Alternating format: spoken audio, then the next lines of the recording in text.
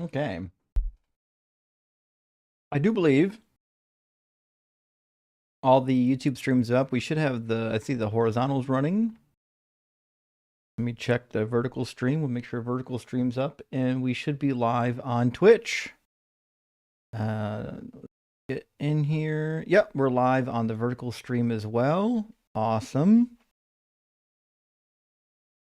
If you're on Twitch and you're watching, you can join up and ask a question by using our typical join link, which is tiny.cc/DZ live. If you're watching on YouTube, you all know the link to join. And if you're also watching on YouTube, we're taking questions via super chat or via a guest box. Whatever seems to be the more convenient method for people to get into the discussion. I understand some people probably, don't want to speak audibly on a live stream or visually, and so you don't have to do that. You could, if you super chat me a question, more than happy to answer. In fact, when I first started doing the Q&As, we were literally just doing super chat Q&As, which is pretty common. But sometimes it's helpful to articulate a question using like fully thought out sentences and whatnot. So you're welcome.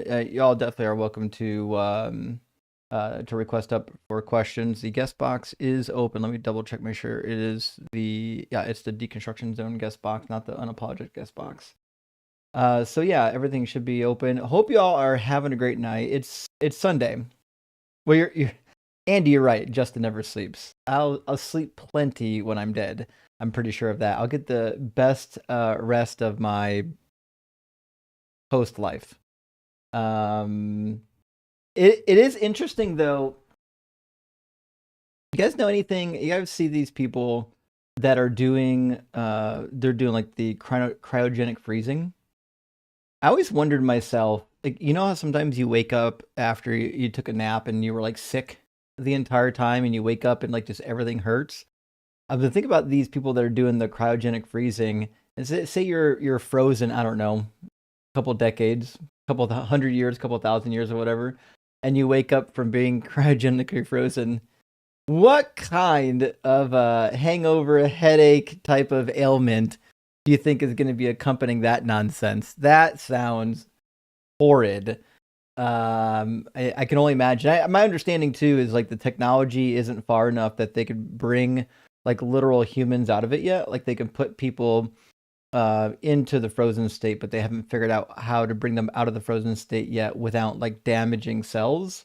So I think that's still the state of affairs. I think they've done it with obviously some animals, and some that we already know can behave that way, like tardigrades and things like that can be frozen and then reconstituted, and various bacteria and things like that can be frozen and then unfrozen and keep on going without a beat. In fact, the permafrost melting is kind of a problem. Like the global warming is melting this long time frozen permafrost and glaciers, and like bacteria and germs and stuff that like is hiding inside of these frozen masses are now getting out and wreaking havoc because our immune systems aren't quite ready for them. So that's a whole thing. Anyways, welcome in, friends. We're getting everyone loaded up. Appreciate y'all being here. The Q&As are a lot of fun. If you haven't been to one, basically, y'all can send me questions and I'll do Bible answers. It don't have to be Bible related. They could be atheist related, debate related, whatever you want. And so if there's like a burning question about the Bible or the religion or atheism or anything else, feel free to get your questions loaded up and send them my way. We'll answer them the best possible. Sometimes there's not always a perfect answer, but I can give you the options for the various answers and usually direct you to some sort of academic literature that could go, I would say, into like further detail, like if you need a reading resource on it. But with that said, let me bring in Connor. I think he'll be the first for tonight. How you doing, Connor? Doing well. Thank you for asking. Connor, what's on your mind? Yeah, I used to be a Oneness Pentecostal, and I was just wondering, without the additional things to the text, like that one part about the three in heaven agree that was added Hmm. later, I wanted to know what is your opinion on oneness, as in like Jesus is the Father, is the Holy Ghost, versus Trinitarianism when it comes to the actual biblical text? It's actually a really good question. So, like when I was a young Christian and I was doing some of the initial phases of, I don't want to say I was deconstructing yet, but I was still trying to figure a lot of stuff out. One of my best friends was UPC. So he's United Pentecostal. He was into the oneness modalism. And we dug pretty deep on this, and what we discovered is that neither oneness nor the Trinity really work all that well. So in oneness, you got a couple problems. One, which is the general idea that Yahweh changed forms or changed modes and then came down to the earth. But then you have to answer like really weird questions, like, well, who was he praying to? And if he wasn't praying to anybody, was it just a charade? And then he says things like, well, I only do what I see my father doing in heaven. So he's suggesting that, like, okay, like, well, he's the father must still be in heaven then, doing stuff up there. And then you've got even like weirder things, like in the Garden of Gethsemane, he prays that the cup would pass from him. And then he says, but your will be done, not my will, which would suggest that there's some sort of competing wills that are happening at the same moment. So if God has multiple wills at the same moment, modalism seems to collapse in on itself. And that's why I don't think that modalism is a great answer. Now, you can get rid of some of the biblical texts that contradict modalism and have something that's coherent. It's perfectly logical. Like it doesn't match all the Bible verses, but modalism is at least logical. The Trinitarian breaks logic. A Trinitarian doctrine breaks logic. Yeah, that's fair. That's fair. I always, when I was a believer, I used to think of it like there was like a main brain that was like God the Father, quote unquote, that was still in heaven, and then like Jesus was like kind of like accessing the memories and such, but that's why he wasn't like all knowing and all powerful. Like he was kind of like cut off, and then when he came back, or rather when he resurrected, he rejoined with that quote unquote main brain. But Right. yeah, I can definitely understand how the Trinitarian doesn't make any logical sense. And yeah, I think modalism made the most sense to me at the time because, you know, the Old Testament, it's always God is one God, Yahweh is one person. So, but that was it. Thank you so much. Okay. Fair question. Good to hear from Connor. I do love like some of these Christian denominations that have rejected a Trinity and have come up with alternative concepts because it tells me that they're at least thinking, right? When you've got concepts in the Bible that break the laws of logic and break science, and then your denomination isn't dealing with it, like it's just sitting around letting it happen, that tells me that they're complacent. They're not really thinking, they're not doing much. So at least some of the denominations are trying to figure out, like, hey, wait a minute, there's some weird stuff in here. How do we make sense of it? And the UPC has decided to make sense of it by going the oneness route. And the oneness route really is just a reference to modalism. So when we talk about oneness, we're talking about modalism, meaning there's literally only one God. It just happens to be that that one God changes forms, like forms and shapes and whatnot. It morphs, you might say, that the God morphs. So that's what the callers talk about. We got a super chat question from the Knights Who Say Knee. Good to see you, friend. Says about unapologetic. Oh, this morning, I assume.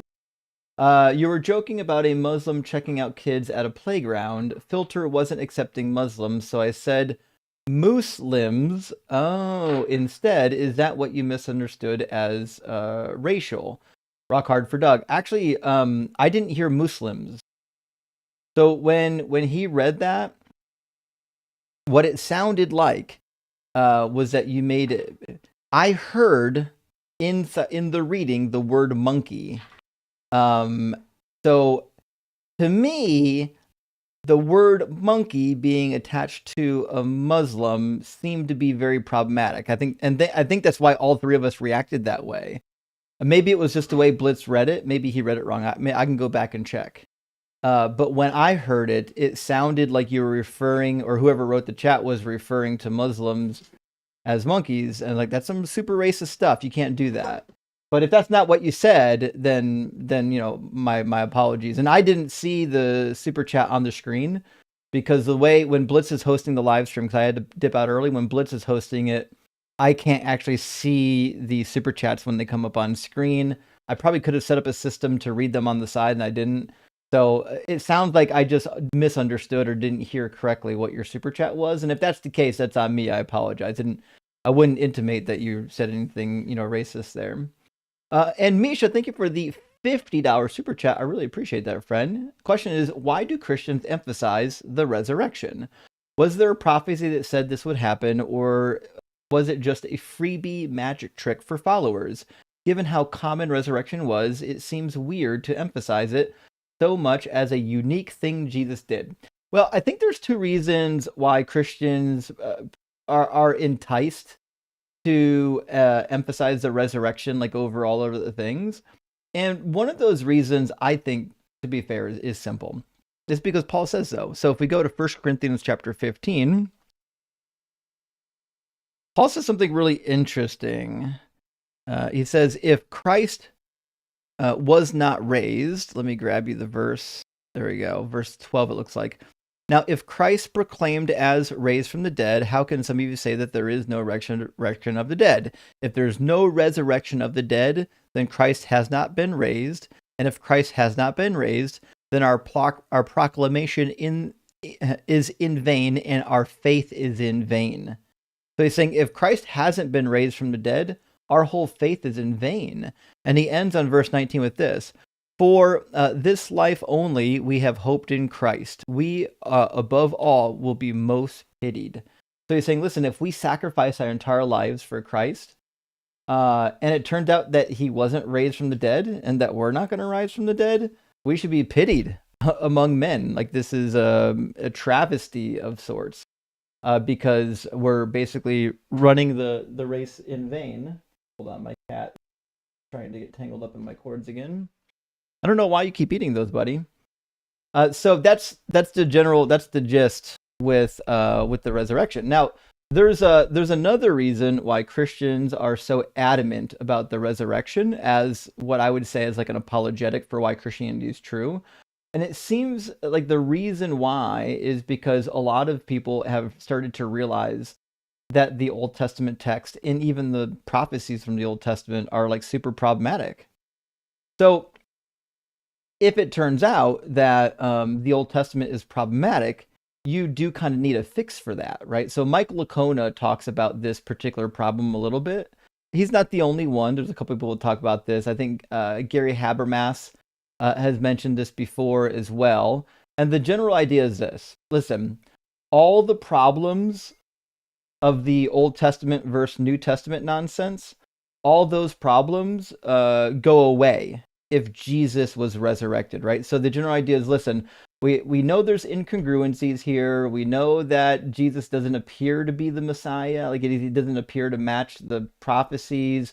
But you know what? If in fact he really did raise from the dead, that means he is the Messiah, and then his interpretation of the prophecies are automatically true because he was raised from the dead. And that doesn't actually work. Because for what you've already pointed out, Misha, a lot of people have claimed to rise from the dead. It also, I can even grant, and I've done this recently, it's kind of fun, I can just grant the interlocutor that Jesus did raise from the dead. It still means nothing. Dozens of people in the Bible were raised from the dead. It doesn't mean that what they were teaching was true or what they said was true.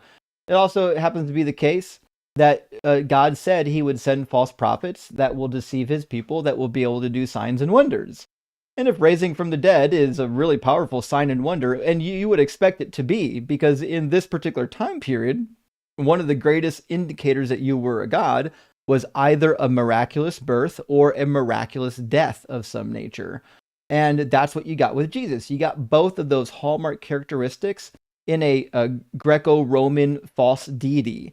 And so I wouldn't be surprised if the Old Testament God was real, he would just use the typical fashion of deity in that time period, send a false prophet to do some of those things, tell the Jewish people to do things that they weren't supposed to do, like worship another name or not follow the laws, although it doesn't really appear that Jesus did that. His religion teaches that, though.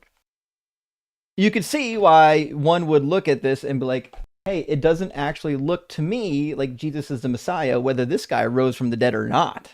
So that's what I would say about that. But yeah, Mike Licona is one of those guys that really have popularized this talking point. And that's why people like Gary Habermas are so hell-bent on proving the resurrection, because they feel like if you prove the resurrection, you can just, all the problems of the Bible get whisked away. And that's not how that works. Matthew Mulkeen, thank you for the $20 super chat, says, how Rome fell, Goldsworthy, conversation, Christianity, little change, behavior of rulers or barbarians, civil wars, emperor murder, arrivals, barbarians who sacked Rome, Visigoths, Vandals, already Christians, looted and sold people to slavery. Okay, so Matthew, this is true. If you look at what the early Christians were doing, especially in the early Roman Empire, it's not at all like it's not at all clear what changed. Like if you look at the edicts issued by Constantine and Theodosius I, Theodosius II, whatnot, it doesn't look like they've really changed their tune on a whole lot. In fact, give me 1 second. Let me do the letters of Constantine. I really should save all these off on the cheat sheet somewhere. I just haven't done that. But you can look at the works of Constantine the Great, and there's a website with all the works, and there is one letter addressing the Arians. Let me find it. Letter to Arius and the Arians with him. This is probably the letter that I'm looking for. So let me grab that. It was published in 325, and in it, he advocates for horrific things, actually. So let's grab, see if I can put this on the screen and make it readable. 1 second. Let me open up. Let me get the web browser on the screen so y'all can see it, and then we'll proceed here with a little bit of reading.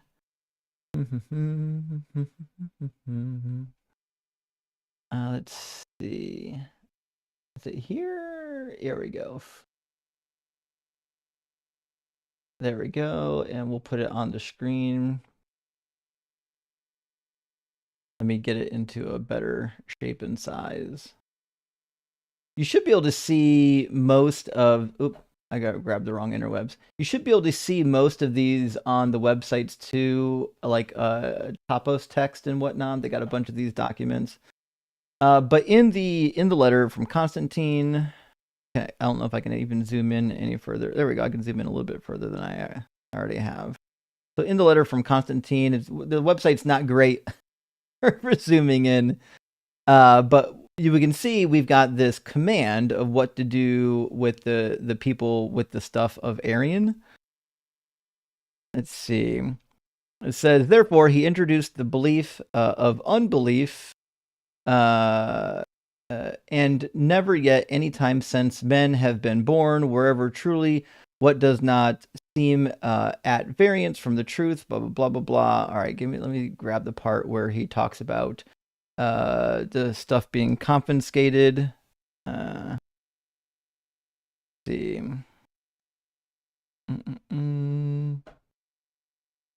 Actually, it's funny, he's blaming the devil too. Quite fittingly, the devil has subverted you by his own wickedness.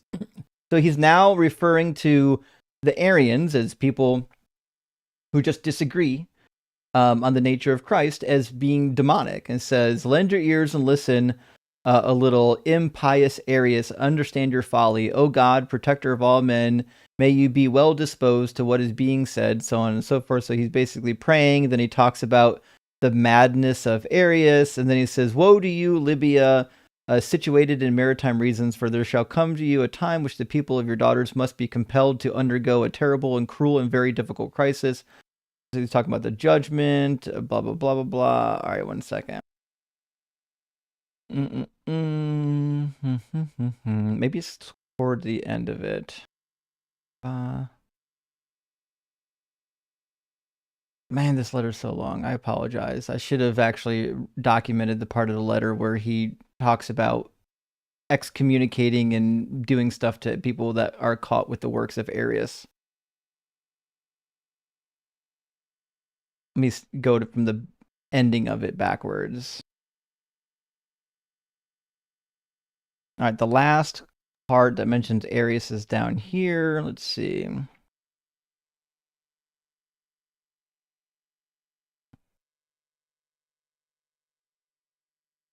Shit, this is long. All right, well, let me speed it up. And just use Google real quick.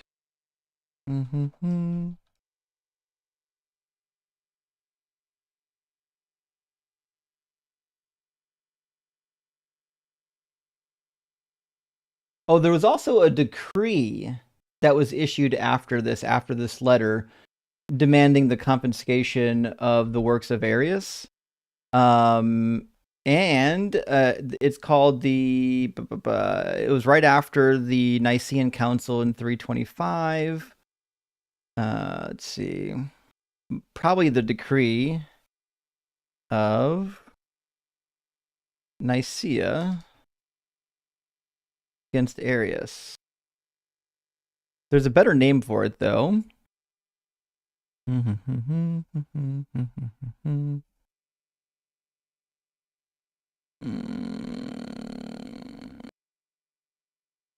man. I really hate it when the thing that you're thinking of isn't coming to your mind. Give me the second. I'll pull it up. Okay. Imperial edict against Arius and his followers. Same website, 4th century. Let me plop this in here.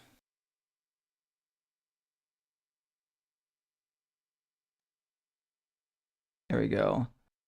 So he condemns Arius. It says, since Arius, an imitator of the wicked and the ungodly, it is only right that he should suffer shame and dishonor, as they, Porphyry, who was hostile to anyone who feared God, composed a book which transgressed against our religion, has found a suitable reward, namely that he has been disgraced from that time onward. His reputation is completely terrible, and his ungodly writings have been destroyed.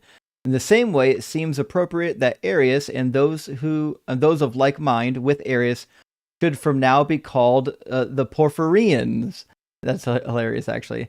So that their name is taken from those whom they imitate. In addition, if any writing composed by Arius should be found, it should be handed over to the flames, so that not only will the wickedness of the teaching be obliterated, but nothing that would be left even to remain any one of him. And I hereby make it a public order that if someone should be discovered to have hidden a writing composed by Arius, and not to have immediately brought it forward and destroyed by fire, his penalty shall be death.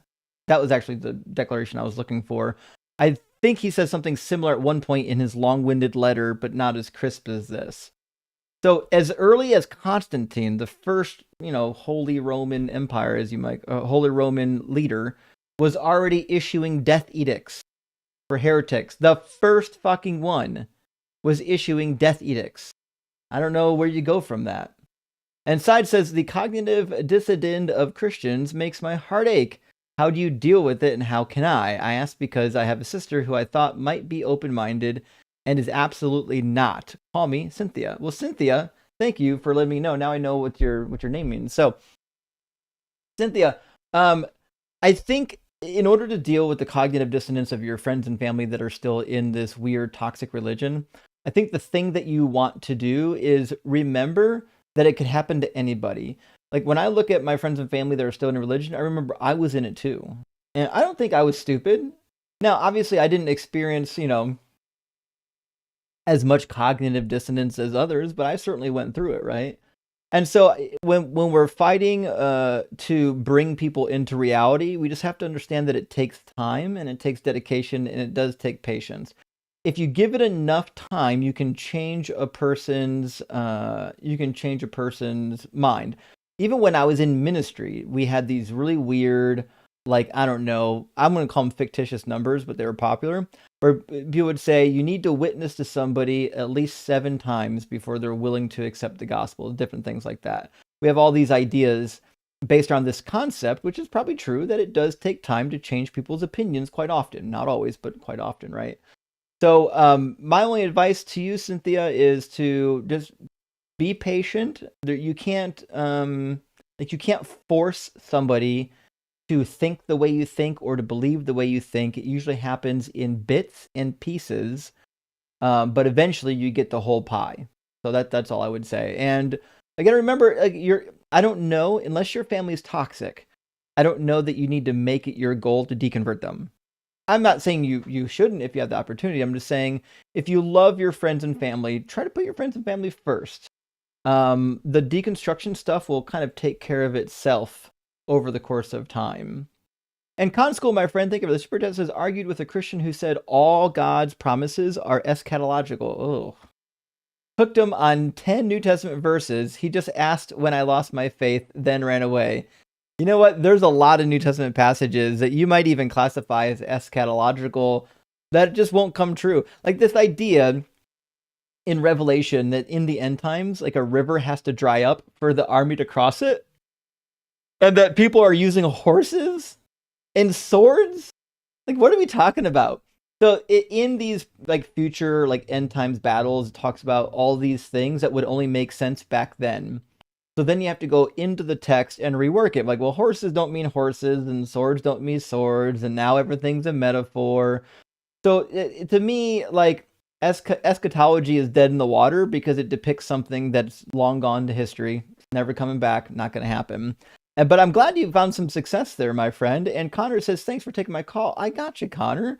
Hope Rocky is treating you well. Big W. And cheers, friend. Gay for Justin. Well, thank you, Connor. I appreciate that. And I should be, tomorrow when my box opens up, I should be collecting our friend Rocky. So thank you. And Dade Murphy, thank you so much for the super chat and for what might be a question.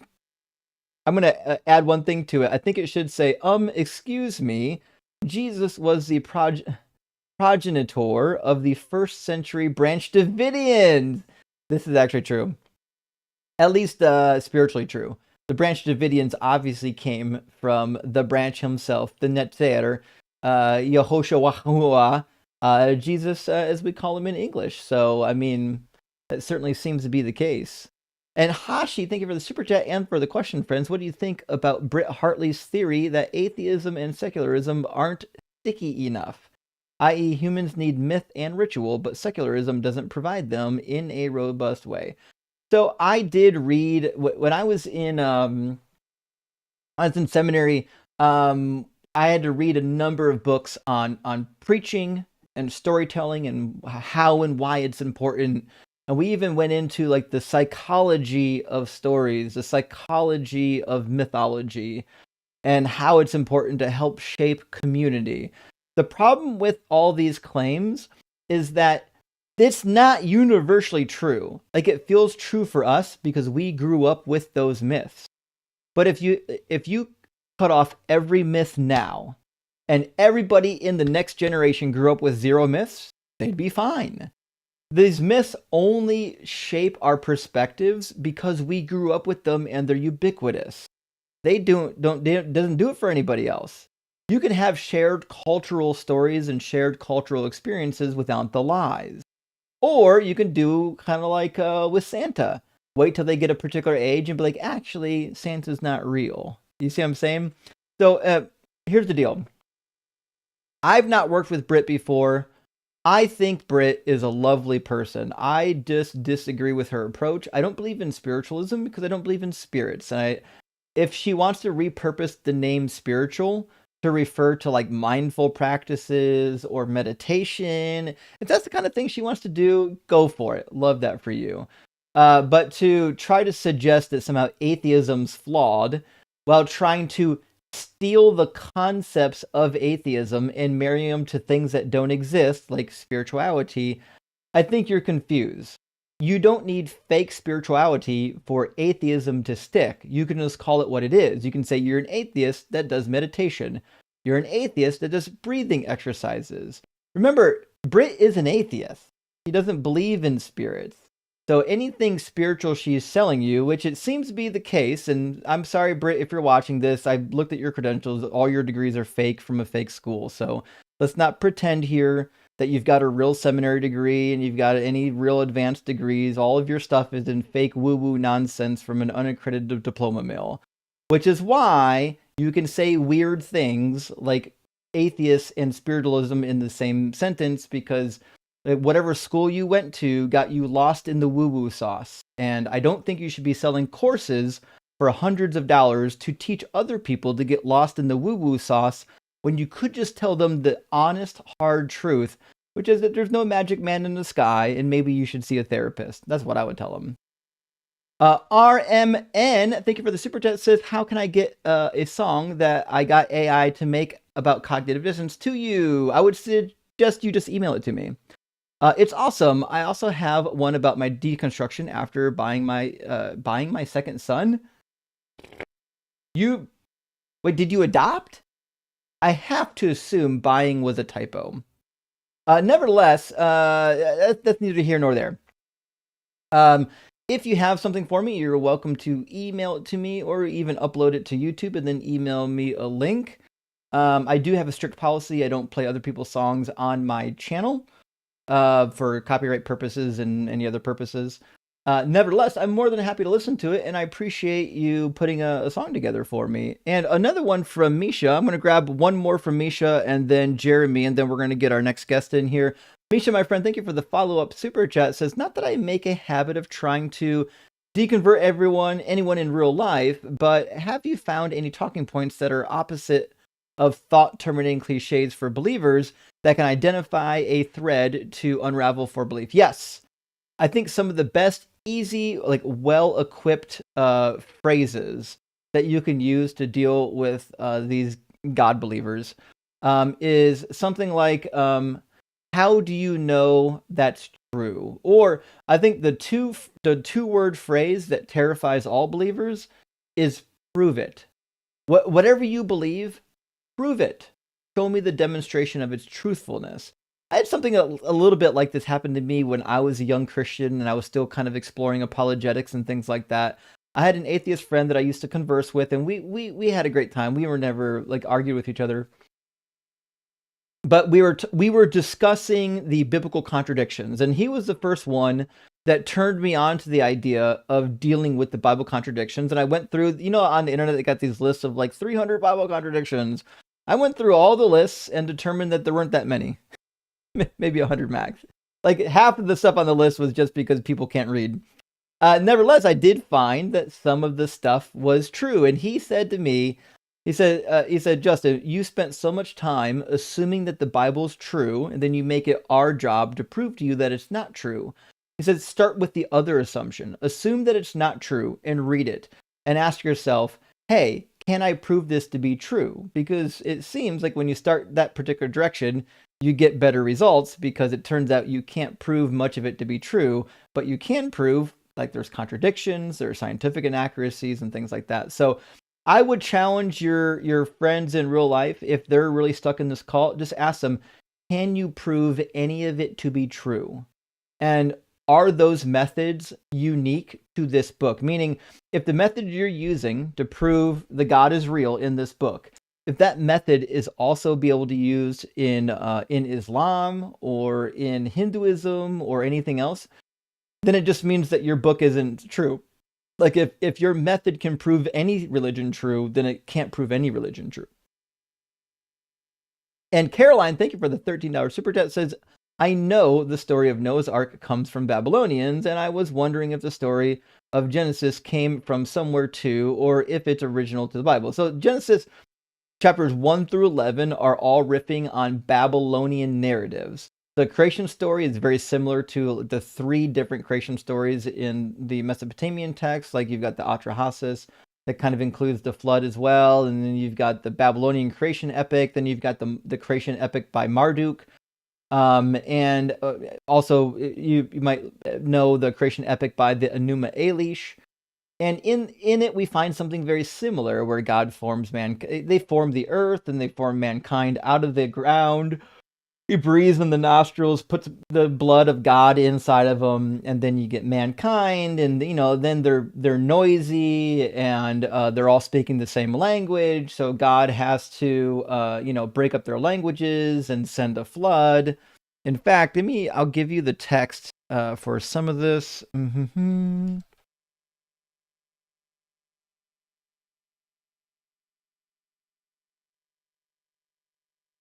So one of the earliest commenters, one of the earliest scholars to talk about this was Franz Delitzsch. He was a German scholar and wrote a book a long time ago called The Bible in Babel that points out a lot of these parallels that are in the early portions of Genesis and Babylon.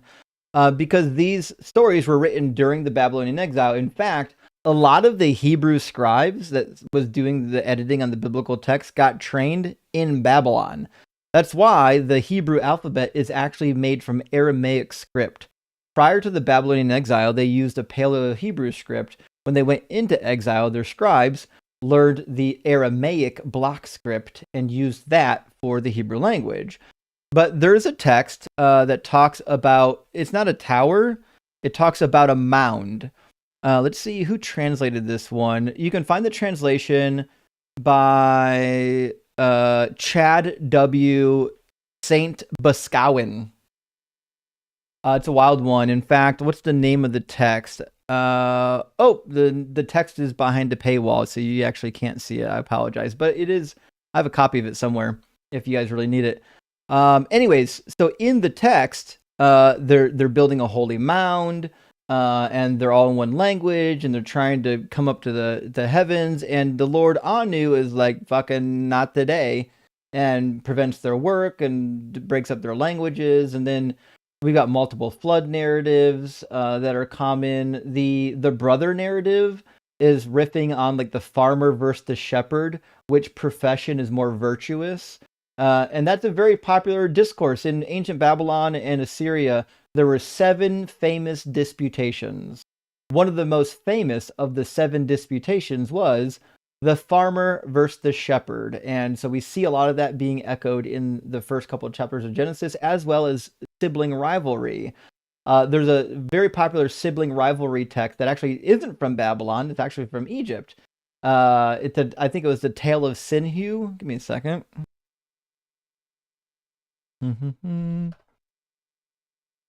Let's see. It might be the one. Tale of Sinhu is the one I'm thinking of, but let me double check.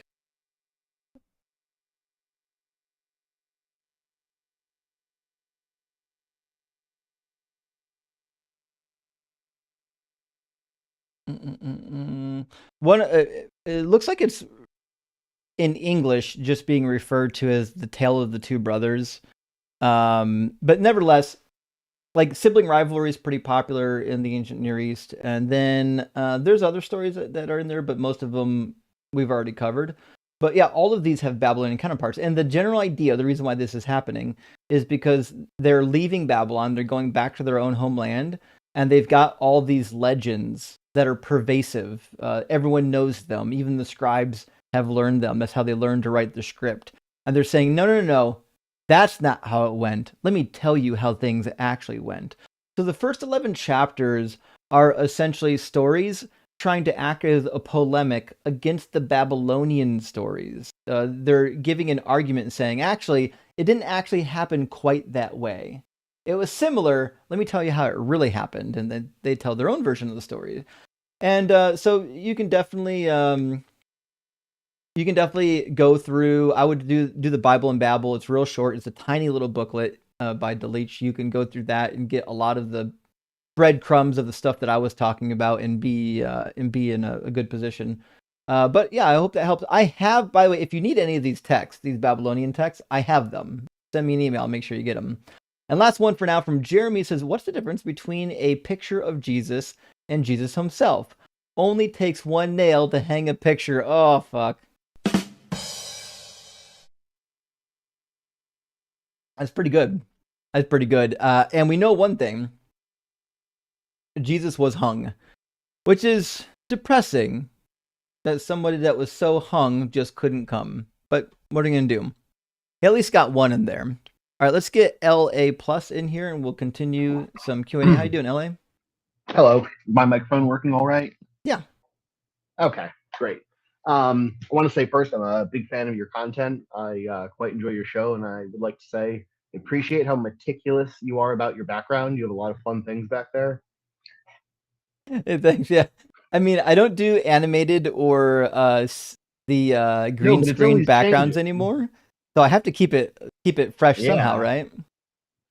Okay, so I have two questions. If we don't get to the second, that's all right. Mhm. So I have a group of Jehovah's Witnesses that come by, and they bring a different one with them each time, and we're kind of they're well intentioned and it's good conversation, and I feel generally well equipped enough in science and philosophy to have good conversation with them where they fold into baby paste extremely quickly, and I have a friend with thalassemia that they have simply no like moral answer as to why he has to not accept blood transfusions. So, however, they've come by now. We've gotten to prophecy. When it comes to the Bible, I'm just not very well versed, and I've looked around at content and tried to find things, but they're trying to claim that in Isaiah 45, sorry, there's a prophecy regarding Cyrus taking the gates like left open and the armies come in. I'm not sure of the exact quote. Mhm. But from what I've gathered, this text was written later and added. Now that may not be true, or it may be. But I was curious as to what sort of thoughts you have on that regarding the general failure of that being a proper prophecy. So if we go to Isaiah 45, there's this general idea. It fails in multiple ways too, by the way. One, because Oh, God says, "I'm taking him by the hand. I've grasped him by his right hand," and he's going to defeat the Babylonians in the name of Yahweh. But if you actually read the Cyrus cylinder, which is a mm-hmm. fun text, you can get it for free on the internet. He actually credits Marduk with the victory.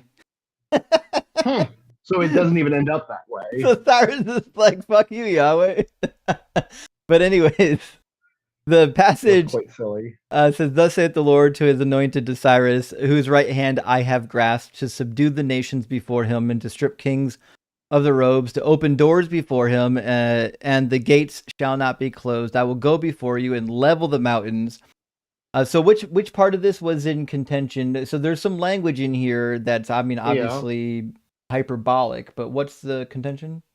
Well, they're claiming that because this was prophesized 150 years or something to before it occurs, that the fulfillment of that is the fulfillment of a prophecy. Oh, yeah. Okay. So first of all, we have to talk about the time of writing. If you look in Uh, Deutero Isaiah, let me none of write that these down. prophecies are being couched as the distant future. So in Deutero Okay. Isaiah, God is speaking about Cyrus in the present tense. He's saying, "I have grasped." That's actually completed tense. I have Huh. grasped Yeah. his hand, right? So this is being written as Cyrus is already marching and or defeating Babylon. It's like in action as it's being written. Now, the Ah. reason why they want to think that this is a future prophecy is because it's in the book of Isaiah, but no scholar, no real credible scholar today thinks that the original Isaiah wrote anything beyond chapter 35. In fact, they would That. even Yeah. they would even take chapter 14 out of there. Most scholars would say actually 35 and beyond were all written by somebody else, and chapter 14 was written by somebody else as well.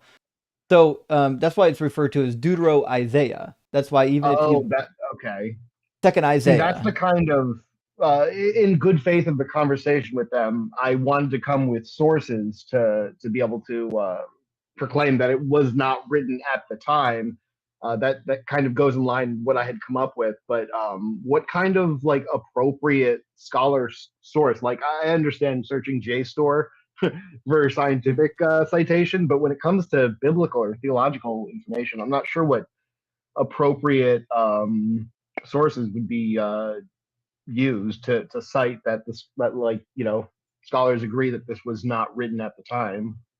Yeah, I mean you can do a generalized commentary. I'll show you one here in a minute. But Uh-huh. even like a good academic study Bible, like this is the third augmented edition of the New Oxford Annotated Study Bible, and Okay. it has an authorship Annotated, yeah. section Oh, for okay. each one. And it says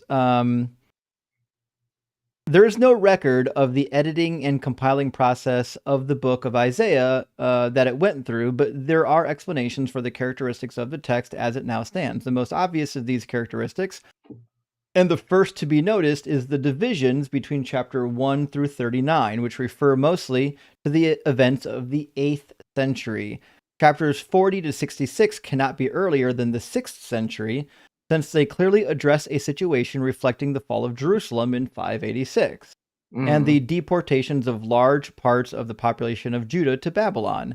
Within chapters 40 to 66, moreover, chapters 55 to 66, or possibly 55 to 66, may date from an even later period after the return of some of the people from the Babylonian exile in 538.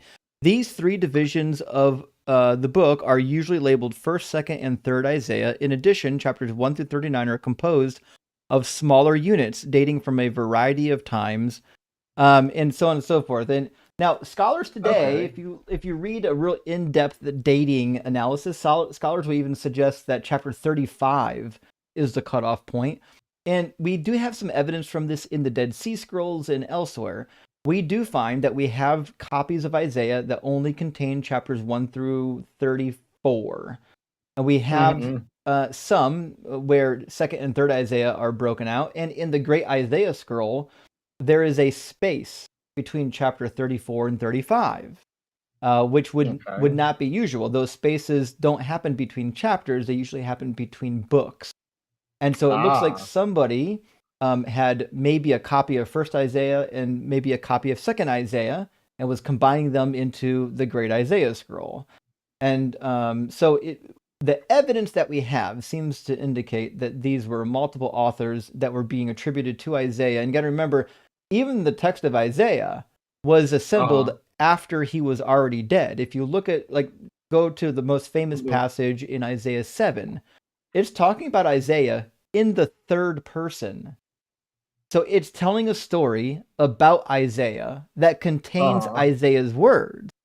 So somebody after Isaiah was already dead and gone is putting this narrative together, which is why makes a lot of sense. It's why it's out of order. It doesn't always come in chronological order, like chapter 14 is way out of chronological position.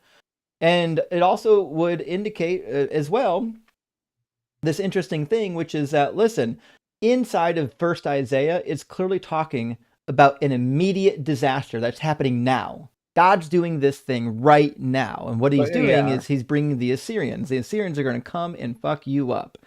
And then in Deutero Isaiah, he's like, hey, the Babylonian exile is over now. Let's get out of Babylon. But wait a minute. How are you now saying in the present tense that this thing is over? So if you go to Isaiah 40, we'll pull it up real quick for you. He's talking about something happening in the present tense, meaning it's happening now. It says, "Comfort, O comfort my people," says your Lord, says your God. Speak tenderly to Jerusalem and cry to her that she has served her term and that her penalty has been paid. She has received from the Lord's hand double for her sins. So the beginning of traditional Deutero Isaiah is in the present tense. You are done. You've served your term. Well, this would only be true linguistically if somebody was writing this right about the time that it was they were being prepared to leave exile.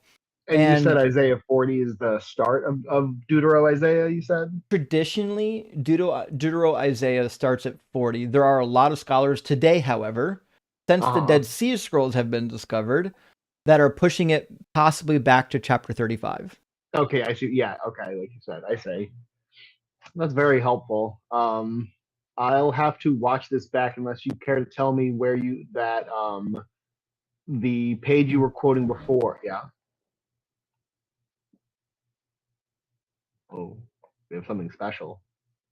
There's a couple single volume commentaries that I really like, where you don't like. I've got a lot of commentaries on my shelf that are part of long series, Uh-huh. But there's a couple of single volume commentaries that you might like. One is the Oxford Bible Commentary.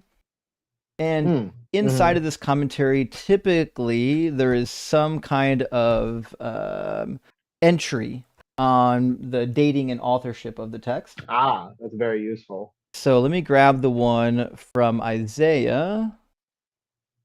And then this should say really essentially what I'm going to tell you as well. And all of the academic commentaries on Isaiah are split up in 1st, 2nd, and 3rd Isaiah. All of them do that. All right. Here we go. For Isaiah on the introduction, let's see. Is there a section on... there's a huge introduction section on this one for the commentary, dating, and everything else. And then you've got 3 separate pages. Actually, 1, 2, 3, 4. I got 5 pages in the New Oxford Bible Commentary addressing the literary style, the historicity, and also like how it came to be. It says, was there a school of disciples? One theory. So they're even theorizing about how the manuscripts were collected and edited into a volume. So let me tell you something. My cat I didn't think that would get played for me. My cat is destroying my desk right now and knocking over all my drinks. I'm sorry to hear that. Oh, I hope everything's okay.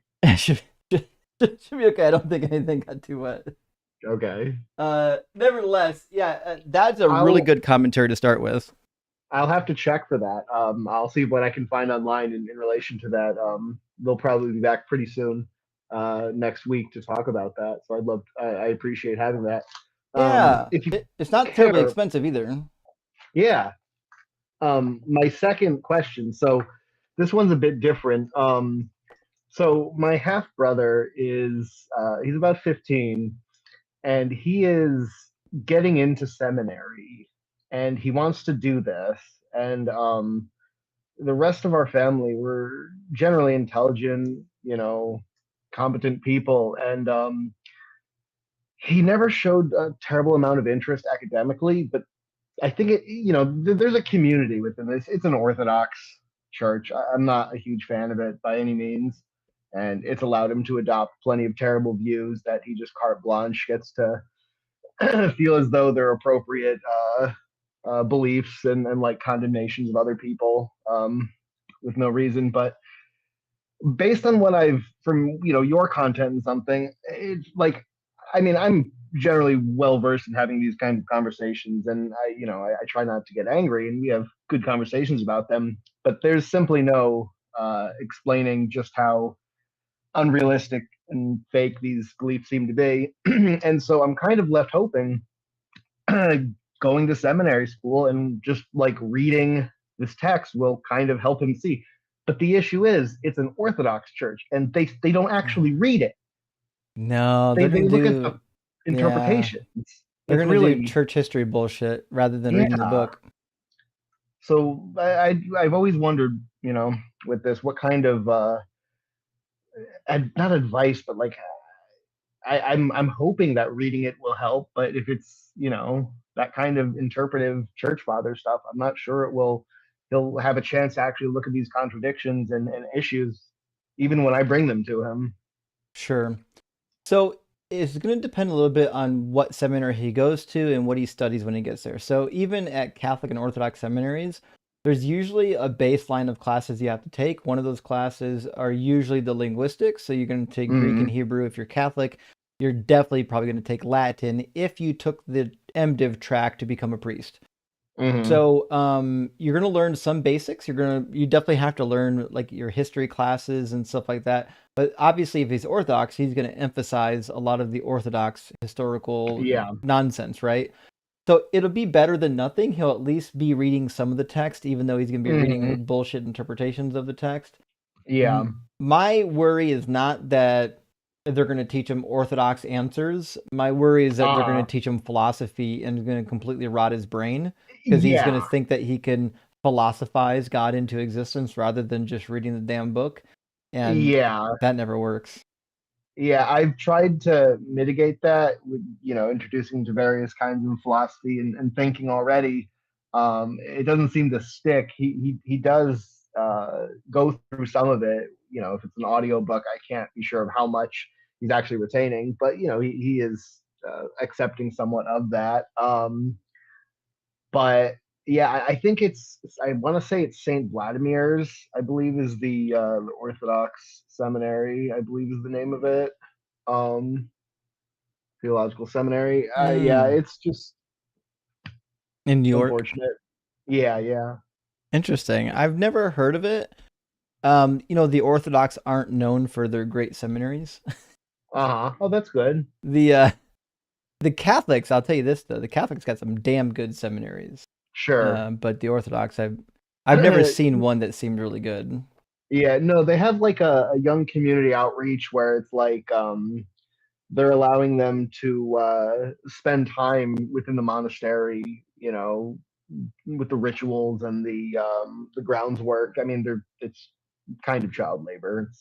I'm looking at the course requirements for the MDiv, and it says 15 credits in a 100 level foundational theology course. So they're going to teach them lots of theology, it looks like. Then it says 12 credits in a level 100 to 200 course in liturgy or music or something related to doing the liturgy, which is fine. And then 30 credits in a 200 level course, which include a higher level of academics in one of the following areas: applied theology, homiletics, pastoral theology, biblical studies, church history, systematic theology. Okay, so it looks like most of what they're teaching here is theology and like how to lead a congregation. They're not doing a whole lot of history. Let's see if there's a language requirement. It says students are required to complete an introductory course or course sequence in one of the ancient languages offered by the seminary. Gotcha. So they take sequence. That's one language course and only one introductory class, meaning they're not going to learn anything. Yeah. I took a bit of other languages, and it doesn't really stick until you get deep into it. Yeah, at least for a while. It sounds to me like St. Vladimir's Orthodox Theological Seminary is more of an Orthodox diploma mill than anything else. Yeah, that's kind of what I'm afraid of. But like one sliver of hope is being passionate enough about something to learn how to learn, even if it's the wrong learning. I'm hoping maybe that's some sort of silver lining, that getting into these kinds of these habits can be helpful someday. Hopefully, at least it'll get them thinking. I would say this: at most seminaries, while they might try to teach you what to believe, there's at least some people in the classroom that want to have robust discussion that could at least make them think a little reasonable bit. peers. Yeah. Okay, Justin. Well, I greatly appreciate you taking both of these questions. It's been a pleasure watching you, and I'll Hey, sure continue to thing. do so. Appreciate you watching. Yeah. Oh, and the name La Plus, not I think you said LA Plus. Not LA, it's No La worries. Plus. Okay, La There you Plus. go. Thank you for calling in, buddy. Appreciate it. Stay well. Cheers. La Plus. Okay, I'll try to remember that. Also, another L7 says, "Hey Justin, I love when you do your Q&As." Well, I thank you for letting me know. I had wondered a long time ago if we should do more Q&As. When I first got online, I was doing a lot less of them, and people weren't enjoying them that much. And so I kind of paused. I think now I've got enough people watching and following that we can kind of pull these things off. And Buka says, "I've always wanted to call in with a joke, but it's definitely not funny enough. Here's my tithes, motherfucker." Well, thank you, Buga. I appreciate the tithes and offerings. And listen, you can call in with a joke. I'll let you know I love a good joke. And Matthew Mulkeen says, "Very interesting. And you said family name correctly." Well, shit. Thank you for letting me know that I got that right. Sometimes I get lucky and I get that shit right, you know? Twisted Scriptures, my friend. Great to see you today. And thank you for the $10 donation. And Carissa, thank you so much for sending out 20 DZ Debate gifted memberships. 20 more people that have access to the cheat sheet. Also, I added a new contradiction to the cheat sheet today. And I've got like 3 more I'm loading up this week. And I'm still adding new tabs all the time. I've got like 3 new tabs I'm about ready to drop in, and updates to other tabs, like the King James only tab I'm getting ready to update as well. So it's a really cool living document for everyone who's part of the Kraken Crew Elite or members on the Patreon. And we'll do one more super chat, and then we're going to grab another guest from the queue. Shirley Temple Black, thank you for the super chat. It says, was going to try and say something in witty and relevant, but I gave up. No worry, it happens to the best of us. Hope everybody is enjoying this Sunday evening Q&A as much as I am. Thanks, Justin. Straight for Justin, rock hard for Doug, and simply what for Shared. Well, thank you. I really appreciate that, Shirley. And also, Krissa, with 20 Deconstruction Zone memberships now, both DZ Debates and Deconstruction Zone memberships popping off. Thank you, Krissa. I really, really appreciate that. Huge W. All right, we're going to bring in Khan. We've got a lot of people waiting to get in. I'll try to get to as many as possible, but welcome in, Khan. Howdy. Give me 1 sec. On the road at the moment, but I can pull just over here. Go ahead and pull over there, and you'll be all right.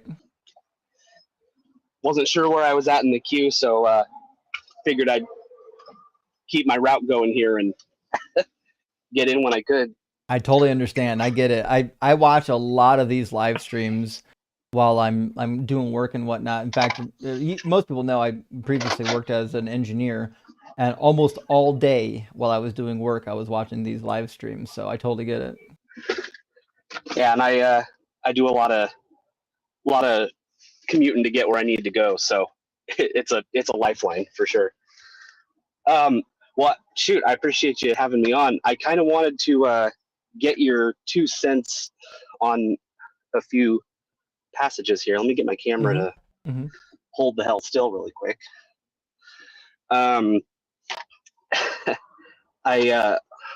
I'll preface by saying that I watched a stream. It was probably about a year ago, and you had an LDS fellow on the call, and I forget what the substance of the discussion was, but he at one point he made a comment like, "Oh yeah, such and such that I learned in seminary," and I was like, "Oh no." I know exactly the guy. He's gonna talk as if, because my experience being in that community for a little while, a lot of them don't know what actual real academic collegiate seminary is. So for those I think you made a comment. Oh, go ahead. For those who don't know, I just want to fill them in. So in Mormon culture, they have this thing. It's like a Bible study that you can take before high school. It starts like before school starts, and it's really just a Bible study. They might even think it's like an advanced Bible study, but they just call this thing seminary. And a lot of them don't realize that like what they call seminary is fundamentally different than what the rest of the Christian world calls seminary. Yeah, I enjoyed my time in seminary as much as one can. we goofed off a lot, but yeah, it is literally just before school, or in Utah, a lot of the public schools will have a free period in the middle of the day, and they'll walk across the street to a different building to take their seminary, so that there's no church-state conflict. It's a little workaround they've got, but yeah, that guy was was pretty funny. I was thinking about that recently, and I kind of had a Vietnam flashback to something in LDS seminary they call scripture mastery. I don't know if you've heard that term or discussed it with any of those people. No, I've not heard it. Basically, they take a number of verses from each of the canon works as they consider them. So Old Testament, New Testament, Book of Mormon, Doctrine and Covenants. There's 25 verses out of each of those standard works, as they would refer to it. And those are some keynote concepts that they have you study in this, kind of pretend seminary Bible study that they make the kids do. And I was thinking about it recently.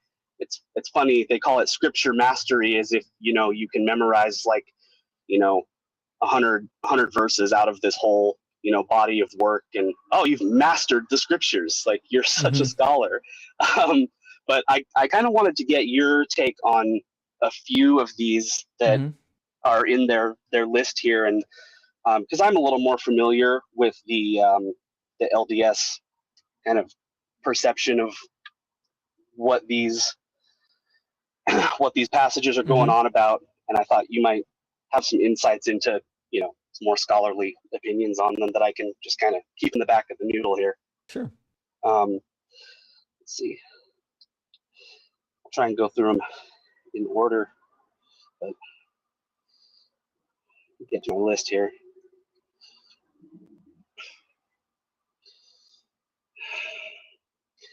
So Isaiah 29, 13, 14, wherefore the Lord said, people draw near to me with my mouth, their lips do honor me, but their heart's far from me, yada, yada.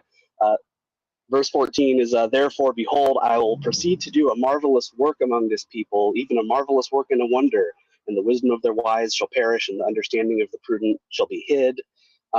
This marvelous work is kind of a catchphrase they use for the LDS restoration. They kind of co-opted it for their particular movement. I'm assuming this is something that, in context is referring to something to do with like the Babylonian era, that sort of time period. Yeah. But I haven't really gone through and read it in context, or considered if it might be projecting some future event that they would have been familiar with. So typically, chapter 29, people direct as the failed siege of Jerusalem under the reign of Hezekiah. Because if you look at the prophecy, the whole chapter is basically referring to what's happened to Jerusalem, and this was obviously before the Babylonians took Jerusalem. This is talking about the Assyrian period. But it starts out pretty easily enough. Right? It says, woe to Ariel, the city where David encamped. Ariel is another word for Jerusalem. Add year to year, let the festivals run their round, yet I will oppress Ariel. So he talks about how there's going to be a siege against Jerusalem, but then also that it's not going to hold, right? It says, the multitude of all the nations that fight against Ariel, all that fight against her and her stronghold, and who distress her shall be a dream, a vision in the night. Just as when a hungry person dreams of eating and wakes up still hungry, or a thirsty person dreams of drinking and wakes up faint. So it's essentially predicting that there's going to be these nations coming against Jerusalem, but then actually they're going to get stunned, they're going to get blinded, they're going to end up with nothing, which tends to match what we see in the siege during Hezekiah's reign, when Jerusalem is sieged and they are able to withstand the onslaught. And, the angel of the Lord comes and defeats 180,000 of them. And then there's prophecy as well about the people seemingly living there, the people living in the land. And it seems to be a justification for what happened, right?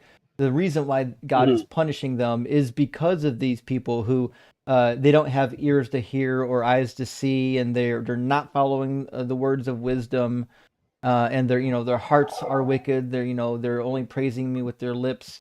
So I'm reading this little interlude as kind of an excuse for what happened to them, which then leads into the last portion of the chapter, which is like, hey, even so, here's what to expect in the future, right?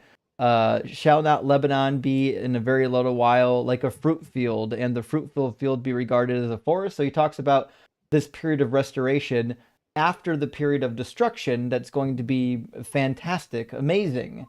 And this follows historically with what we would expect and what we see in the rest of the prophets, which is God says, I'm going to come and fuck you up. You've been bad, but don't worry, there's hope for you. I'll restore you. However, yeah. Okay, that's kind of on par with what I was thinking. In general, we talk. I know you go over a lot of these third and fourth fulfillments that people will kind of try and pull out of whatever context they were originally meant for and apply to their own, whatever they're trying to push in the moment. So I figured that was one of those things that probably had a really more obvious, in context meaning. Let me take 1 second. Oh, do you have, this is something else that I kind of just take for granted, or took for granted, but haven't studied too much. Do you have any thoughts on the stick of Joseph and the stick of Ephraim from Ezekiel 37? So in Ezekiel, especially chapter 11, there is these two sticks that are symbolizing the covenants. Is that the one you're talking about? Yeah, the 37, 15, 17, and well, Ezekiel doesn't have join 37 them together into one stick. Ezekiel 37 doesn't have, or Ezekiel doesn't have 37 chapters. Or I'm sorry, that's weird. I'm looking at the. I'm thinking Zechariah. No, you're right. I'm thinking Zechariah, not okay. Ezekiel. Sorry, Zechariah 11 talks about the two sticks representing the. Sorry, Ezekiel 37. Yeah, there's quite a few chapters after Ezekiel 37 even. The Valley of the Dry Bones is 37, and then the two sticks should be about the two people groups, Judah and Israel. What was the question? Well, yeah, they. Let's see. Moreover, thou son of man, take one stick, write upon it for Judah. Take another stick, write it for Joseph, the stick of Ephraim. The Mormons like to kind of analogize this to the Bible and the Book of Mormon. The Judahites who stayed on this side of the pond, and the alleged descendants of Joseph and Ephraim who went over to the Americas and did their thing, but then they later get joined together into the restored scriptural tradition. Obviously, that can't be what it's actually talking about. But I just of course had not. never kind of dived deep on that one either. Yeah, so the two sticks are representing the two houses, the house of Judah and the house of Israel. And typically there's 2, maybe 3 primary cities in the north. But Ephraim is probably the most primary of them, who also happens to be tribal allotment. And so a lot of times they'll refer to the northern tribes as Ephraim, and they'll refer to the southern tribe of Judah and Benjamin as just Judah. Benjamin is essentially kind of assimilated into Judah there. And so when it talks about Judah and Ephraim, it's referring to the people of the north and the people of the south. Like when Ephraim, it says, makes a pact with the Arameans in Isaiah chapter 7, it's not talking about the people that came over to America. It's talking about the northern Israelites, who, if you read 1st and 2nd Kings, had made an alliance with the Aramean kings, and they wanted to depose the king on the Judean throne. So Ephraim is just a name for the northern tribes. Yeah, and isn't there a number of passages, like in the Joshua and Judges ballpark, where the Ephraimites are like mad that they weren't allowed to do more of the conquest or more of the conflict? They get butthurt about being left out. Yeah, so there's definitely some intertribal political stuff happening during the conquest period about who's going to get what land, where is the land going to be. Like even early on, the tribe of Dan was supposed to be next to the Philistines, and they couldn't take hold of the land, so they got moved up north to the northeast tip by the Arameans. Mm-hmm. So there's a lot of jockeying for position in Joshua and Judges. But Ephraim, by the time the text was written, Ephraim was a very populous region and was like really synonymous with these northern tribes. I don't. So I mean, so much so that, remember, the parent of Ephraim would have been Joseph. Joseph didn't even get an allotment. Joseph's allotment was divided by Manasseh and Ephraim. And so the reason why you would have something like that in the text is because it explains why these two tribes are so damn large in the north. Manasseh was a very popular tribe. There was 2 kings named after Manasseh, and Ephraim as well was very prominent in the north. So it seems like the backstory is kind of explaining why these two tribes are, the way that they are. sounds like the kind of thing where if you just pluck that out and have someone tell you, oh, this is what it means, it's our thing, you know, you can kind of swallow that. But if you actually got the whole body of the text around what was going on in that period, Yeah. which that's one of the things that totally isn't, I mean, I'm sure in real big boy seminary, that's the kind of thing you would do. But yeah. And like, you don't have to, when you're reading the book, you know, you can do something simple, like just going to a traditional Bible dictionary. Like a Holman has a dictionary, Ivy Press has a dictionary, Yale has a dictionary. Just look up words, like look up Ephraim and see what it says. You'll get all kinds of listings for, hey, how is this word used in the Bible? Why is it used in this particular way? And then ask yourself, okay, well, does that match what the Book of Mormon's saying? Because if it doesn't, it seems like the Book of Mormon might be wrong. Yeah, I'm definitely appreciative every time I watch the show or, you know, catch another stream where get a recommendation for like a good commentary. That's something that I'm working on adding to the library, just because as it turns out, there's actual good supported opinions about stuff like that, and that's been helpful to discover over the years, rather than just, oh, this tradition says this tradition says that. You know, So, take everyone's word for it. Here's an example in 2 Kings chapter 16. It talks about the Syro-Ephraimite war, and it says, in the 17th year of Pekah, son of Remaliah, King Ahaz, son of Jotham of Judah, began to reign. Ahaz was 26 years old, so on and so forth. And then it says, King Rezin of Aram and King Pekah, son of Remaliah of Israel, came up to wage war on Jerusalem. Awesome. Now that parallel shows up in Isaiah chapter 7. And in Isaiah chapter 7, it refers to that same kingdom, the kingdom of Israel, as Ephraim. Give me a second. It's either okay. it might say Samaria. I think my memory is serving me correctly. I think at some point it refers to it. If there was a couple other instances in the text that kind of had that same referential thing going on, that would be helpful to know. So in Isaiah 7, it talks about the same alliance, and it says, in the days of Ahaz, son of Jotham, son of Uzziah, king of Judah, King Rezin of Aram and King Pekah of Remaliah of Israel went up to attack Jerusalem, but could not mount an attack against it. When the house of David heard that Aram had allied itself with Ephraim, or Ephraim more properly, the heart of Ahaz and the heart of his people shook, so on and so forth.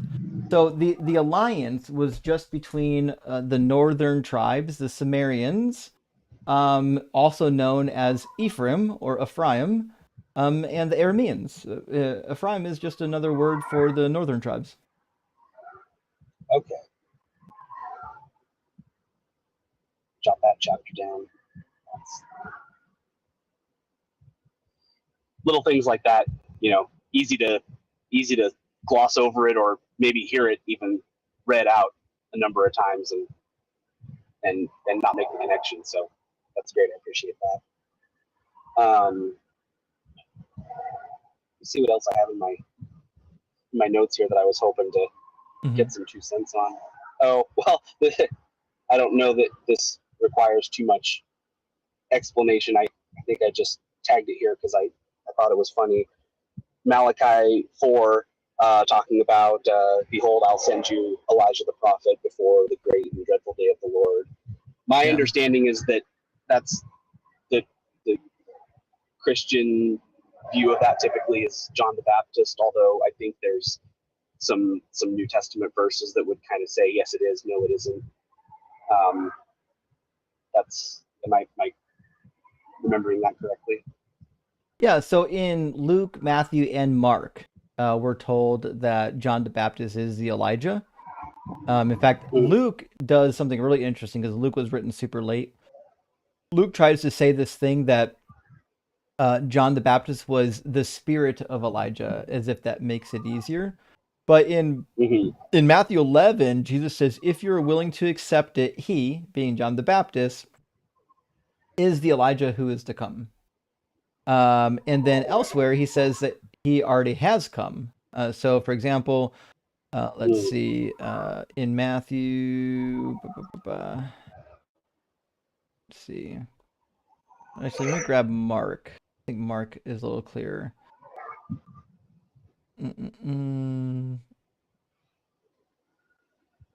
So let's see. Mark 9, I think. Nope, Mark 9 is the transfiguration, and then after the transfiguration, I think is when he says it.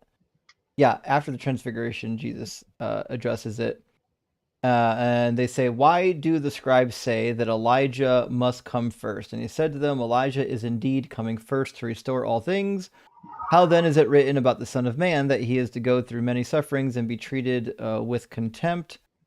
And then he says, but I tell you that Elijah has already come, and they did to him whatever they pleased, as it was written about him. So Jesus says in Mark pretty clearly that the Elijah already came, and it was John. You murdered him. They killed him. But this obviously can't be the fulfillment of Malachi, because if you go to the end of Malachi, John didn't do what it says.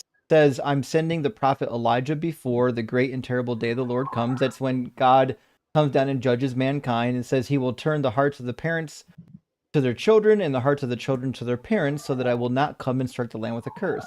Well, that didn't happen. The parents didn't return to the children didn't return to the parents, and the land didn't forego any type of cursing. They got fucked up almost immediately after by the Romans, and Jesus himself says that I came to turn the parents against the children and the parents and the children against the parents, which would literally undo the purpose of Elijah coming in the first place. So this certainly couldn't be about John the Baptist. Gotcha. Yeah, I'll have to jot that one down as well. I mean, the LDS interpretation of this is Elijah literally came back down from heaven on, I have it, April of 1836 to do some blessings to Joseph Smith and give him some priesthood authority, and do like a very literal, like the actual person came back and did restoration stuff. Right. But I hadn't, say Jesus specifying that he had already come. That's got to be a stick in the mud for that idea. Let's see. Making sure I didn't miss anything here. Oh, while I'm looking at my notes, so there's 25 of these scripture mastery verses for each of the, Old Testament, New Testament, etc. There's actually only 22 for the Old Testament. 3 of them that they consider Old Testament verses are in Book of Abraham, Book of Moses, which I'm sure you've got some familiarity with. The Old Testament fan fiction that they've got going on. Those are a hoot. Well, I guess I'll just 2 more here. I don't want to take up too much time. I see there's a number of people in the queue here. In 1 Corinthians, when in chapter 15, when Paul, I think, is talking about baptism for the dead, the last kind of discussion I heard on this was seemed to be saying that Paul was saying, like, why bother getting baptized for the dead, or telling one of the churches that getting baptized for the dead wasn't necessary, like he was kind of speaking out against it. Is that a fair reading of that section? I don't think so. And baptism for the dead wasn't it was not an unpracticed thing. And in fact, they gave alms, baptism, and offerings for the dead. In fact, it's even mentioned in the book of Hebrews. It mentions a story in the book of Hebrews. It mentions a story that comes from 2 Maccabees about a woman who has 7 sons and is praying for the redemption of some of those sons from Sheol. And there's this general idea at the intertestamental time period that you could come out of Sheol at some point. The resurrection of the dead would include them, and by praying for them and giving money in their name, you could theoretically aid their gaining liberation from Sheol when the judgment comes. But Paul is saying here, because remember, Paul's on a discourse about Christ being raised, right? He says, if Christ is not raised, then our whole faith is in vain, right? He says, when all things are subjected to him, meaning Jesus, then the Son himself will also be subjected to the one who puts all things in subjection under him, so that God may be all in all. Otherwise, what will those who do not receive baptism, what will those who do receive baptism on behalf of the dead? I didn't read that. This bad sentence structure. Let me try it again. Otherwise, what will those people do who have received baptism on behalf of the dead? If the dead are not raised at all, why are people baptized on their behalf? So he's making a case here as well that Jesus rose from the dead, but also that we're going to be rising from the dead. He's saying the baptism and the rising of the dead only makes sense in the Jewish theology for this baptism practice. Why are we baptizing people in the name of dead ones if we don't expect them to rise from the dead? So this is basically just a discourse where Paul is kind of combating the idea, which was popular because remember the people in the north, a lot of the Sumerians and especially the Galileans didn't always believe in the resurrection of the dead. In fact, the Sadducees, largely from the north, traditionally didn't believe in the resurrection of the dead. So Paul's really combating these people who don't believe in the resurrection of the dead. He's like, why are we baptizing people on behalf of the dead if they're not going to be raised?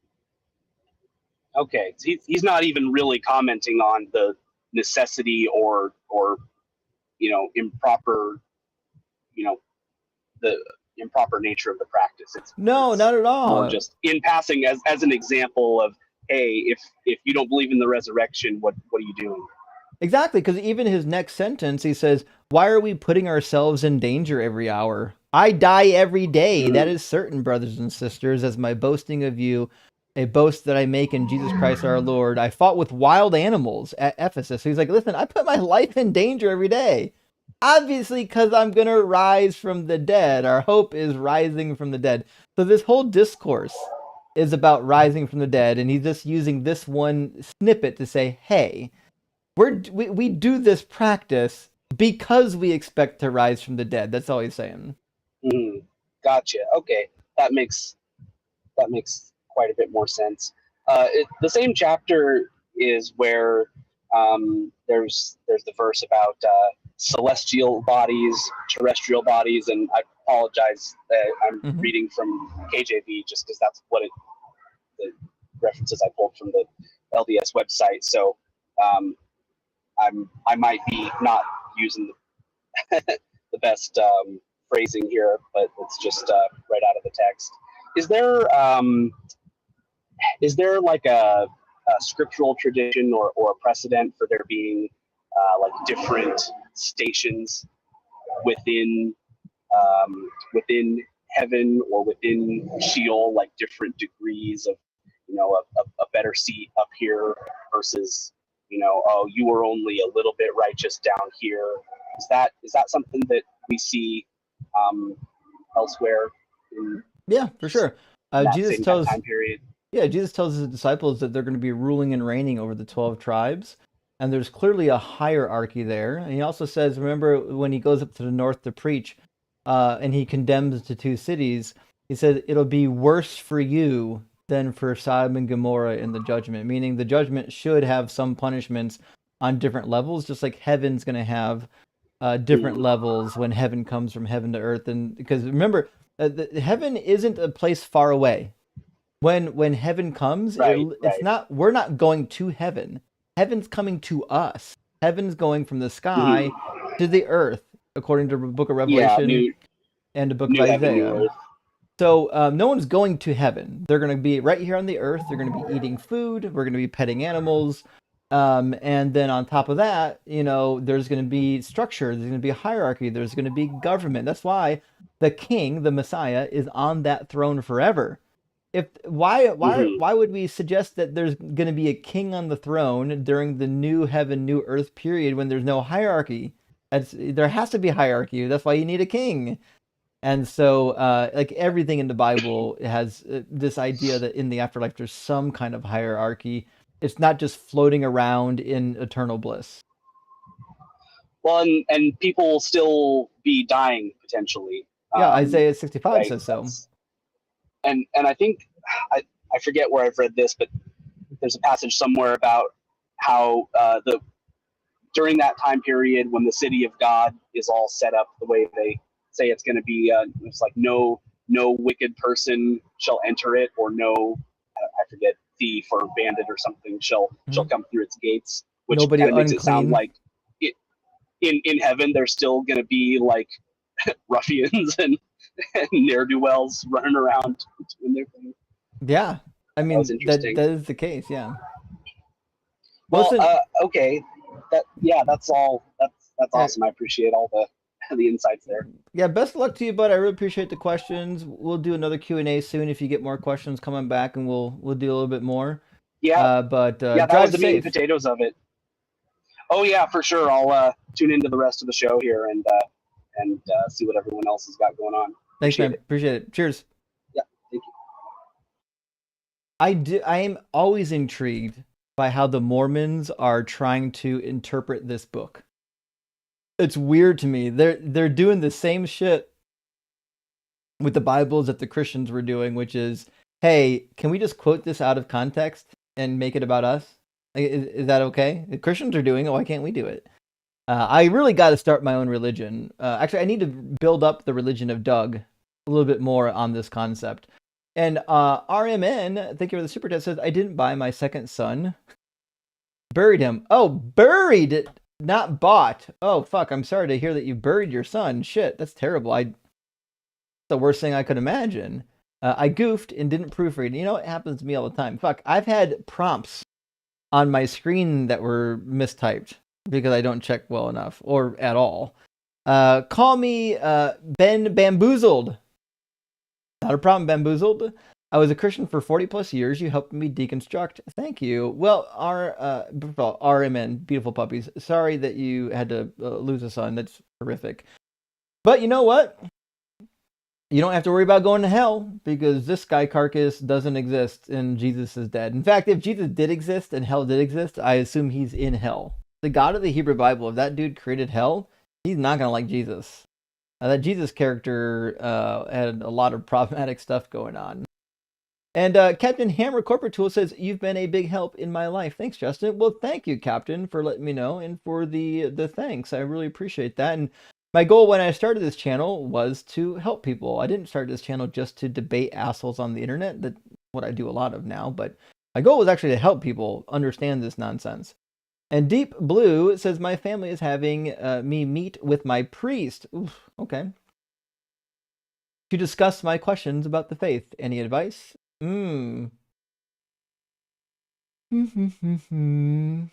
Ask them why Jesus' predictions failed. Ask them why in Matthew 16, 27, 28, Matthew 10, 23, Matthew 24, verses 29 to 34, Jesus predicted his second coming within that generation still alive, and then he didn't do it. Ask them why you believe that Jesus is the Messiah when the Hebrew Bible says the Messiah is going to sit on the actual throne of Israel, come from the actual bloodline of King David, from the body of King David, and is going to institute a Levitical priesthood forever, giving real offerings and sacrifices forever. How is any of that compatible with Jesus being the final sacrifice? And all of their answers are going to be say, well, he fulfilled these passages spiritually, and ask them, what the fuck does it mean to fulfill something spiritually? That's a meaningless concept. When you say that it was fulfilled spiritually, what you're saying is we took these words and we found like vague, like novel ways to use them. Like if I said, hey, Justin, did you pay my taxes? No, I paid my taxes spiritually, though, because I did something that was taxing. Well, listen, then you didn't pay your fucking taxes. That's how the New Testament is interpreting the Hebrew Bible. It's just playing fucking word games with you. They're just saying, this word doesn't mean what it really means. It means something vaguely, roughly familiar to it. And they're doing like dumb things like partial fulfillment, different things like that. Those were questions I would ask them. And then maybe the last question I would ask is, why the fuck can you not touch a little kid? Like, why do you keep touching little kids? Why is it that you're supposed to be the official representatives for God, and the Bible says that Christians are going to be new creatures in Christ, and you're still fucking touching little kids? That's what I would ask them. Daniel De La Nocha, thank you for the super difference. Says, what difference do we know about the earliest Christian theology versus modern Christian theology? Quite a bit. I don't even know where to start. Okay. Some of the earliest Christians were people that were taking Jewish ideas, mixing them with Greek philosophy, and that's why you get things like the early mystics, you get the early Gnostics, you get like the Docetists and all the other heretical groups. There's dozens of heretical groups that had to get stamped out by the early Roman Church. That's why you see Theodosius, you see Irenaeus and Constantine and all these early church leaders writing against heresies, because a lot of early Christians believed a lot of different things. And it took a while. It took it took hundreds of years and the force of war to get people on the same page theologically. Which is, just demonstrating that God is the author of fucking confusion. If the first, 300 years of your church is like, hey, everybody's a heretic, you got a little bit of a problem. But, big changes, I don't like adoptionism. This idea that Jesus isn't actually born a god, born divine. He is elevated to God status, called adoptionism. That was popular. It seems to be probably what Mark is under the impression, or the idea that Jesus didn't actually physically appear to Paul. He had a vision. That was popular. There's so many different popular early Christians that I'm not even sure which one to pick, but there's a book on it. Hold on. I thought it was called Early Christianities. Let me check. Oh, Ancient Christianities. There we go. It's by Paula Fredrickson. It's called Ancient Christianities, the First 500 Years. This is a book that's been really well regarded on this particular discussion. If you want to know the diversity of beliefs within the early Christian church, I think this particular book, it would be really helpful to you. I know James Tabor has done a little bit with it as well, but I don't know if he's written on it. But nevertheless, there's quite a few books on the topic. I just think this is one of the newer books on the topic. There's one other one that I've got over here called...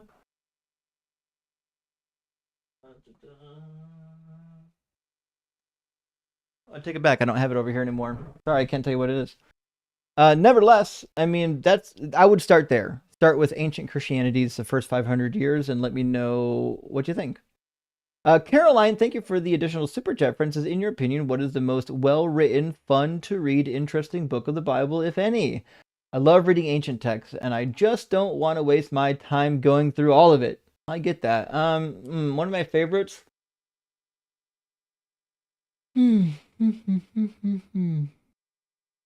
I still love Judges. Judges is a lot like the book of Genesis. It's very narratival. There's even some songs in there. But in Judges, you get a lot more traditional mythology. You can even see Canaanite mythology popping up in the book of Judges. Even solar worship mythology popping up in the book of Judges. And even the names of individuals. We've got children of these Hebrews that are given names that are strictly Canaanite names, named after Canaanite deities. And you'll find all that if you read the book of Judges real slowly and real carefully. So Judges is really cool. It does have a really interesting window into the past if you know it pretty well.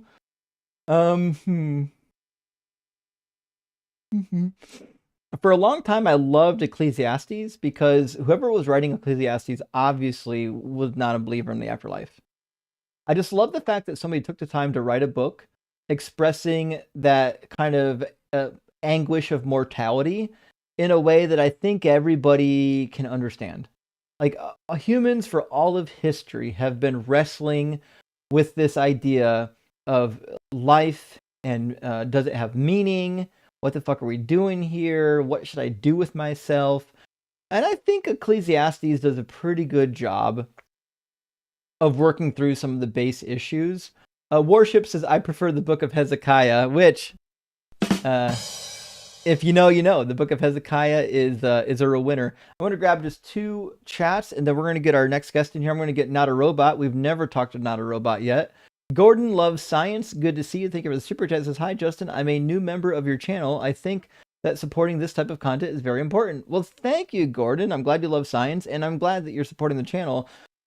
Education on the Bible is super important. It's one of the reasons why people fall into these weird religions, is because they haven't read the Bible, and when they do, they're endlessly gaslit to believe that words don't mean words and spiritual fulfillments are fucking meaningful at all. They're not. They're not meaningful at all. It's just a game. It's a shell game with words, trying to get the passage to agree with what they want. But Gordon, I appreciate you being a member, and it really does a lot of good for the channel. So stick around, friend, and we'll continue learning together. And Randy, good to see you tonight. Thank you so much for the 20 Deconstruction Zone gifted memberships. That is huge, my friend. 20 more people are going to be on the cheat sheet today, and I've got more updates coming. Oh shit, I didn't mean to click the third super chat. Sorry, I guess we'll do it now. It's on the screen. Gretchen, good to see you, friend. Does LDS take advantage of the fact that no one reads the book and then roll out Dolan Oakes, who's a living prophet, and his BS words are just swallowed whole? I mean, that is the case. Listen, nobody's reading any of these books. If Christians can't be persuaded to read the Bible, I don't believe that the LDS members are reading the books of the LDS. I mean, maybe they're writing their own so that they can justify, taking groups of little girls, like what they do in the FLDS, and, creating, what's the word I'm looking for? Underground sexual assault rings is really what it is. But nevertheless, let's get our next questioner in here. You've seen in the super chats quite a bit over the last good while, a friend of the channel called Not a Robot, I Swear, and now you'll get to hear him. How you doing, Robot? Hey, doing good. How are you doing, Justin? Doing good. Thanks for asking. What's in your mind? Yeah, so I got a couple questions. I did call into one of the previous Q&As. Had some questions from my family who are all deeply religious. So I got a message from my dad about a conversation that I had with him on the differences between Paul and Jesus on whether or not the law is still in effect. And recently he followed up on that, and he said that they came across they were reading Romans 3:31, where Paul talks about the law and faith and says, do we then make void the law through faith? Certainly not. On the contrary, we establish the law. And then my dad's commentary is, Jesus fulfilled the law. We have faith in his completed work to free us from the law's consequences. And then we establish the law by acknowledging our need for redemption. I was just wanted to get your thoughts on that, as far as like how that differs from Paul's other, hey, get rid of the law, we don't need it kind of attitude on things.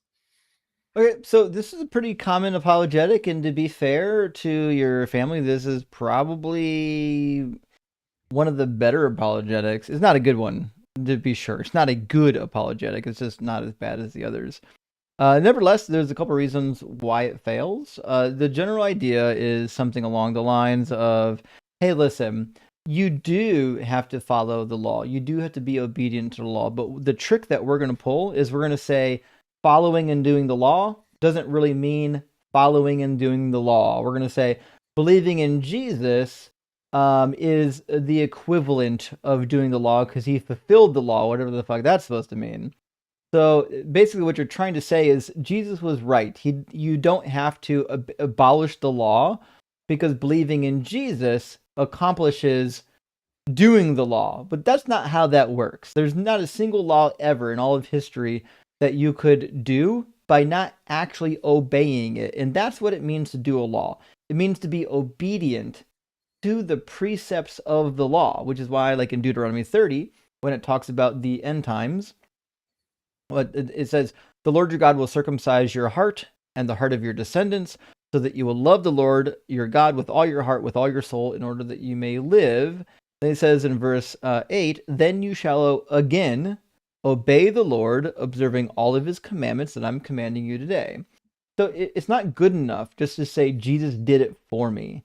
When God circumcises the hearts of the people, he literally states that you're going to be doing the law. You're going to be obeying that law. And we find more of it. And sorry, let me put it on the screen. I apologize. I keep forgetting to put the verses on the screen.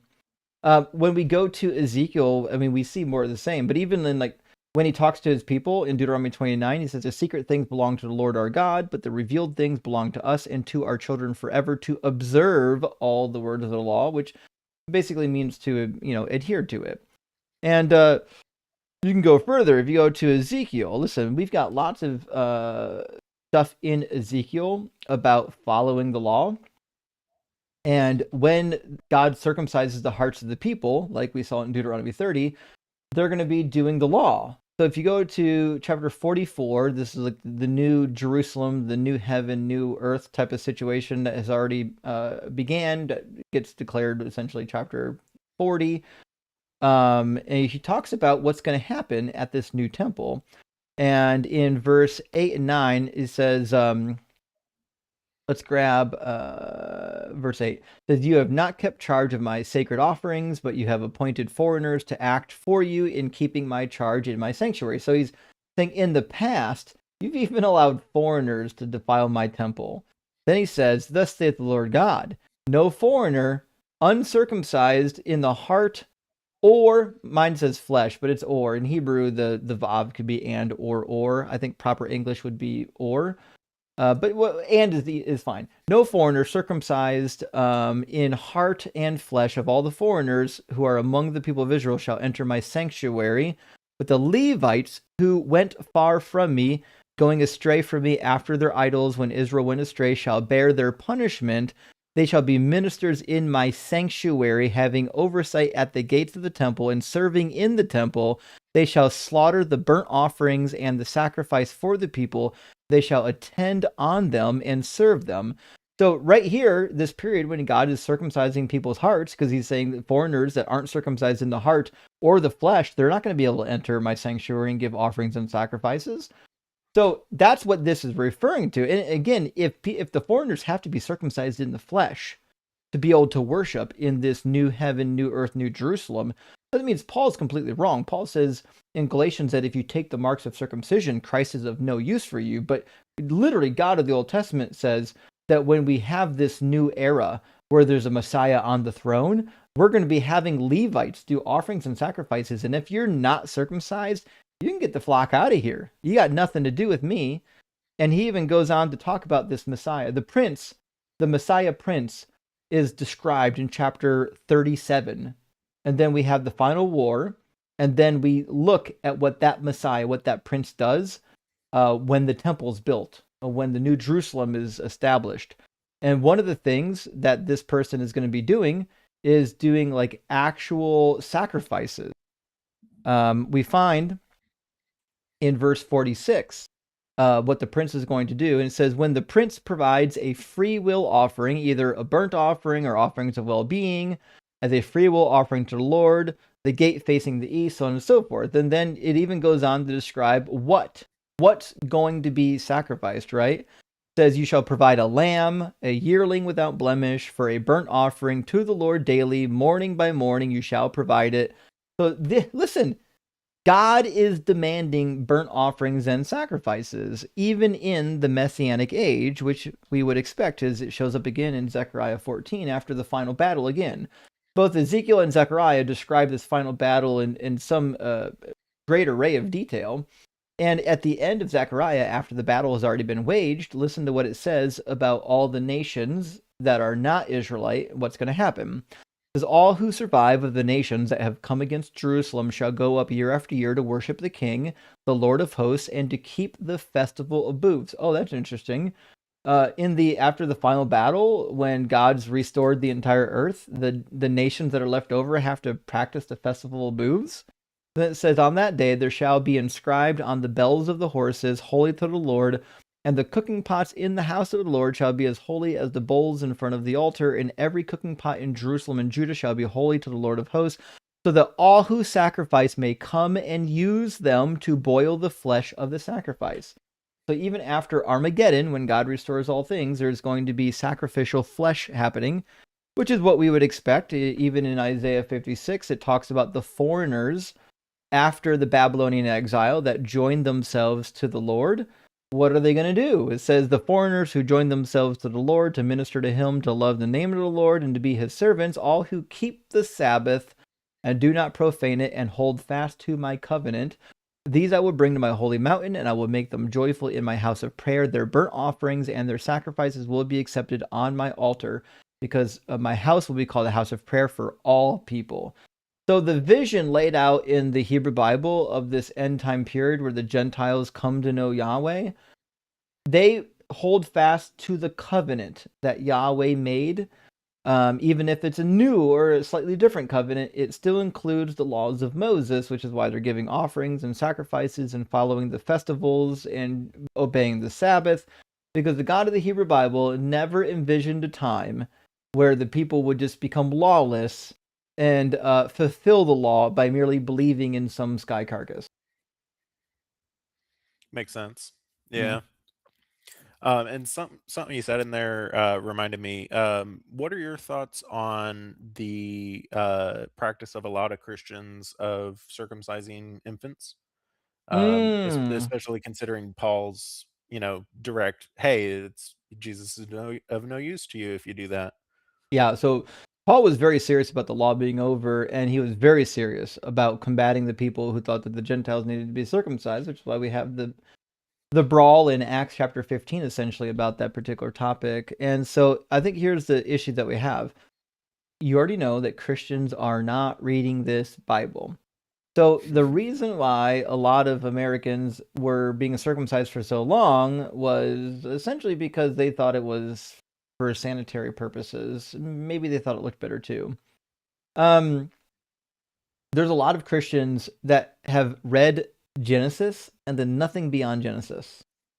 So they hear like this idea in Genesis of the circumcision. Listen, any Christian who's ever read any portion of the Bible, I guarantee you they know about Abraham. Like the first thing they hear. Like the religion is part of the Abrahamic faith, right? So if you're a super uneducated Christian, you don't know anything that's in the Bible, but you've literally, you've cracked the text once, probably going to know about the covenant and the covenant sign of circumcision, and you'd be probably inclined to think, oh, I need to do that too. And I think that's why it's so prevalent, because no one's reading the book. That being said, I as far as I know, there's no health benefits of it. We don't need it for anything. If you're a Christian, it seems like it's actively working against you. And then on top of that, I would say from my experience, I've got one son. I agreed to have him circumcised. I was told that when I got circumcised, I didn't even feel it, didn't even cry. I was told that most children don't cry when they get circumcised. My son was circumcised very early, the first week, on the recommended day. I think it's 7th or 8th day. And you know what? I wasn't even, they don't even let you in the room when they do this typically. They make you wait in the room next door because they don't want you to see it. And from the room next door, I heard my son cry. I will fucking never volunteer to have any of my children, if I have any more, circumcised, knowing that I put my child in pain unnecessarily. I'll never do it again. I see no benefit of this whole procedure. And the next 2 weeks after the circumcision, they're uncomfortable. They're in pain. There's a high rate of infection. There's no good reason to do this. Right. Yeah, for me, I wasn't circumcised as a baby, and then like as a, I don't know, I was like 7 or 8. I can't remember exactly what age I was, but I ended up getting circumcised later in life, and so I ended up being, I think I was sedated, but I kind of resent them doing that to me. You know, I mean, genital mutilation is genital mutilation, no matter who does it. Right. So, I mean, it's but just a. well, I don't know that I'd say I Mhm. resent them. I just, you know, it feels like that's something they could have left for each child to decide for themselves rather than unilaterally deciding that. Yeah, and there's a But lot of fathers and parents I'm seeing commenting right now in the comments. They were there. I read one. It says, "I held my son's hand as babies, and when it was done to him, I feel like shit now." yeah, A lot of parents were told that this is a harmless procedure, doesn't hurt the child. Our friend Astronova says, "I was in the room. My son screamed." There's a lot of people we were led to believe that this is a kind of a painless, harmless thing, and that they don't remember it. And I'm sure they don't remember it. You don't remember shit when you're 8 days old. Nevertheless, listen, I'm not about as a parent to ever inflict unnecessary pain on my child. I don't recommend it. Let's stop doing this genital mutilation. right, for sure. Yeah. Um, I guess my next question. So my mom told me, and it threw me off because I don't know. My mom said that the last couple chapters of Job, she finds them very comforting. Um, and I was like, why? Yeah. So it ended into this whole. So basically, it's she typed out this whole thing. So it's the whole heavens are higher than the earth, my ways than your ways, or my thoughts than your thoughts in Isaiah. Similar concept there. Um, so for Job, she's saying where he says, "For I know that my Redeemer lives, and he shall stand at last on the earth. And after my skin is destroyed, this I know, that in my flesh I shall see God, whom I shall see for myself, and my eyes shall behold, and not another, how my heart yearns within me." And so her thoughts are, if God were just a distant, harsh deity meting out random suffering, I would join you in disdain for such a being. But the Bible reveals him as the God who so loved the world, yada yada, whatever. You know that bit.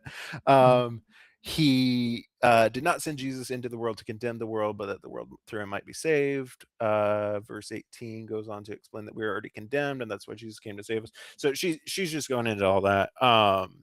And I also mentioned how you know, Job's children were killed, and then God was like, "Here's some more," and how that is not, that doesn't make up for it. And based on what she's saying, I think she's basically saying, "Yeah, but they're in heaven. Job's gonna see him again. It'll be fine."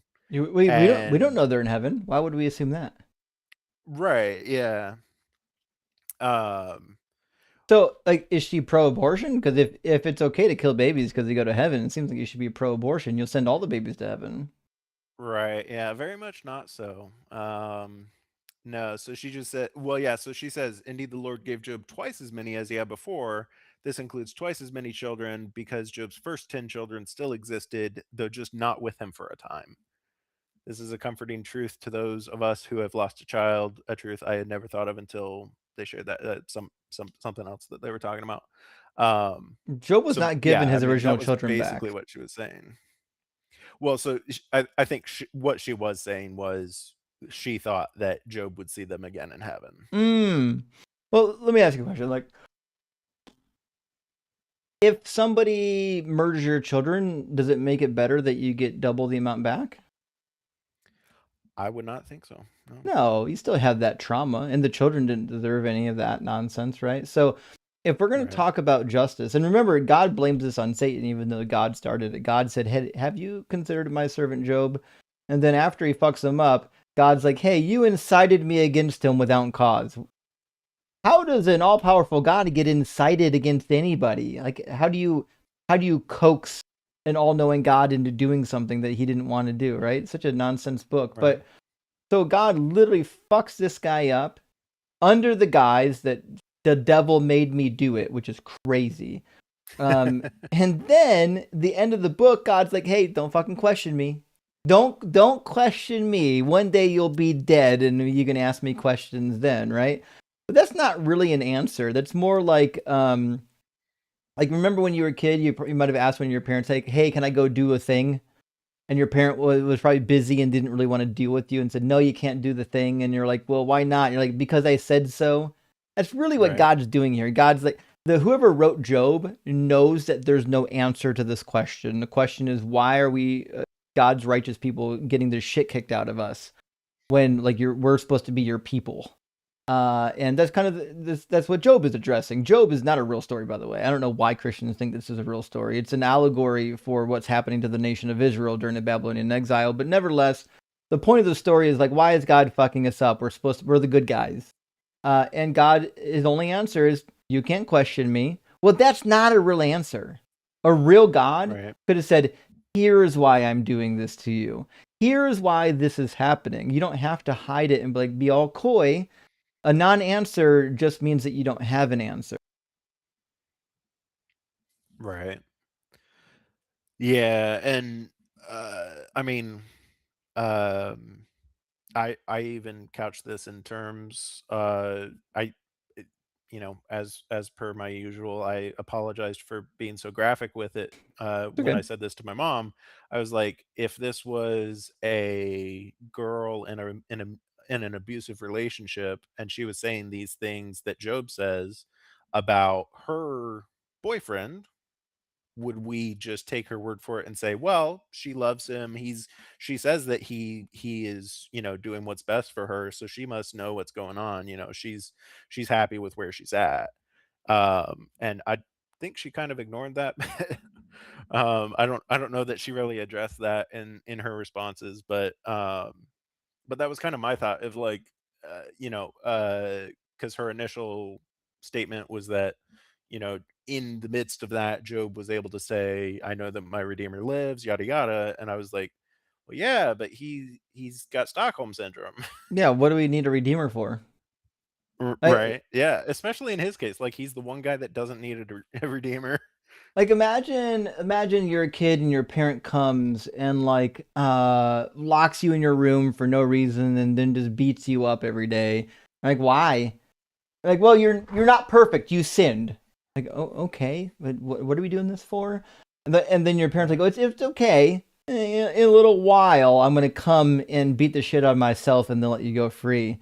Like, what the fuck are you talking about right now? How about you just stop harassing me and we can be done with it? You don't have to come and beat yourself up. Are you psychotic? What's going on right now? And so the gospel, nothing about the gospel story is sensible. God doesn't have to save anybody from hell because he never had to send them there in the first place. Yeah. Yeah, it's yeah, so then I'm not sure that it's gonna be fruitful for me to, to engage with them further on this. I don't know. My mom wanted to know if I would be interested in reading chapter by chapter in I Don't Have Enough Faith to Be an Atheist. I don't know if you've heard of that book. That is I take it you have. one of the dumbest, poorly written apologetic books I've ever fucking read. I read that when it first came out. I was still in high school. I think I was in my last year of high school. And even, I wish I still had it. I threw it away a couple years ago. But even as a high school senior, as a Christian, I'm writing in the margins how fucking stupid these arguments are. These are worse. If I tried these with my atheist friends, they'd laugh me out of the fucking building. Listen, whatever you're going to find in that book, don't be worried about it. There's no good apologetics in there. Even someone who's not engaged in any counter apologetics will just tear it apart. Take the offer, read it with her, show her how dumb Frank Turek is. Frank Turek, if you're watching this, you're an idiot. You've had bad arguments for 30 years and they're getting worse. There you go. Yeah. Yeah, and that title is just offensive on the face of it. Well, that's his shtick. His shtick is somebody to needs constantly to write, throw I have shade at atheists. He can't say it outright. He's always just doing it glancingly, always trying to throw shade at atheists because he views us as evil, as the enemy. Yeah, sure. The guy who thinks slavery is okay. Yeah, we're the enemy. Right. Yeah. Yeah, don't worry about that book. Read it. He's an idiot. Okay. All right. Yeah. Is there do you know, is there a counter to it? Has somebody, like, even not necessarily an outright book, but is there some sort of somewhere I can go to not have to do everything from scratch to I mean, respond to honestly, it to my parents? I hate to say this. The arguments in that book are so weak. Like, so weak. Fucking 5 minutes on ChatGPT is all you need. Oh, yeah. ChatGPT is not even a good fucking source for anything. It's an idiot. But you even just with that, you could like he does really dumb arguments. Like he's like a moral relativity section where he tries to train people how to do gotchas about like does objective truth exist? Is that an objectively true statement? Like those are the types of stupid gotchas that are in the book. I'm like, this is sad. A grown man that wrote this is sad. So yeah, I gotta be honest, I haven't read that since it would have been 2002. I think it came out in 2001. Let me double check. See.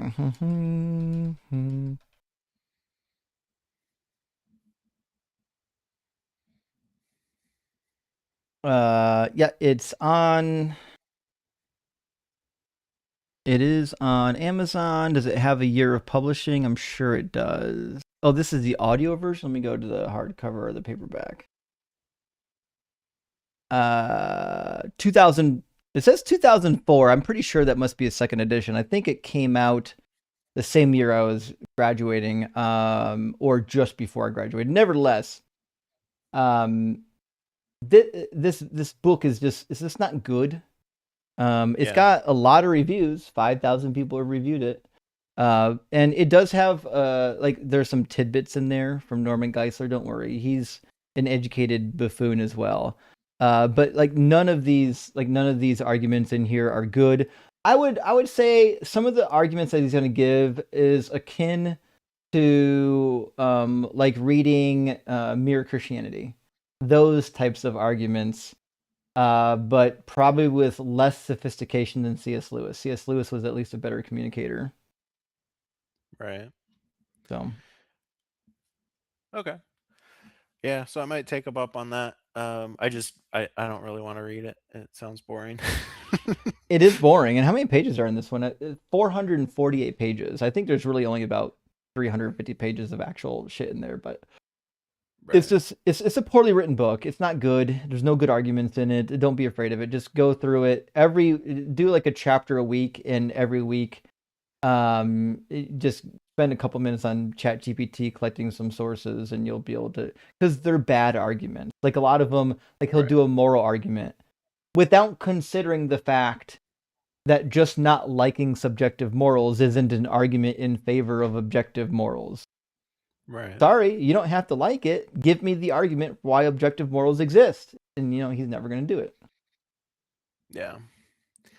Yeah, and some of my younger siblings are still at home, and I found out that my parents are making them read this. So I was wondering if maybe I should try to somehow like loop them in on the conversation. I doubt my parents would go for that, but see if there was some way I could like try to help them start to deconstruct a little bit as well. Well, maybe I've been here in the next couple of months. I'm going to be doing a lot of response videos to some of these dumb apologists on my main channel. I'll make sure to mix in some of the stuff from this book that he said on his YouTube videos and address them so that we'll have some of that out there. But yeah, listen, there's nothing interesting in that book. There are actually way better apologists out there than Frank Turek. He has nothing valuable to add to the conversation. So if somebody wants you to read his stuff, I wouldn't sweat it 1 minute. Okay, sounds good. Well, I think that's all I've got. Thank you for doing this again. I've missed a couple of them, so glad I was able to make this one. Well, thanks for stopping by. Best of luck to you. Let me know how it goes. Thanks. Yeah, friends, there's some decent apologetic books out there. I've said it a few times, I still kind of like The Skeptic's Search for God by Ralph Muncaster.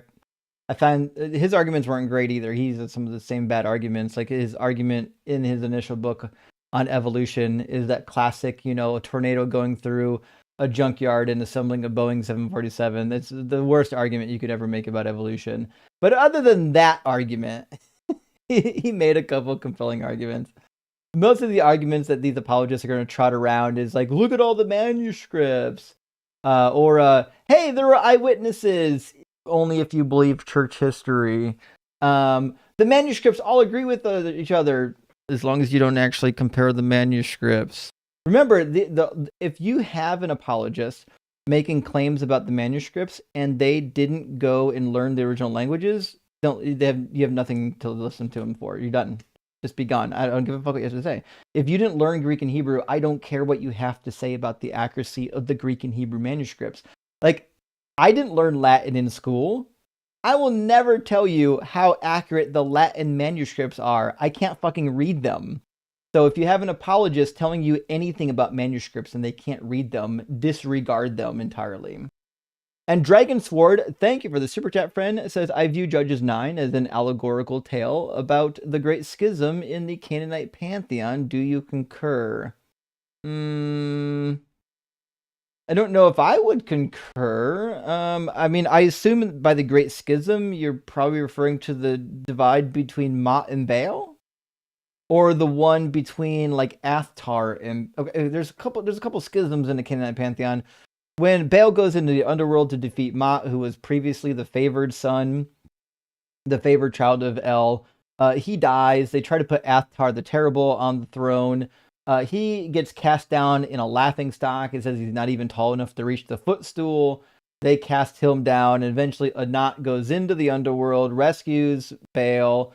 There's a whole narrative about him being, ground up and sprinkled and reconstituted through growth, and then Baal's alive again.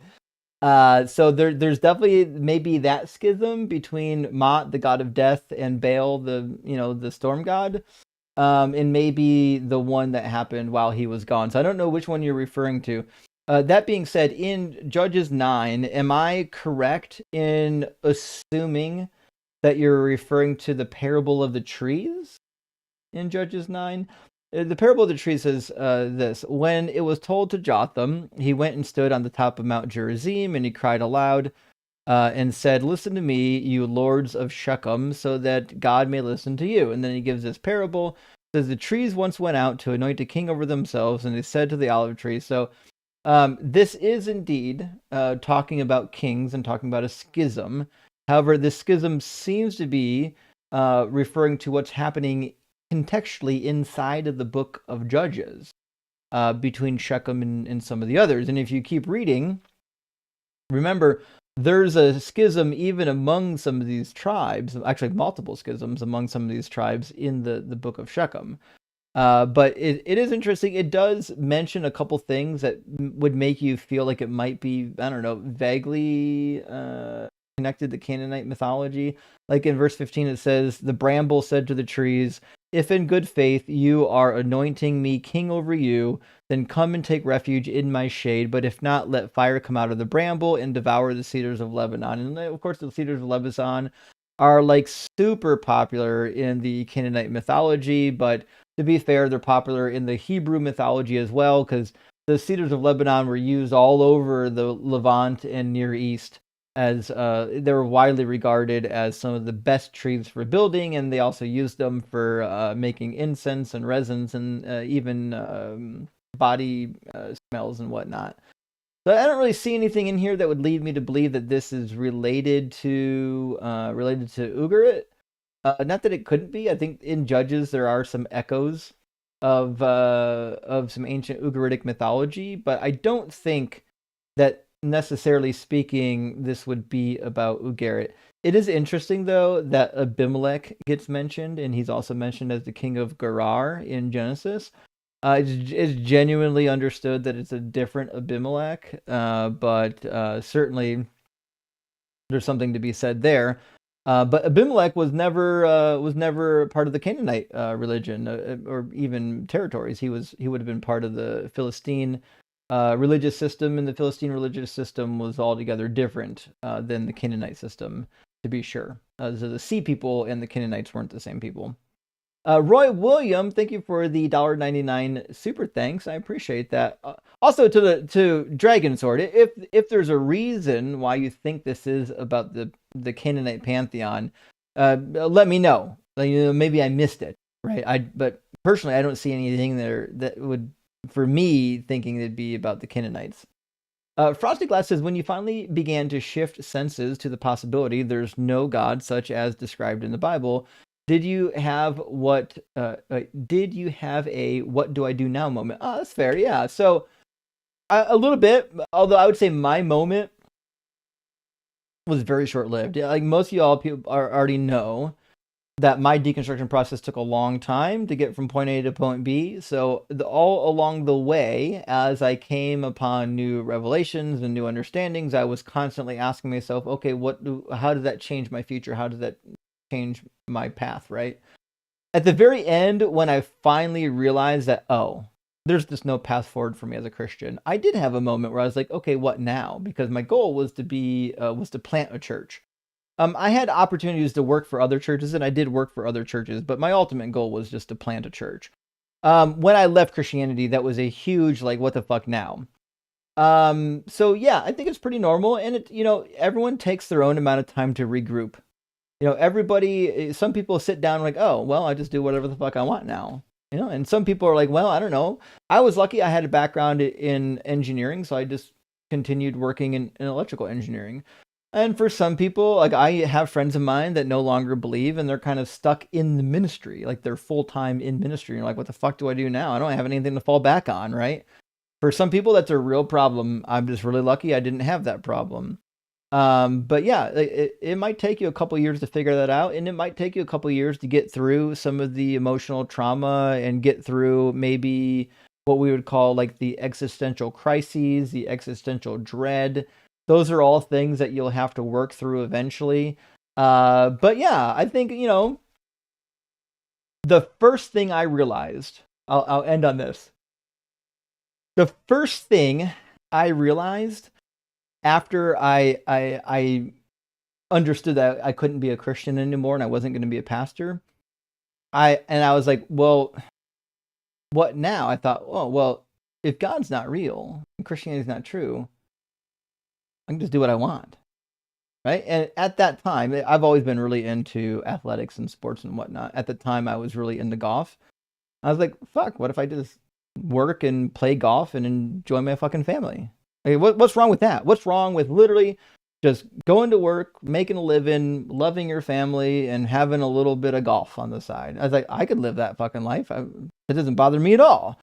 So, yeah, find what you love. Once you're no longer under the thumb of a god demanding you do shit for it, find what you love and do it, as long as you're not hurting somebody. What the Dorm Mouse said, thank you for the $20 super chat, friend, says, how valid is it to call evangelical Christian? I think you mean, how valid is it to call evangelical Christians heretics, not real Christians, and so on? Well, I think the problem is because like when we say the word heretic, what do we really mean? Are we saying that this person doesn't conform to the original brand of Christianity? I don't know if there is a real original brand of Christianity. Or are we saying that they don't conform to the orthodox notion of Christianity? Well, I'm not sure we know there's a singular orthodox convention of Christianity. So I would say something akin to this. A heretic is somebody that has, would say, drastically and noticeably started to practice a religion that is distinct enough from where it came from that they're no longer compatible. That's probably what I would say. So a heretic is somebody who broke off from a religion or is practicing something adjacent to that religion, but it has changed enough that it's just no longer compatible with the prior religion. Similar to like when new species form in evolution, there's going to become a point where the birth of subsequent generations, you'll get to a generation where this generation over here is no longer compatible with another lineage over there. And you've got speciation. I view being a heretic somewhat the same, right? So Jesus was a heretic in regards to the Jewish religion.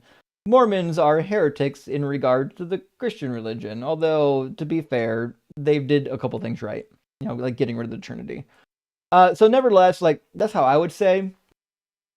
I think if you really want to fuck with Christians, you can call Paul a heretic and show how Paul and Jesus disagree.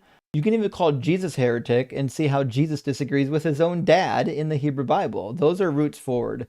But I don't know if you want to do blanket statements by like calling like all evangelicals heretics. I don't know how far that would get you. And Klein, thank you for the $20 super chat. And our next question says, how can I argue against a Reformed Presbyterian MDiv pastor? I think the failed prophecies, contradictions, and God's justice are all real problems of the book, and you do an amazing job at conveying those. Thanks, Justin. Well, to me, if you're talking to somebody educated, I think, let me think on that for a second. If you're talking to somebody educated on the book, what you want to gravitate towards are the failures of the book that are undeniable. Now, some people will be like, okay, well, we'll go to the scientific failures. Well, the reason you don't want to do that to somebody with an MDiv is most people with MDivs have already learned hermeneutical approaches to say, actually, that story is not literal. You bring up Job, actually, that story is not literal. Creation account, actually, that story is not literal. It's a theological story. The story of Noah, actually, the flood story wasn't literal either, right? When you go to higher education, you make a lot of these stories go away just by turning them into allegories or theological tales. So I would stick to maybe the prophetic books or even the historical books, but show in the prophetic books the very clear predictions, like what we've talked about earlier on this live stream, of what's going to happen during the Messianic age. Read them, Jeremiah 33. Read them, Ezekiel 36 and 37. Read them, all of Deutero-Isaiah, but maybe point out Isaiah 56. Read them, Isaiah 65. Read them, Isaiah 66. Read Zechariah chapter 14 and Zechariah chapter 8 even. Show them that, hey, this is the vision. You can also do Deuteronomy chapter 30, verses 6 through 9. And one of my favorites, which I haven't done in a while, go to Leviticus 16, where it talks about the Day of Atonement. Leviticus 16 and the Day of Atonement. This is a perpetual statute for you forever to do. Like, it's not something we're going to quit, right? So that if you're going to talk to your MDiv father or pastor, show them how incongruent the Hebrew Bible is with what the New Testament says. You're going to force this person to go, a grown-ass adult, you're going to force them into going in and saying, well, words don't mean words. And the minute they retreat to words don't mean words, your next response needs to be, why in the world would I accept an interpretation of these words that don't match the context and don't match the plain reading of the book? Give me one reason why I would believe a reinterpretation of these words based on what they're actually, not based on what they're actually saying. And he's not going to have an answer for that. He might say some bullshit. Well, like, Jesus resurrected, so you have to. No, the fuck you don't. Deuteronomy 13 says God will send false prophets that will do signs and wonders. The resurrection is meaningless to whether or not the New Testament completes the Old Testament. So that's how I would address it. Let me know how it goes, and I don't know, maybe you'll have some success there. I'll read one more super chat, then we're going to get our next audio guest in here. Midlife Crisis, good to see you. Hope you're doing well, and thank you for the $20 super chat. Hi, Justin. My brother is adamant that the Berean Study Bible shows God's claim in Jeremiah 7:22 is he did not merely command them not have burnt offerings, but to obey him merely makes it a double negative. Any truth to this? No. In fact, let me go to Jeremiah 7:22 in Hebrew text. In fact, a lot of these claims, like even if you don't know like how to read Hebrew, sometimes literally just having an interlinear translation on hand is enough to dismiss these bullshit claims. So if I go to Jeremiah 7:22, first of all, I don't even know what word in Hebrew you would use for merely. Like there's a word in Hebrew for only. So like that's a possibility, but I don't even know what they would use for merely. That's not something I would expect. Anyways, so that's what it says. It says I'll put it on the screen too.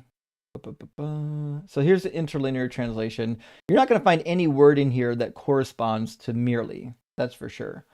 So it says, it reads from left to right. So it'd be kilo, which means for not or for no. Lo is just a negative, right? Diverti, I did not speak. So it says, because or for, I did not speak.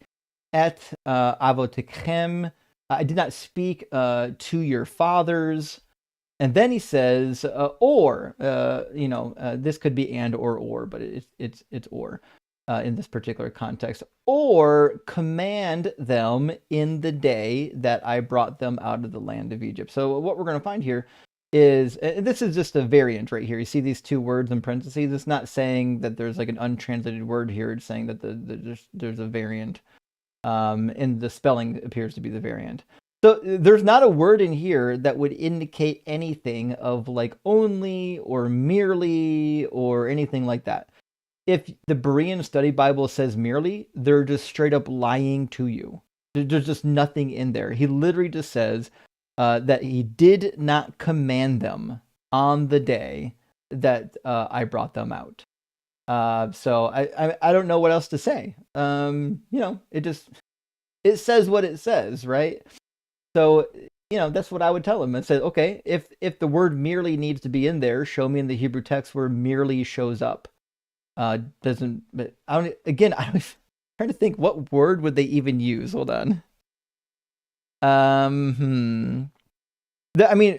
If I'm guessing, it's got to be the same word as only.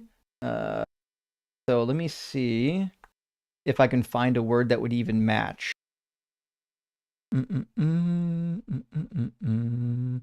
So typically ach means only. I can't find anything here for the word merely. Let's see. Maybe Job 26:14. Let me do Job 26:14 and see if there's something in there that is helpful.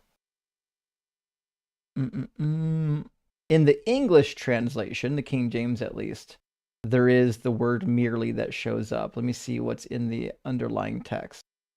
No, it's not there either.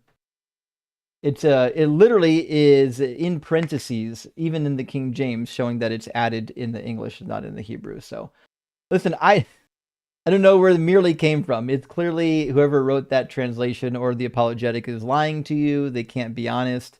And they're just doing apologetics right there in the Bible.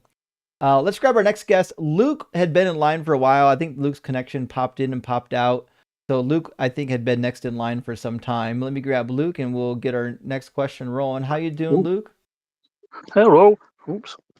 Yeah, hi. I want an Eden theory, if that's all right. What's that? What, Eden theory? Yeah, something I've been thinking about for the Eden story. Okay. Yeah, I know it probably sounds stupid, and I'd like your opinion about it. Sure. How about it's like the Rocky Horror Picture Show? What about Rocky? Rocky Horror Picture Show. Well, we got God as Frankenfurter. The We got God musical? as Frankenfurter. He made Adam for himself. I apologize. I haven't seen the Rocky Horror Picture since probably junior high. So I don't. That's a long time ago. The deets are way out of my my memory, my friend. Well, so he got it on with. Well, I say he basically got it on with Adam. Then he made Eve, and he didn't like that them two got it on. If you can understand that. Well, I mean, it's a fun thing to toy around with. I would say if a better non-traditional interpretation would be something like God created Adam initially to mate with the animals, and then he goes in chapter 2. He creates the animals first, and then when he can't find a partner among the animals, then he creates the woman. And so you can do that with it, but I don't see. I don't know if I see a path forward for God trying to bone Adam. Well, he's made a shaft for some reason. That's why a man is a man. Mm-hmm. Why would you make a shaft if you ain't got anything else to use it for? I mean, but Adam was with the animals. Yeah, so he got it on with the animals. Yeah, that's what I'm saying. Well, so I think he got it on with God. That's why he's a jealous God. I know it sounds stupid. It's just something I've been toying with. That's all. I mean, it's intriguing. I can't say it's compelling, but it certainly is Honestly, it's a intriguing. funny way of thinking about it. Well, so that's why he chucked him out, because them two suddenly got it on, and he didn't like that. He was always saying he's a jealous God. But didn't he create Eve? If he didn't want Eve to mess with his dude, he wouldn't have created the competition. No, he done it himself. He done it with Eve and done it with Adam. Stupid, isn't it? That's Stupid theory. something. It Also, is. It is something. I'll give you that. Yeah. Okay. Also, you got the they always say about the fruit, and isn't the fruit of the loins from the Bible? I know it's stupid as hell, but I've been messing about with thinking about it. It is something. Well, I just wondered what your comments would be about it, if you didn't know what I mean. My comment would be, you might be doing too much with the book. I don't know if there's. It seems unlikely to me a god who, at least in the classical Canaanite religion, already had a wife and children. Seems weird to me that this god would then create Adam just so he can bone Adam. Why is he always a man? God? Well, because all the God concepts were written by men. That's how you know that God was invented, because men were the ones that were in charge. They were the ones that were dominating society. So when they wrote God, they created God in their own image, not the other way around. Fair enough. Yeah, I can understand that reason. Well, so it's just a funny thing to talk about. Okay, thanks for the input anyway. Yeah, sure thing. Well, it was an interesting question, though. Thanks for popping in. Thank you. Bye then. It's been a long time since I've seen the Rocky Horror Picture Show. I don't remember like a whole lot of stuff from that. I'm gonna bring in our next guest. I'm gonna bring in Nashville Cat after that, after that guest, meaning right now, and we'll keep some conversations rolling here. Nashville Cat, are you connected? Oh, hold on, I pressed the wrong button. So there we go. Now we should be able to see. Well, if your camera was on. Hello. Anyways, how you doing, Nashville Cat? Can you hear me? Yeah. Okay, cool. Yeah, I guess I muted my camera. I'm a blind guy, so I usually don't even have it on. But no worries. What's in your mind tonight? Oops, did I edit away? No, I think I'm here. Okay, I just had a couple observations, I guess, questions about some of the positions or arguments that you make. One of them being about subjective morality, and that Christian morals are inherently subject because they come from the mind of God, and if it comes from a mind, it is subjective by nature. I guess my question is, wouldn't that put the Christian in a position then that nothing at all is objective, because space, matter, energy, everything came from the mind of God who created it, so therefore nothing can be objective if you use that definition? So objective is referring to something that is not dependent on a mind. So if God created all things with his mind, you could say that, the universe itself is subjective because God's mind spoke it into existence. But I think the way I typically use it is really referring to not just the origin, but like the ontology of the thing. Like, not only was it created or did it exist independent of a mind, does it still currently exist independent of a mind, right? So like if I pick up a pen, right, we might say that this pen exists in objective reality, even though a mind created it. You know what I mean? But to your point, if they believe that everything comes from the mind of God, yeah, it would entail. And remember, they believe that God, in his spirit and in his power, is literally holding everything together too. So in the Christian worldview, you could definitely say that everything in other than God himself they would say everything other than God himself is necessarily subjective. And that's why I wondered. Okay, go ahead. I'm gonna say if they fight you on that, just reiterate to them what the definition of subjective is. Well, I think that was part of my question. Is it just because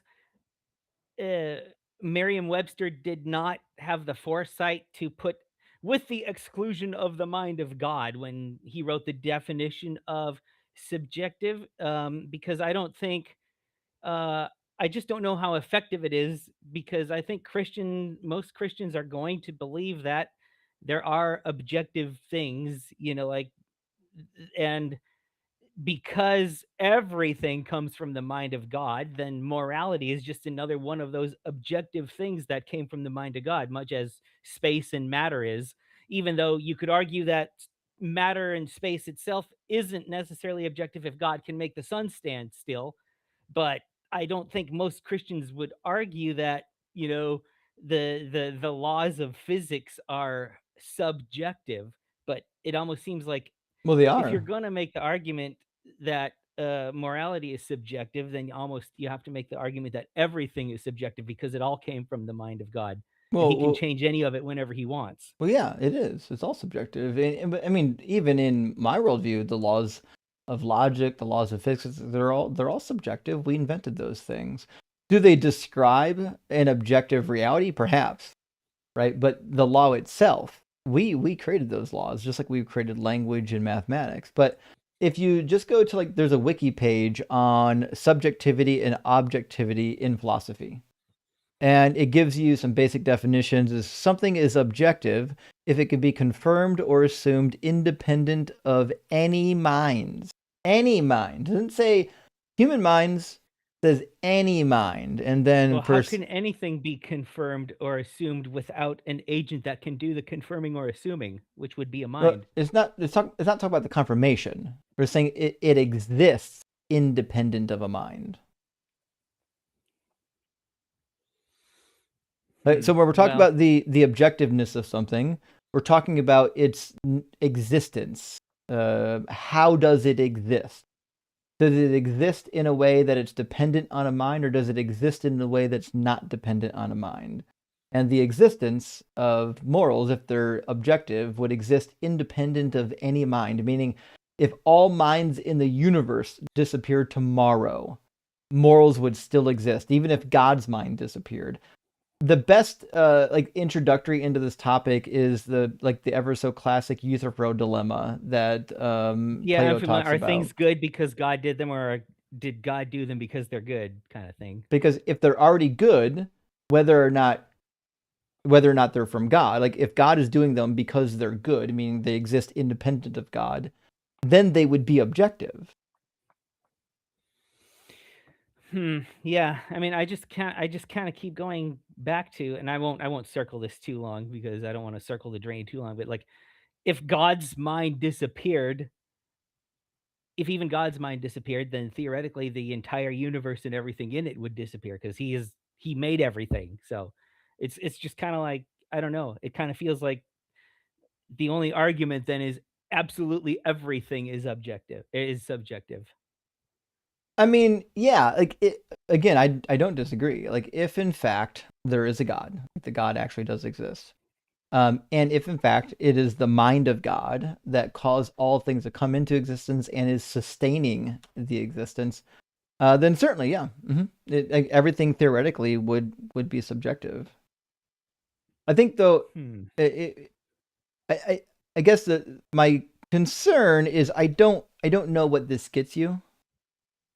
Well, that's what I'm arguing. I don't know what it gets you to claim to explain to the theist that even God's morality is subjective because it comes from the mind of God, when what I'm arguing is if that is the case, then even anything that a Christian would consider objective, there is nothing that the Christian can think of as objective at that point, because it all comes from the mind of God. So I kind of feel like when you're pointing out, well, morality is subjective because it comes from the mind of God, all that's saying to the Christian really in the long run is nothing is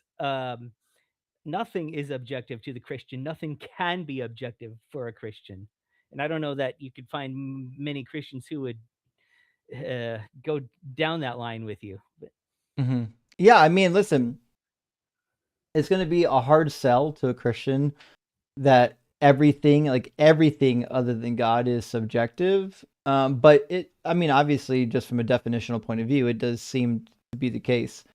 So like, yeah, I Okay. mean, you if you've got the time and the patience to run the argument, I think you could make it work.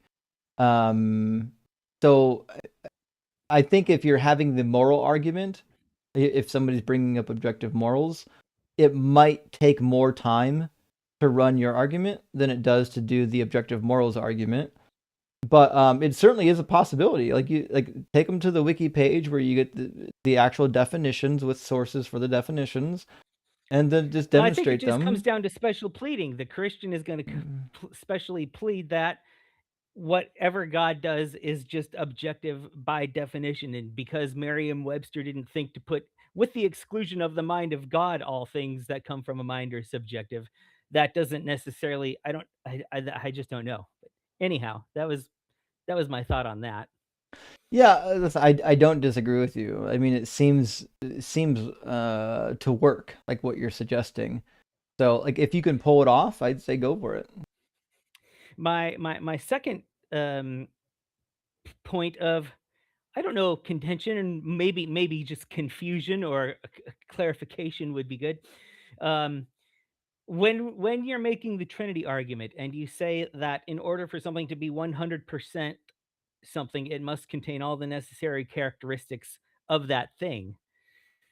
I wonder, is it even possible to know what all the necessary characteristics of something like God is? Like, I don't know that it's possible to define what all the necessary characteristics of human is. Like,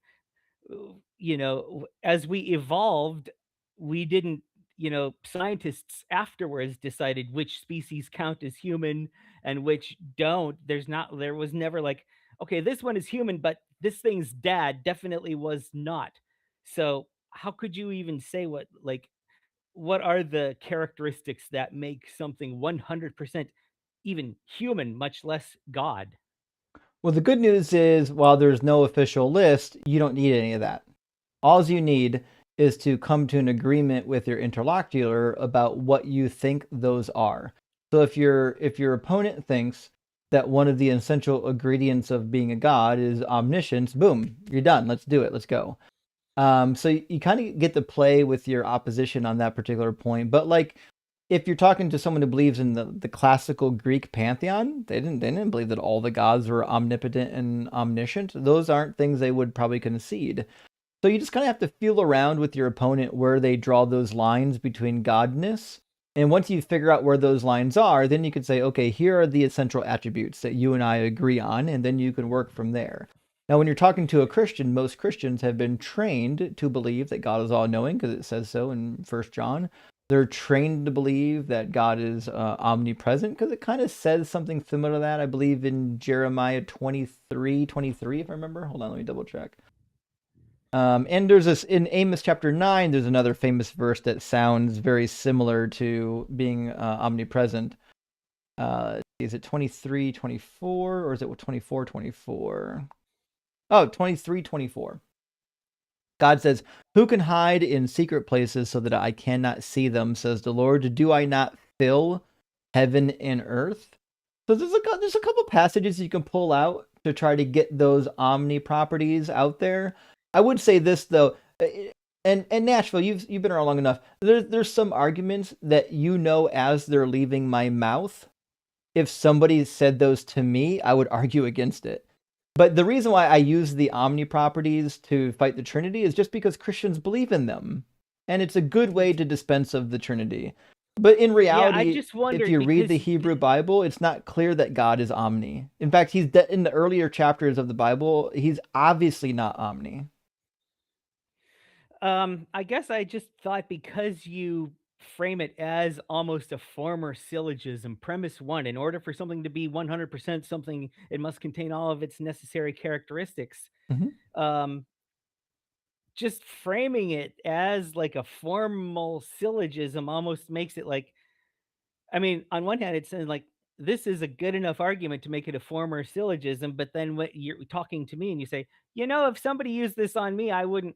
And so I'm just wondering, is the syllogism itself good? Because like if we, like I said, if we take God out of it, let's use that syllogism on a human being. Premise A: in order for something to be fully human, it must contain all of its necessary okay, well, now define for me all of the necessary characteristics for a human. Go. Right. I don't think it can be done. Well, you don't need to. That's the part. That's why I told you what you have to do is come to an agreement with the person you're talking to about what they think those necessary characteristics are, and then you can go on from there. Like, and I clarify this, when I say 100%, I'm also meaning completed. Like, so because remember, we use the word 100% because we're told that Jesus is identical to God, meaning there can't be any disparity between Jesus and whatever God is. And I think 100% kind of captures that, but it also means that Jesus must be 100%, meaning entirely complete.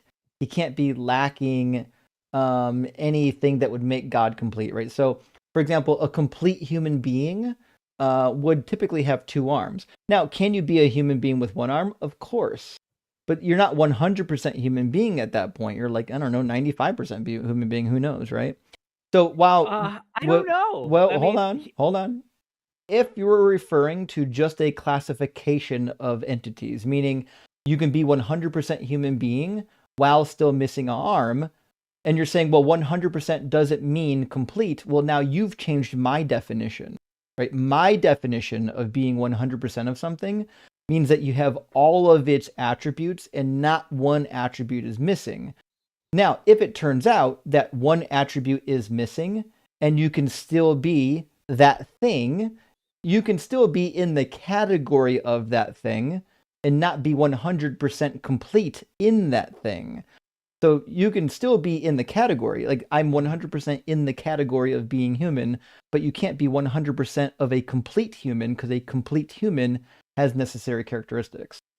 Okay, could you be more than 100% human if you had ESP or some extrasensory, or I mean, I don't know about that, because it's like, I mean, I'm a blind guy. I have 2 eyes, but they don't work worth shit. So am I not quite 100% completely?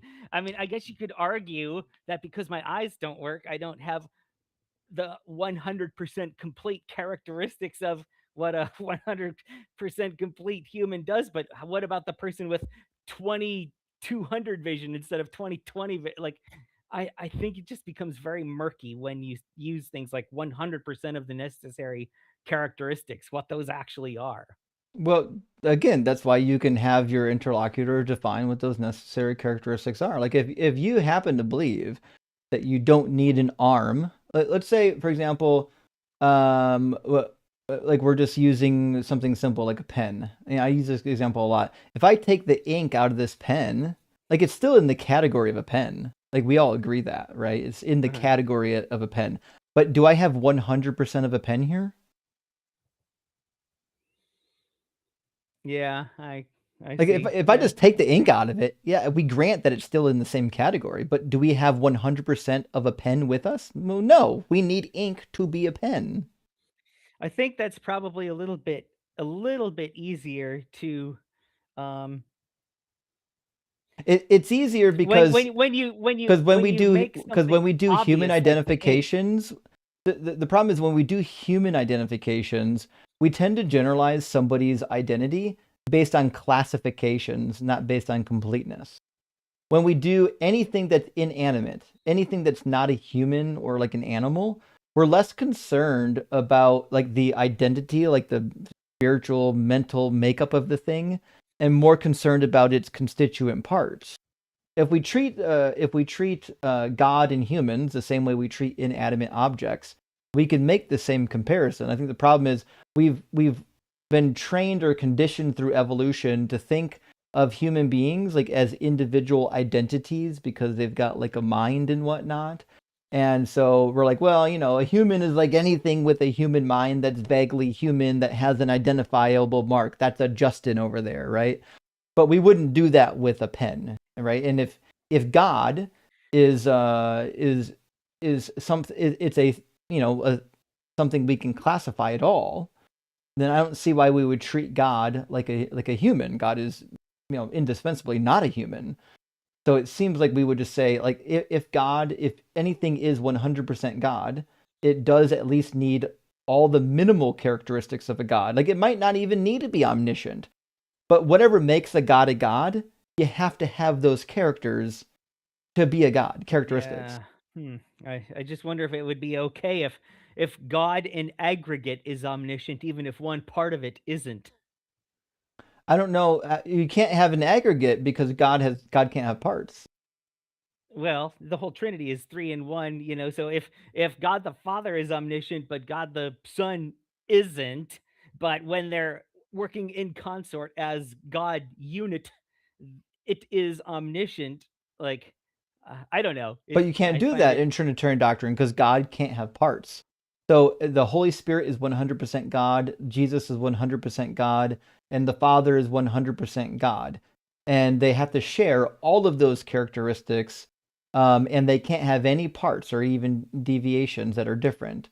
And so that's why the Trinity just fails. It's because every time you try to fix the Trinity, you fall into heresy. To be clear, there are a lot of fixes for the Trinity. It's just that all of the fixes are heretical, and Christians don't want to be heretics. Listen, if I was a believer, I would just be a partialist and be fucking done with it. I'm a partialist, guys. Let's go. Let's get the fuck out of here. Let's do the thing.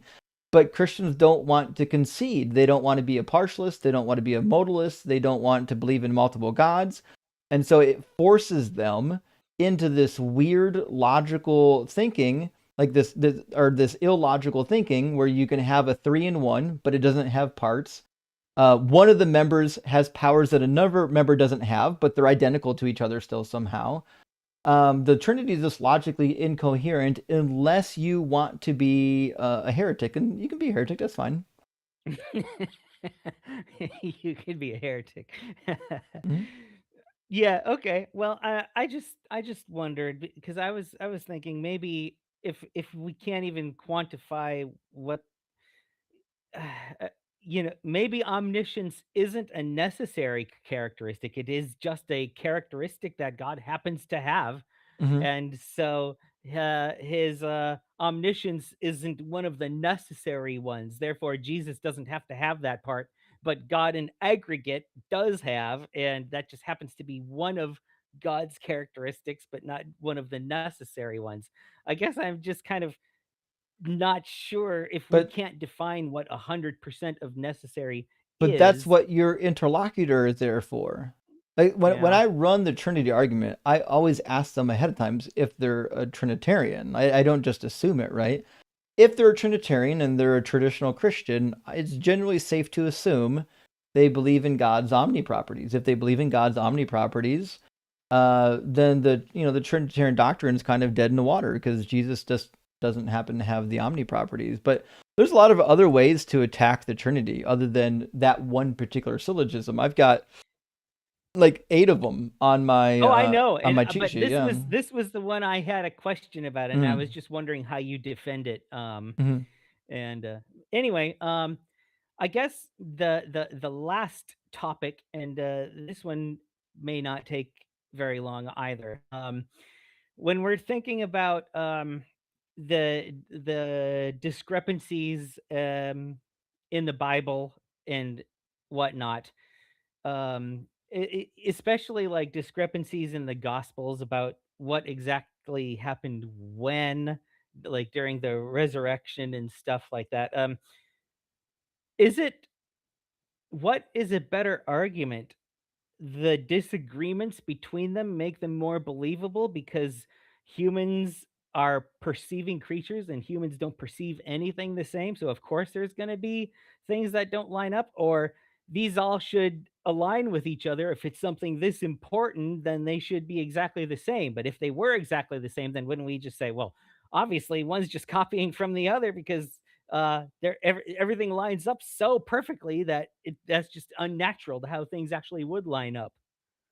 Well, a good multiple witness account isn't copying. but it's also all the details lining up. So if you have 4 witnesses that witness something, and they all relay the same information, but in different story order, different word order, maybe slightly different characteristics that are mentioned, and then they don't contradict each other, that's the best. Now, if you've got 4 accounts where like they're roughly all in the same order, and it's clear that they're copying from each other, which that seems to be part of what's happening here.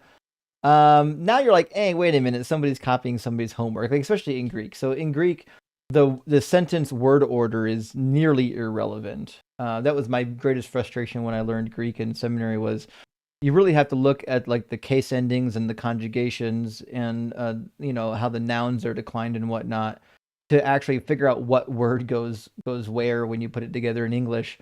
So in Greek, when we find texts that seem to flow in the same order and even the same word order, you're like, oh, these motherfuckers are copying from each other or from something else. So that's a good indication that these stories are copied. Now, the other problem is not only were they copied, they were no one probably thought that they would be put into a book next to each other. And so when they copied it and made minor adjustments, they made some adjustments that created contradiction. So for example, the late ending of Mark was obviously added to bring Mark in alignment with John after John came out. Because when John came out, it says that Mary Magdalene... that 1,000 years later, this was all going to be put together in one Bible. And yeah. Right. So when John came out, it had Mary Magdalene seeing Jesus at the tomb alone first, and then the others.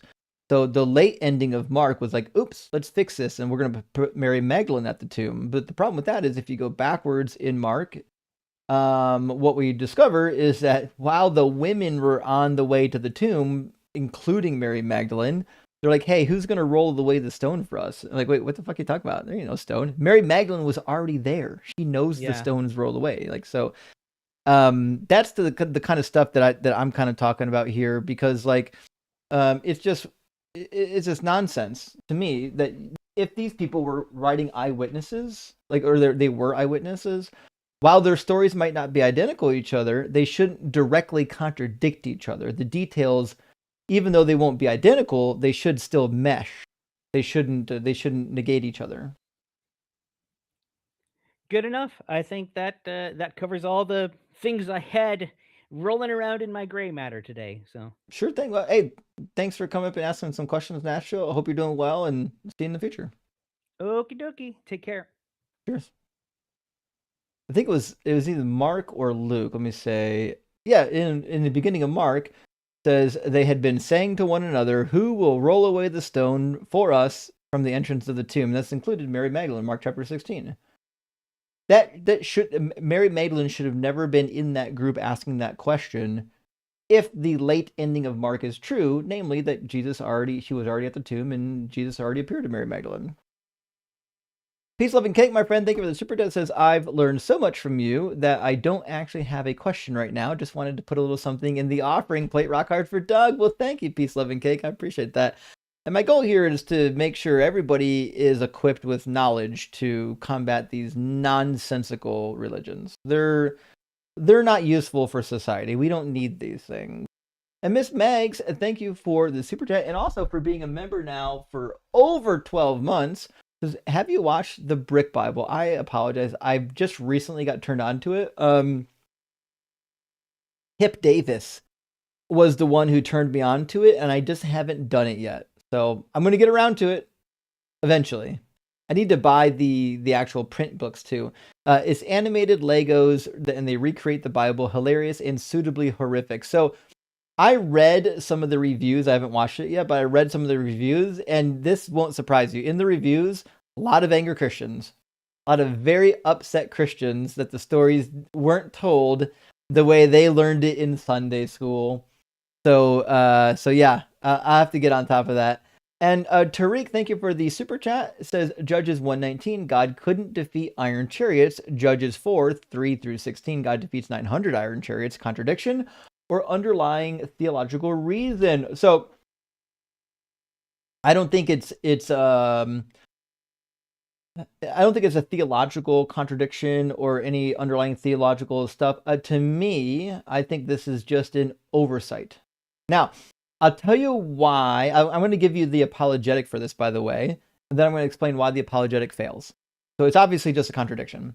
Nevertheless, in Judges 1:19, what the apologists will tell you, and they're actually right for once, they're going to get something right here. But I'll pull it up too. In Judges 1:19, the reason why, especially in English, why so many people read this and they're like, oh, this is just Yahweh failing, is because of the pronoun he. Now, they're going to make an argument and they're going to say, well, he refers to not to God, but to Judah. And now a lot of atheists will hear that and be like, wait, what? What are you talking about?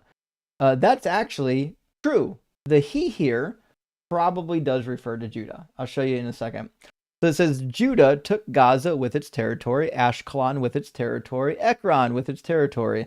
The Lord was with Judah, and he took possession of the hill country, but could not drive out the inhabitants of the plain because they had iron chariots. Now, a lot of astute readers are going to see the word he and say, oh, well, he's Yahweh, obviously. Now, the problem that you're going to have there with this interpretation is in the Hebrew text, he is also applied to Judah, even in conjugation, right? So, Vayechi means, and it happened would be a good translation. This is so was. Yahweh et Yehuda, and it says Yahweh was with Judah, and then listen to the next word. The next word literally says, and he took possession of the hill country, right? So it's not clear if Judah is taking possession of the hill country or if Yahweh is taking possession of the hill country. But the translator in some translations are trying to fix it for you. So this one's in the King James, and look what they do. In the King James, they're writing, they took possession. What? That's not a third masculine singular verb. That's not what it says at all. So literally, it means he took possession, right? Now, you might be trying to ask yourself, well, why would the he taking possession be Judah instead of Yahweh? Well, the reason is because there's other passages in Judges where he refers to Judah. Let me grab one real quick. Let's do verse 18. So in verse 18, it says, and he took. The root word here is lakach. This is actually a different word. I was thinking lakach would be the word that they're going to use here. Lechod is a variant. We're not going to worry about that. But it's in, if you look at the verb, it's in the third masculine singular. And like, wait. So it means he took. Who did? Was it Judah? So, that's interesting. Now, this actually could, to be fair, this could be, depending on the conjugation, this could be possibly translated one other way, which I'm not going to. But if you look at most of the translations, they're going to translate this in the participle form, which it looks like you might be able to actually translate that as a participle. We're not going to worry about that just yet. Lakad typically means to take or to catch or to capture or seize. Depending on what you're doing here, you could theoretically, if you got rid of this yod, you could probably make it into a participle. But it appears to be third masculine singular, it referring to Judah doing the action. And there's a couple instances as well where you see this. Hold on. This is a they here for sure. That's got the third masculine singular prefix and suffix on it for sure. But give me a second to find. Here's another one. Okay.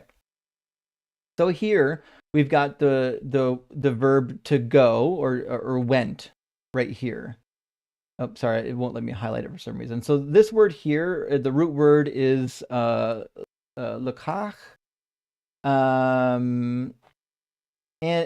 halach. Sorry, halach would be the word to go or to walk, and they've conjugated it in the third masculine singular. So that's really interesting. So if it would generally read then, he went or he walked. Well, who's the he? Oh, it's Judah. Judah's a he. Okay, so there's good linguistic precedent here to suggest that the he is referring to Judah. And if you're up against a good apologist and they don't make this claim, they're an idiot. Now, here's why it still fails. Because in the text, it literally says that the Lord was with Judah. So it actually doesn't matter if the verbal conjugation is referring to Yahweh or if the verbal conjugation is referring to Judah, because it says that Yahweh was with them. And remember, in the same text, in the same book, Yahweh says, I will be with you and I will drive them out before you, right? So if Yahweh being with them means anything, it must mean that somehow he's going to help them overcome the enemy. And so if he's not able to help them overcome the enemy, what fucking good is he? It's still a failure on Yahweh's part, no matter how that he is applied, whether it's applied to Judah or whether in fact it's applied to Yahweh. So that's what I would say about that. It does a long-winded explanation. I apologize. It's a fun topic, and I was hoping to give a thorough explanation of it. Ashand Dari, thank you for the super chat, says, you're on record saying Jesus fulfilled 0 prophecies, but I swear I heard you say in a video that Jesus did fulfill 1 single prophecy. Am I imagining? You're not. I'm facetiously mentioning the prophecy in Deuteronomy 13, the prophecy of a false prophet, which we've actually we've talked about quite a bit recently. But in Deuteronomy 13, this is why the resurrection, by the way, is useless. It doesn't matter one way or another if Jesus resurrected, because doing miracles doesn't make you the Messiah. In Deuteronomy 13, it says, if prophets or those who divine by dreams, let me make that a little bit bigger so y'all can read it.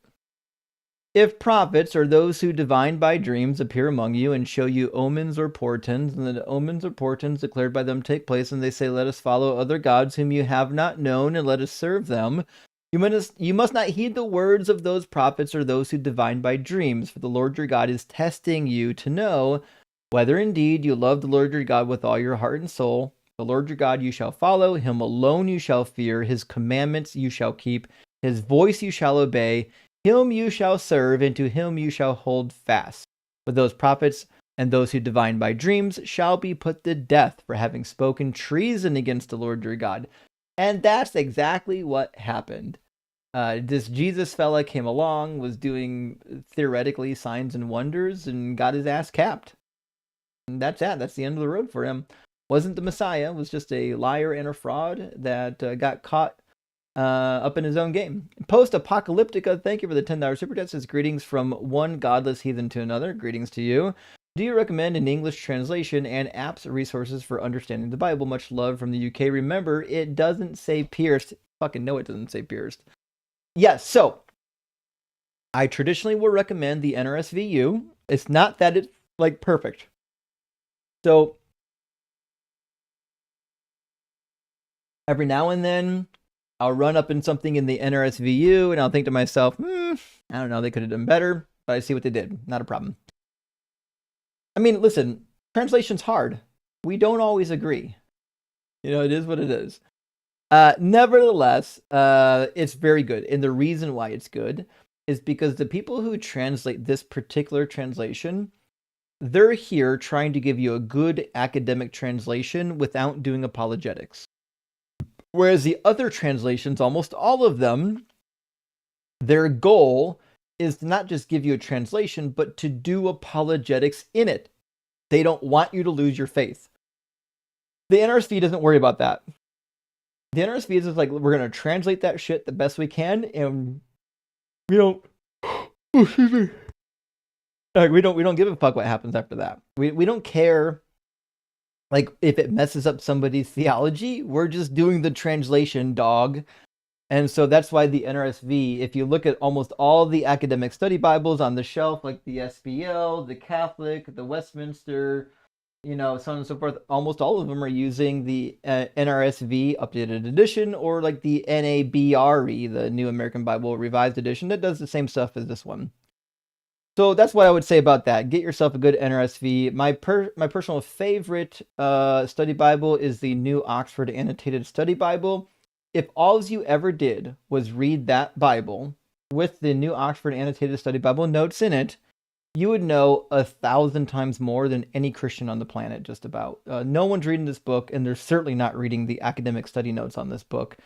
And this particular study Bible is going to give you a pretty good flavor of what we would consider is like an academic consensus on the passages. Blue Tanuki, thank you for the super chat, my friend. It says over 100 babies die every year from circumcision complications. Actually, I knew there would have been a death rate. I didn't know how much. Oh, fuck. Plus disfigurements. Absolutely bonkers. Americans still inflict this unnecessary surgery on their children. And it used to be mandatory for some. So, for example, when my grandfather went into the military, he wasn't circumcised. They made him get circumcised as an 18-year-old adult with no medicine. Crazy. He said that it was the most painful experience that he had ever experienced ever in his life. And this man went to war. So, yeah. I mean, it's bonkers that they're doing this nonsense. Midlife Crisis says, if do response videos, please do Chuck Missler. Definitely. We'll get all the goofballs in there. We'll definitely Chuck Missler. And Supersonic Fury says, Justin, will you be getting your PhD? Eventually, my goal is to apply to some institutions this year and be able to possibly start next year in the fall. I think that's my goal. I've got some work I got to get done first. But I think worst case scenario, I think I'd just push it back 1 year. But yeah, the goal is to do my PhD. I'll be doing a seriology. There's a couple schools I'll be applying to. And I'd like to, if they let me, I'd like to for my dissertation. I know it'd be boring for some. I really want to do a follow-up to Richard Clifford's Cosmic Mountain and call it the Cosmic Forest, and just demonstrate how the cosmic forest imagery of the ancient Near East shows up in the Hebrew Bible, especially as it relates to the building of the Temple of Solomon and the Tabernacle. Shirley Temple says, I'm so glad you didn't become a pastor. That's a good joke, Shirley. And thank you for the super chat, friend. I really do appreciate that. And trust me, I'm glad I didn't get pasteurized as well. I'm going to read just two more super chats, and we're going to get our next guest in here. Adele, my friend, great to see you. Hope you're doing well. Says hi. Also, by the way, Adele and her husband are running their own call-in channel now. It's called The Inquiry Couple on YouTube. Just go to YouTube and do @InquiryCouple, all one word, and you'll find their channel. But it says, Justin, thank you so much for all your support for our channel. My doggo turned 12 this week, and she was just hoping for a happy birthday, Gracie shout out from you. Well, you absolutely got it. Gracie, happy 12th birthday. It's huge. It's monumental being 12 as a dog. Enjoy your senior citizen years. When you get to a particular age of a dog, you get to do whatever the fuck you want. So please make the most of it. And Adele, I'm sorry if I just encourage your dog to shit on the carpet.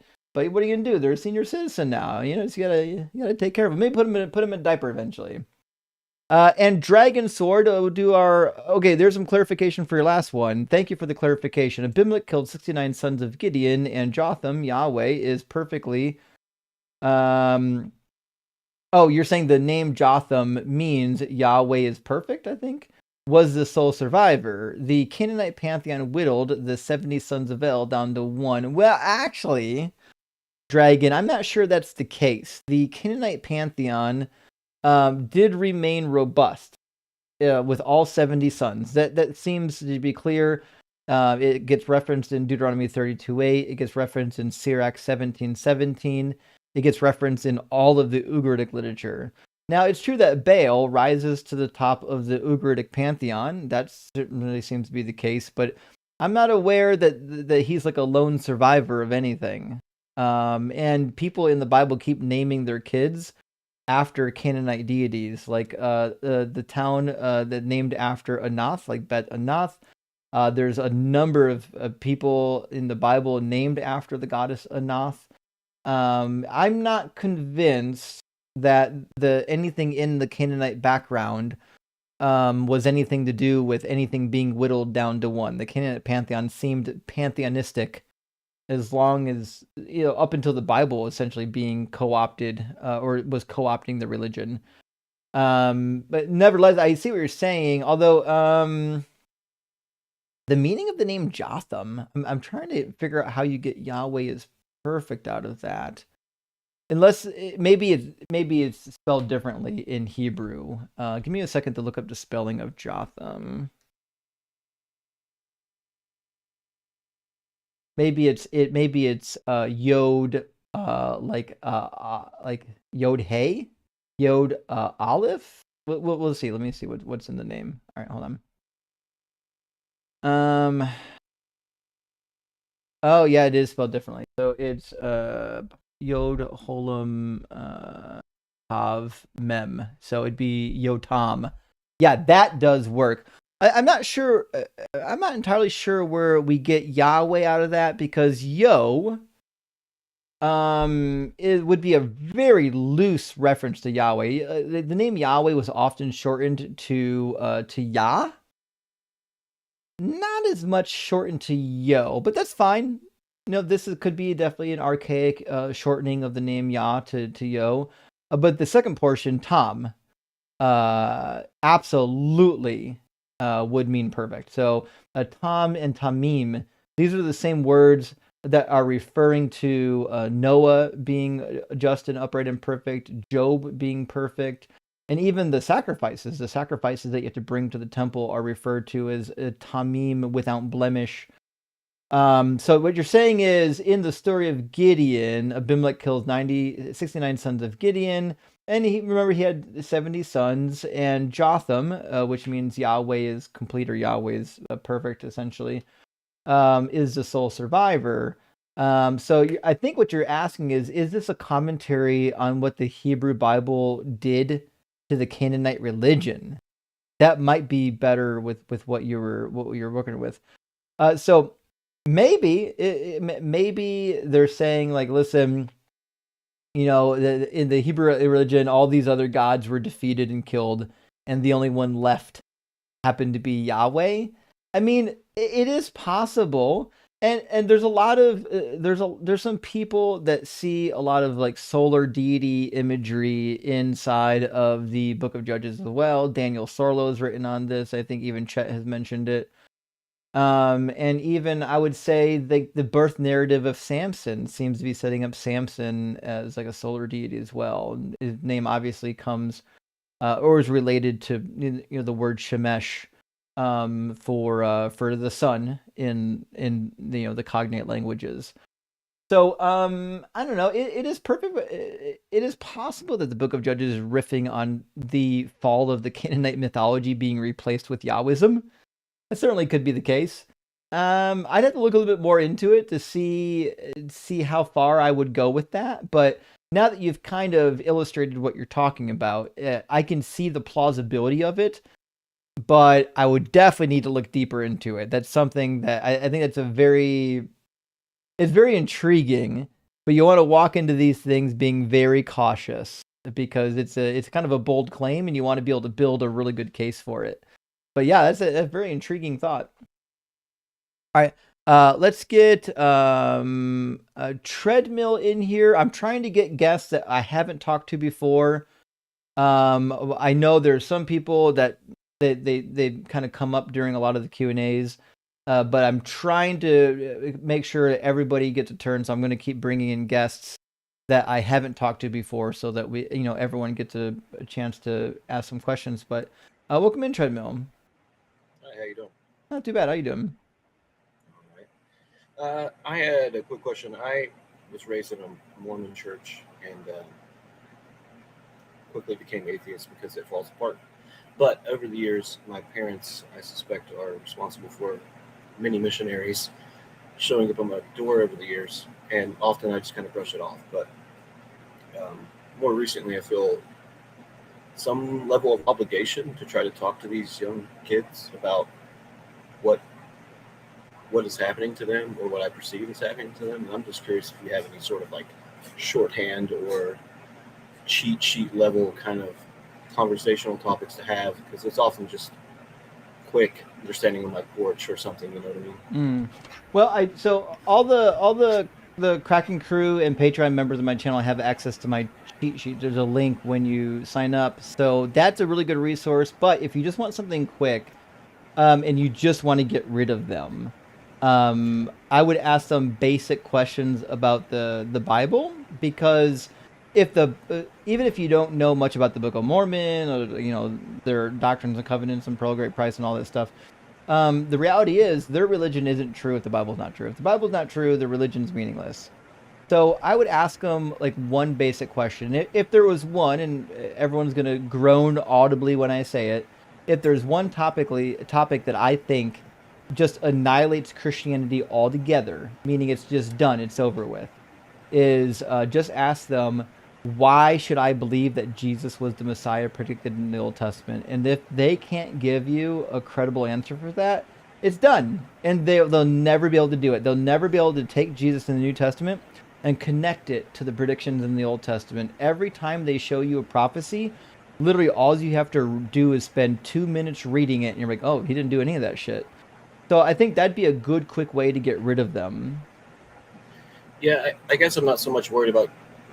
I'm at a weird spot where I'm like, I don't want them there, but also feel this obligation to try to help them in some way. But I don't know. Maybe that's the way I should approach it.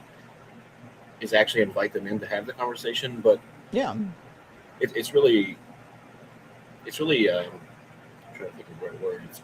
It's really alarming to see the level of like brainwashing, for lack of a better word, that they have, where they have all these pre-canned responses of things, and I don't even know that they're actually saying them out of a feeling. It's more of a memorization. So maybe that's what I should do, is just actually, instead of doing the quick street epistemology, is actually maybe, yeah, you can come by on this day and bring them in and talk to them, because I am genuinely concerned about what that church does to people and how it makes us, particularly young people, feel. So maybe you're right. Maybe the foundational level is the right place to attack it. Because if I start with just Mormonism and try to work my way back, that's a lot more work. Right. Yeah, that's tough, actually. My approach with Christianity is obviously working as close to the Christian belief as possible and working back. But since I don't know as much of the Mormon stuff, I kind of have to do the opposite approach. You got to start with the Bible and work my way forward. And I think that's a plausible way to do it. I've had a couple Mormon debates where I've just asked them, like, hey, if the Bible's not true, does that mean that Mormonism's not true? And if they say yeah, well, it's done. You got them. Okay, well, maybe that'll be my approach going forward. I appreciate your time. I'll let you get to somebody else who has another question. Thank you. Good thing, buddy. Cheers. Best of luck. Yeah, I do hope that they, when they come to the door, they'll be prepared to actually read the Bible with you. So many of them aren't prepared for that. But let's get Johnny in here. Johnny's been waiting for a little bit. How you doing, Johnny? Can you hear me? Yeah, I can hear you. Awesome. Yeah, I'm doing good. Today's my birthday, so finally got in to ask you some questions. Well, happy birthday. Oh, thank you. Thank you. Oh, great prophet of Doug. Hardens be his name. I had a question about Doug specifically, actually, just real quick. What does he think about idolatry? Well, Doug loves idolatry. He loves it? Okay, so shrines, Oh, yeah. that's cool. Yeah, loves it. Awesome. Okay. So I heard a weird apologetic, kind of a little off topic, but for Muhammad and Aisha, her age, someone told me that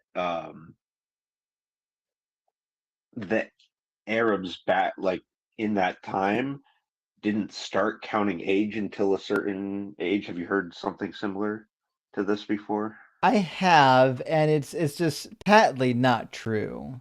Like if you, I mean, I intuitively thought that, but I couldn't find anything that would, back up this claim. Because if that's the case, if you look at some of the people in Islam that died really old ages, they would be like, I don't know, like 160 years old when they died. So like if you got to remember, like Muhammad, they calculate his age, he was like in his 50s.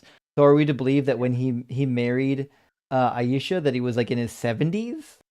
like they accept the traditional aging method for everybody except for Aisha.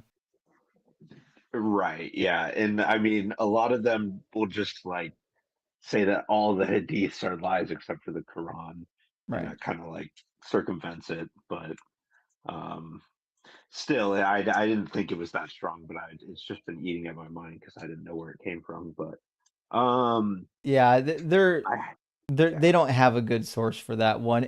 Ems and I did that one a number of months ago, and it you know, obviously they're just lying.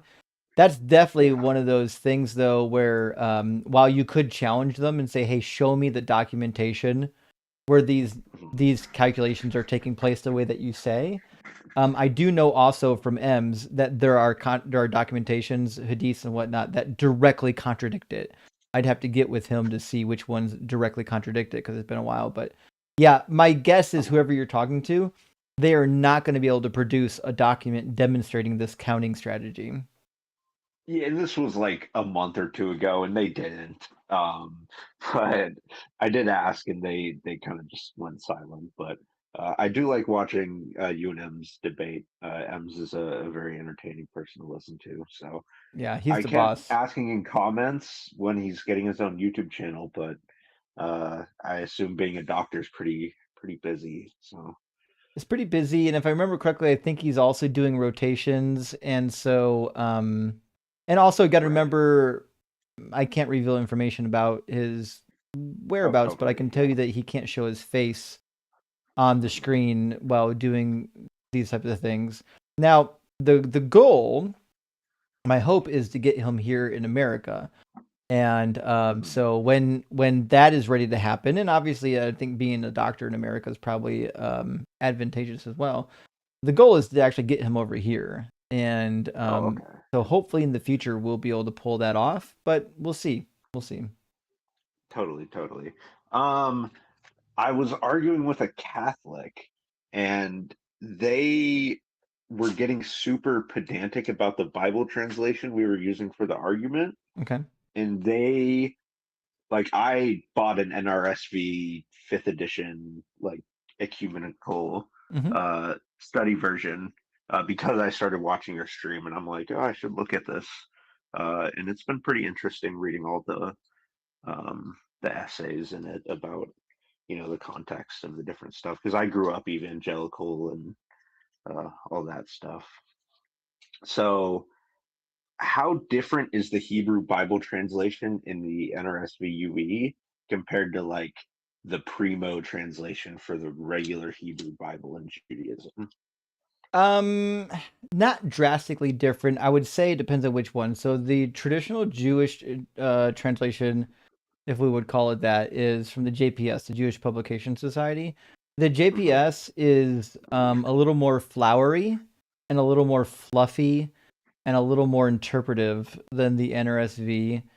And I think they do it that way because, like, a lot, if you buy a JPS Bible, first of all, it's going to have the Hebrew next to the English, right? So if you're really like a good Hebrew reading person, well, you know, whatever, you just read the Hebrew. Now, if you don't know Hebrew very well and you're reading the English, they're assuming that you're kind of a Bible novice.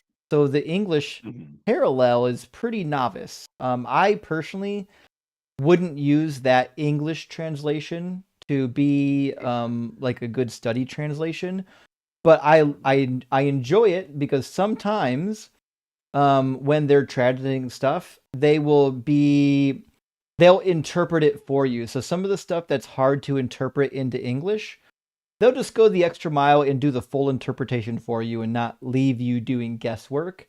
Whereas in some of the other translations, they'll just like translate it and be like, oh, well, we'll translate it directly and just let the reader wrestle with it. So if you're a novice Bible reader, I think the JPS is really good. If you're a Hebrew reader, obviously it's really good. But if you're like a mid-tier, like you're trying to study the Bible, but you're studying it in English, I don't know if I would use the JPS for that. The NRSV is better, and the NABRE, which, by the way, if you want one to debate your Catholic friend, the third edition of the Catholic Study Bible, which is in the NABRE, is a very good academic translation, just like the NRSV. And the study notes in that study Bible are just as good as the study notes in this one. There's just like less of them. Okay. Yeah, I mean, I'll look at it. I'm still getting through all the notes in this one. So, yeah, I mean, he was trying to say that there's an institution, I can't remember what it's called. They're the people that like compile the accurate Bible translations. It's a group commissioned by the Catholics. And they contributed heavily to the NRSV, and he brought them up as like, well, you know, they don't have an official like gold standard Bible, but they obviously contributed like heavily to the NRSV, like putting it together. So it just kind of didn't make sense why he would even bring that up. It's weird they were because heavily linked to it. Yeah. the Catholics do have their own, what I would call like official translations, like the ones that they put their stamp on. And it's usually the NRSV and then the NABRE. Those are the two. Like if you buy a Catholic Bible right now, it's going to be one of those two translations. Okay. Yeah. I think he was just like being a little bad faith, but you know, sometimes that happens on Instagram comments. Yeah. I've got one right here. This is so if you go to a typical Bible bookstore or whatever, and you get a Catholic Bible, like this is literally says Catholic Bible Press. This is an official distributed Catholic Bible, and it's NRSV. This one's not the updated edition. This is an older one that's just got the standard NRSV, but it says New Revised Standard Version, Catholic Edition, Anglicized text. Okay.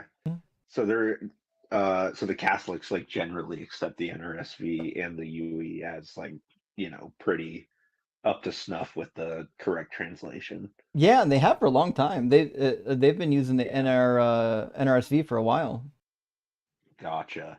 And then what, like, is there a major difference between the original NRSV and the updated one?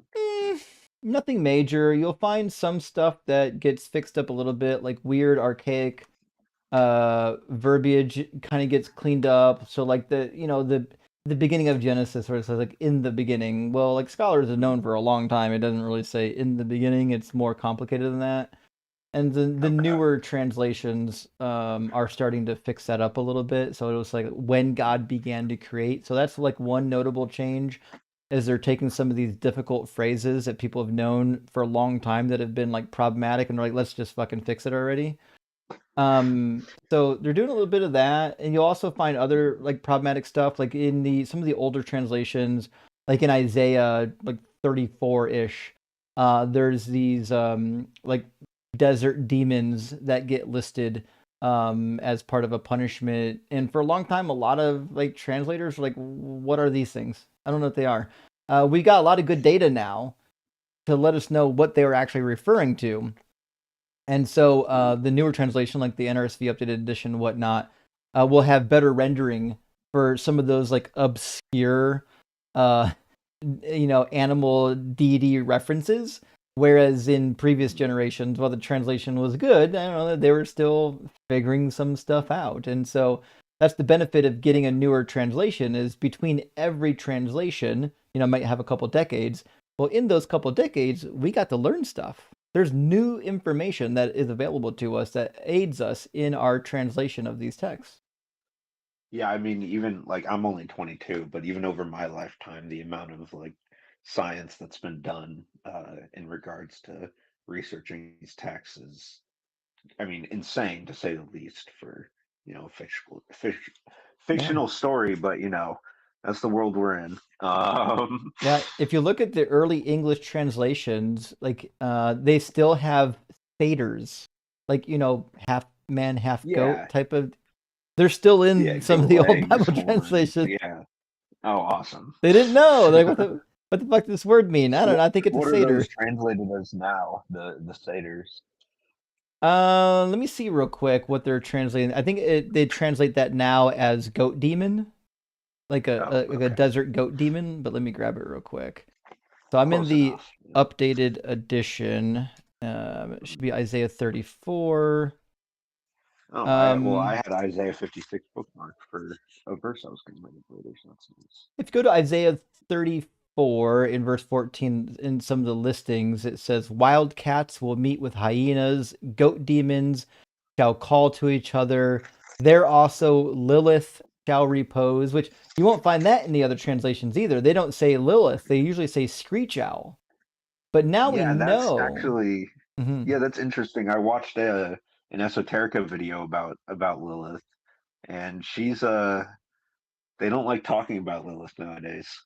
Yeah. I Well, don't know why. you have to ask the question, like, to the original audience, did they know what these things were? And now that we have a lot more data from the ancient Near East, we have a better grasp on what's happening in these texts. And if you read even like the tablets that were discovered, like after George Smith, all the cuneiform tablets, you know, at the turn of the century, that we've now gone over and synthesized, like there's a lot of stuff now that we have these additional readings that we're like, oh, I see what's happening here. Like, so for example, when it talks about these demons, if you look at them, like they're all listed like to be in the desert place. And like, oh, actually, in Babylonian mythology, these demons, these evil entities, all actually live out in the desert where it's unclean in the wilderness.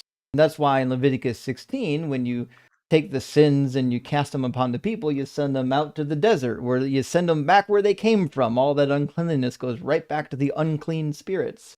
That's why Jesus, when he's driving out unclean spirits, he's driving them out in the wilderness sometimes. The general idea is like, oh, these are desert demons, and they should be interpreted as such.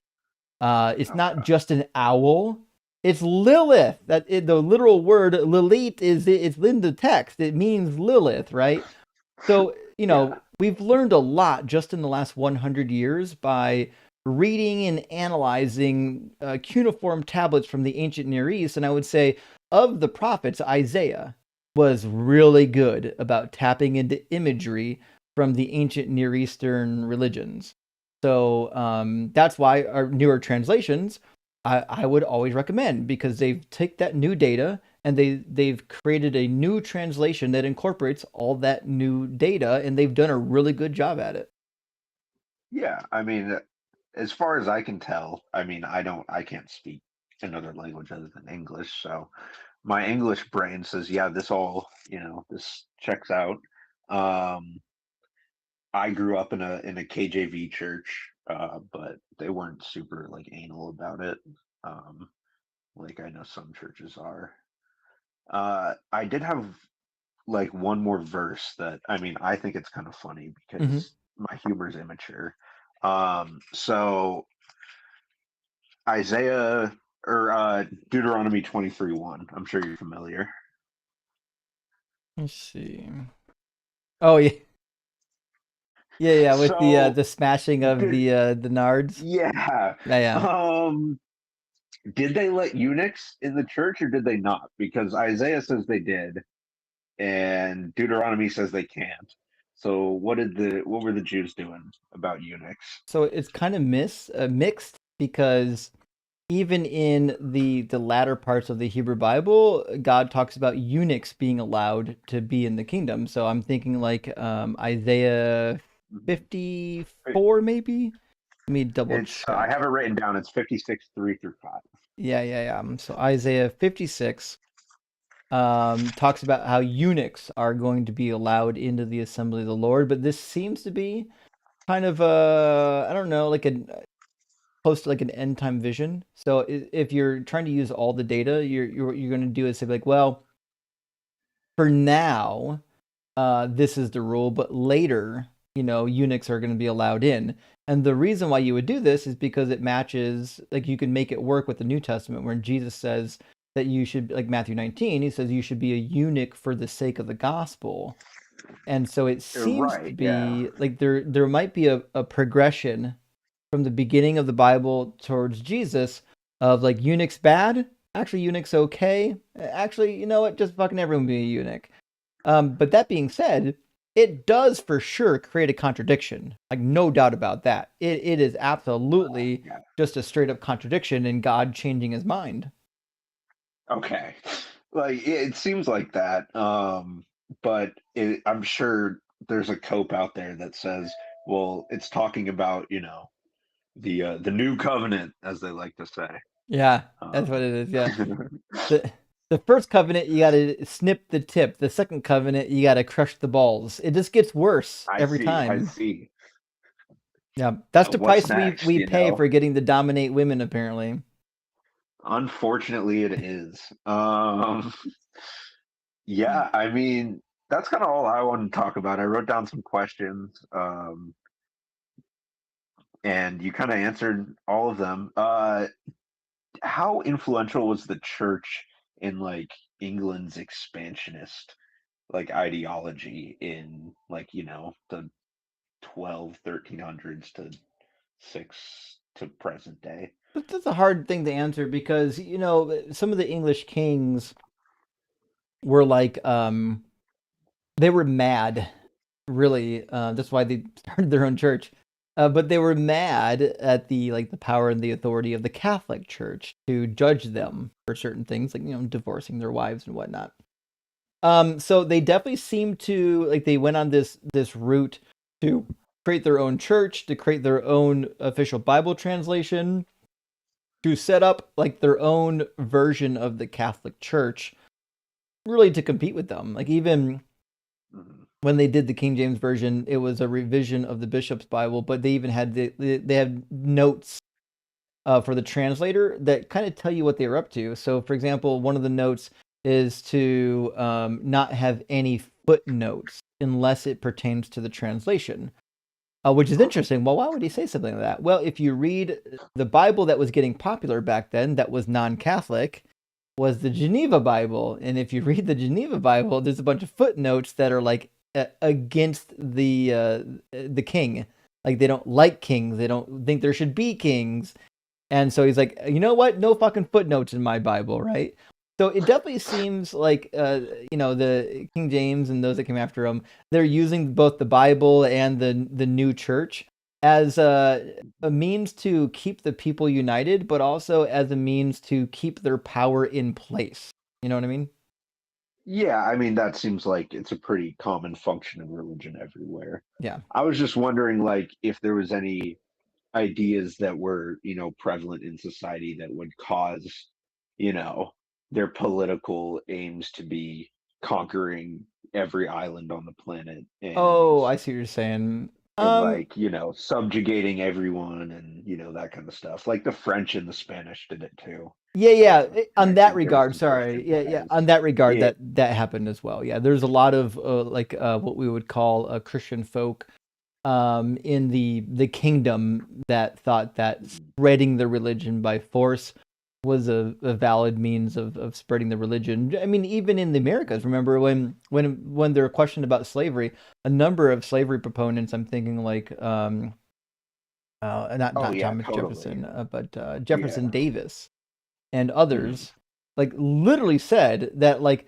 Christianity and the Bible and slavery need to exist. Like, we need to enslave these people, because by enslaving them, we're actually bringing them to the light of Christ. It says only by the gospel of Christ has we been able to reach this degraded race. It says Jefferson Davis says in one of his speeches. And so, there's definitely a lot of people, both in like Anglo Europe and early America, that were like, we need to conquer these other people and make slaves, and by doing so, we can bring them into the fold. Yeah, that was generally my understanding. A lot of people will like try and obfuscate the role religion played in, affecting societies, like, I guess you could call it like the moral, the common moral. And I always just didn't find it like, it was always disingenuous to me, because the Bible says you can do these things if God is with you. Yeah. So it kind of just follows. But a lot of people will be like, well, it was just propaganda for the people in charge, because they knew what was really going on and they just wanted to expand their territory for their secular reasons or whatever. But I feel like that's not really like kind of, you know. Yeah, one thing I would check out is and you can get there's a Kindle version of it too. Give me a second to wonderful. Open it up real quick. There's a book that I think does a good job of documenting, I don't know, we might call it the horrors of the Reformation period. People have heard me reference this book a lot. I'm going to see if it says anything about the king in it, though. All right. Yeah, there's like a 200 references to kings in this book, so you'll probably find something about the King of England. But the Anabaptists did something really cool for a long period of time. They collected all of the first-hand and second-hand accounts of all of the Anabaptists and Anabaptist adjacent people that were martyred really, for baptizing people as adults. And in it, you'll find listed all kinds of executions and drownings and hangings of people by various kings and principalities from within Catholicism, from within Protestantism, in different places like that. Like even Zwingli, I think, had somebody executed. And it's recorded in his book. It's called The Martyr's Mirror. It's a fantastic. You can get the Kindle version for like $7 or the print version for like $35. And it's just firsthand. We definitely pay for things in this household. Yeah, it's definitely really good firsthand accounts of what's happening literally on the ground during this period of Reformation and expansion. Okay, yeah, I'll definitely check it out. I just wrote the title down. Yeah, I mean, I've never been able to understand like this like divide between the Orthodox and Catholic movements. Is it just that like the churches in Greece like kind of just formed their own sect, and then the churches in Europe, well, mainland Europe, like kind of formed their own beliefs? Or like what's the divide between these two? Well, they happened at different time periods. So like the Europeans were almost universally Catholic, whereas in the northern Africa territories and in Greece, like in the Mediterranean, they kind of rebelled and didn't participate as much in what we would call like the Catholic system. And so that's a huge thing. Then there was this schism, like the Great Schism between the Orthodox and the Catholics, and that was a whole thing. But like the Reformation came way after that. Reformation started in the late 1400s, early 1500s, and that just spread everywhere. All different varieties of Reformation churches started popping up because there was no central authority in the Reformation, and so that's why you have such a diversity of denominations today. It's because when the Reformation happened, it was one splinter group, then another splinter group, and then another, and now it's just thousands of splinters. It's like a cult cell, you know, they just keep dividing and multiplying, right. You know. Right.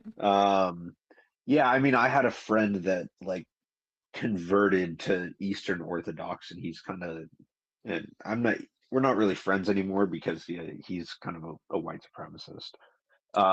But yeah, I was just wondering if there was like a certain draw to those maybe more reactionary types towards this Orthodox like school of Christianity. Well, Orthodoxy is seeing a comeback right now, as is Catholicism. And I think one of the reasons why you're seeing that right now is because so many people are reading the Bible, realizing that it's problematic, and they're wanting to go into a denomination where they don't have to defend the Bible.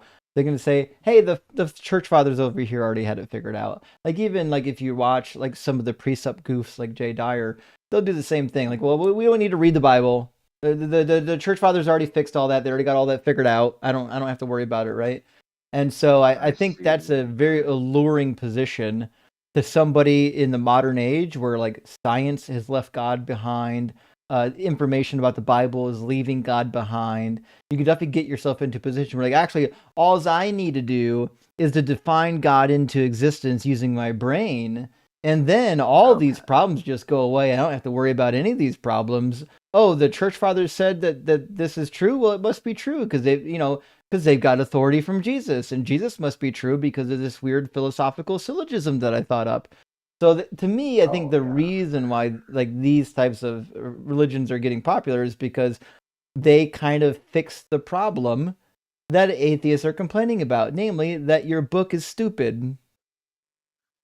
Yeah, I mean, it's hard to like, pin them down on a position outside the book because they're always trying to like turn themselves into pretzels, like going back and forth between different like logical platitudes, I guess you would call them. Mm-hmm. Just like it's a trinity because it works, and it works because it's the Trinity, and Jesus isn't actually, God, but he is at the same time. And it's, yeah, the Trinity was one that like started my like unraveling of, well, this doesn't make any sense.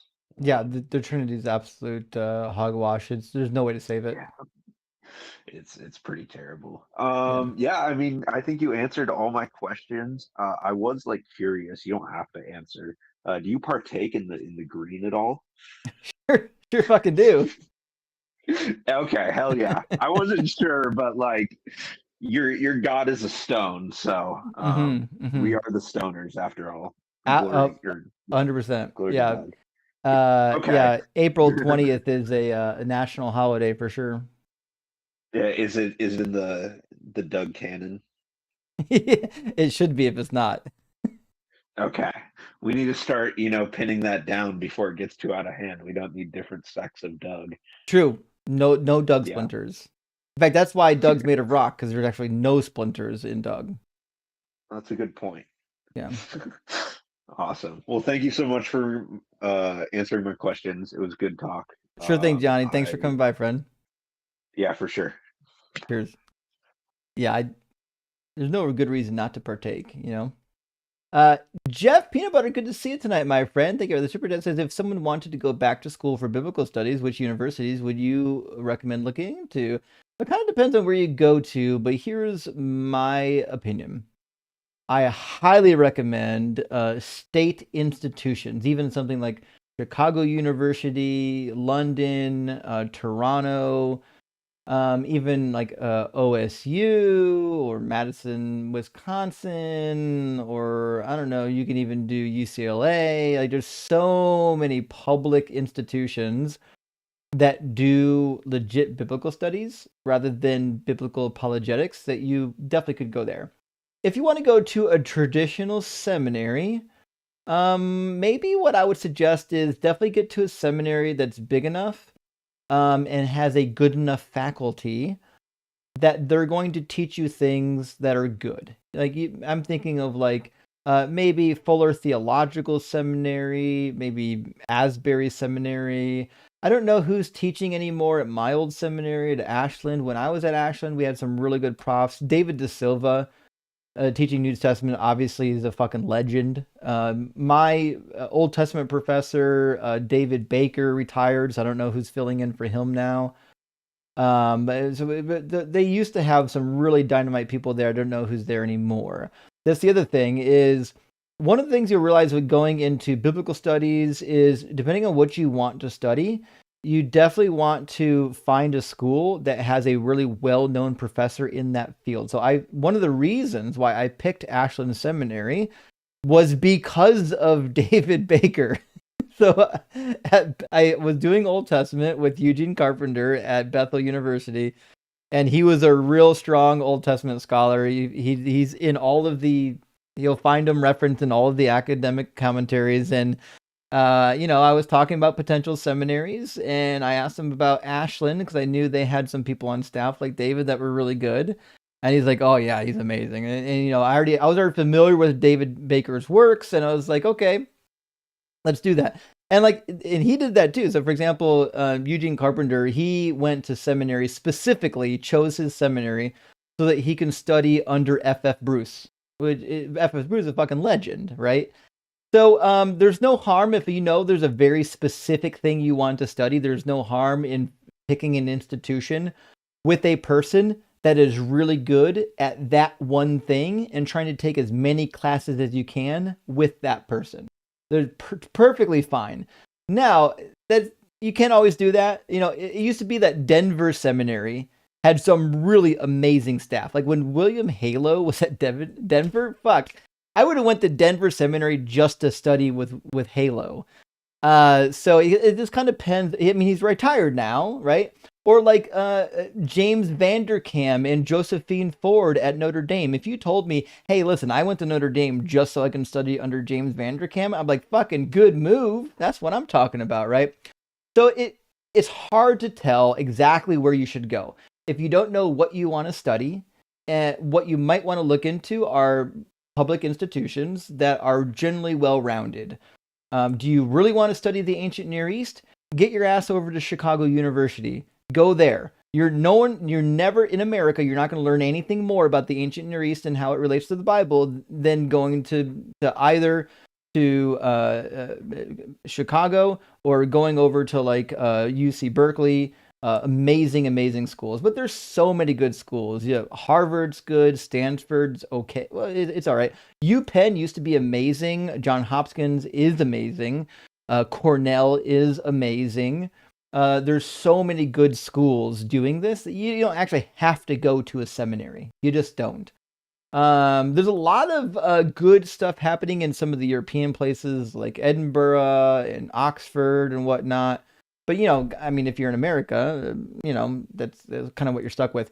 If you can go anywhere in the world, let me know what you want to study. I'll tell you where you should go to, or at least something to consider. I personally, if I picked anywhere in the world to study for my PhD, I might go to London and do Semitics and Assyriology at the University of London. So it's a fantastic school, amazing school. And Chris says, apologetics, you mean straight up lying. You got it. You got to remember, when a Bible translation is doing apologetics, it actually is lying, right? So your Bible translators, the people who translate these Bibles, they're smart. They're way fucking smarter than a lot of us, even myself probably. So when I go into this Bible and I see stuff like Daniel 9 where it says the Messiah, when I know for a fucking fact there's no definite article on Mashiach inside of this passage, that's just a lie. It's just a flat lie.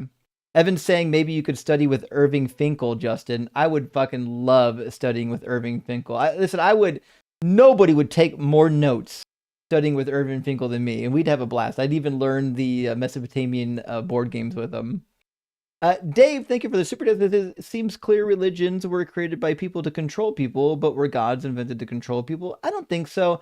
I think the initial gods were they came naturally. Somebody saw the sun in the sky and like, what the fuck is that thing? It's moving. It must be alive, right? Or the moon, or the celestial bodies, right? The earliest deities were explanations for natural phenomena that people don't know. They had to invent explanations, and the explanations turn out to not be good. But once everybody is already kind of roughly in agreement with some of these explanations, then you're like, well, yeah, actually, obviously God exists. Let me tell you about him now. And that's when mind control starts. The minute someone goes from, hey, that's a God right there, to, hey, that God talked to me and gave me instructions for your ass, now you've got mind control. That's where it starts. And Design, thank you for the spirit that says, to make the point that belief in God does not make one moral, should atheists lobby to make AI moral by mandating that the first line of every code be 10, go to God?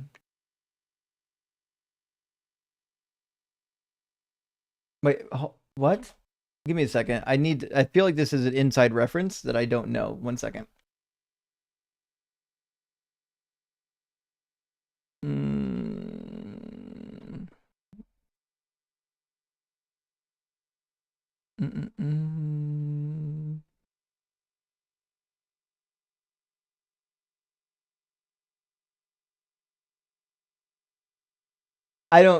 I'm sorry, Design. I guess I don't understand the reference with 10 : go to God.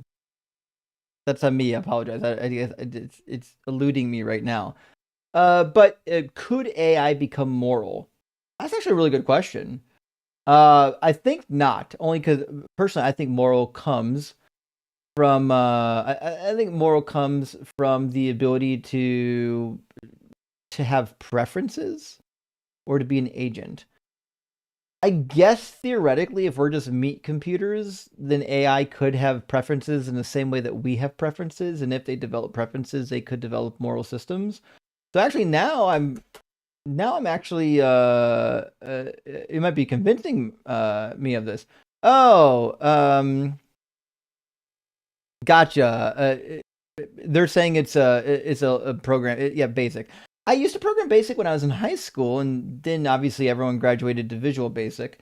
But yeah, I think what you're saying is the code is going to be 10, and then the line is going to read "go to," and then God. I can see that. Yeah.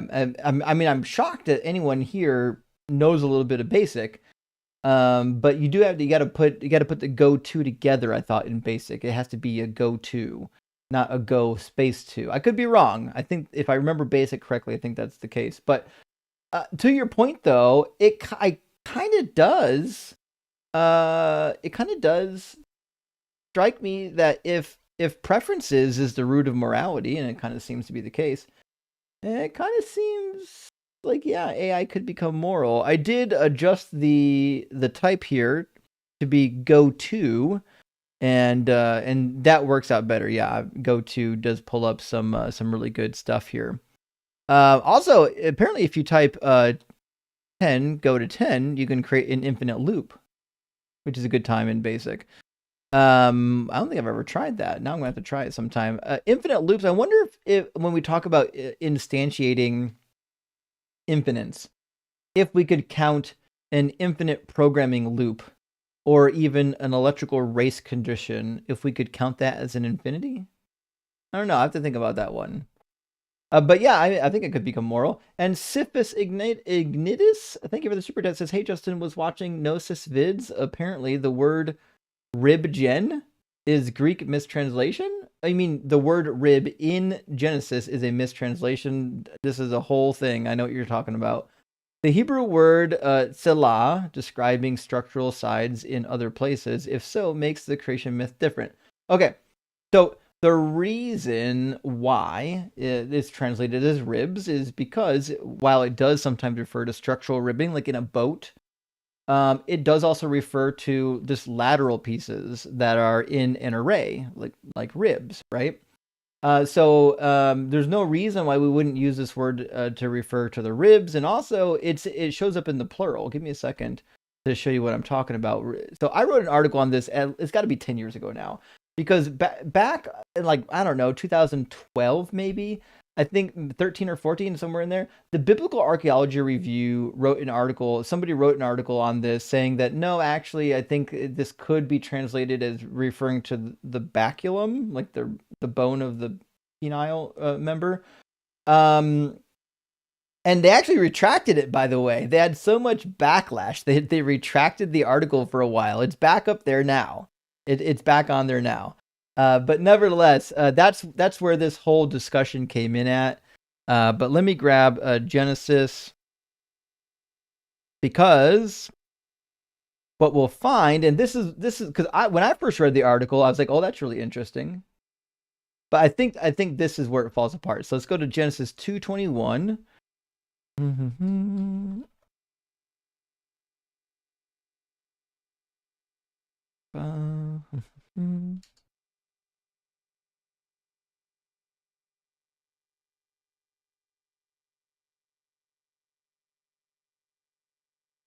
Okay. I'm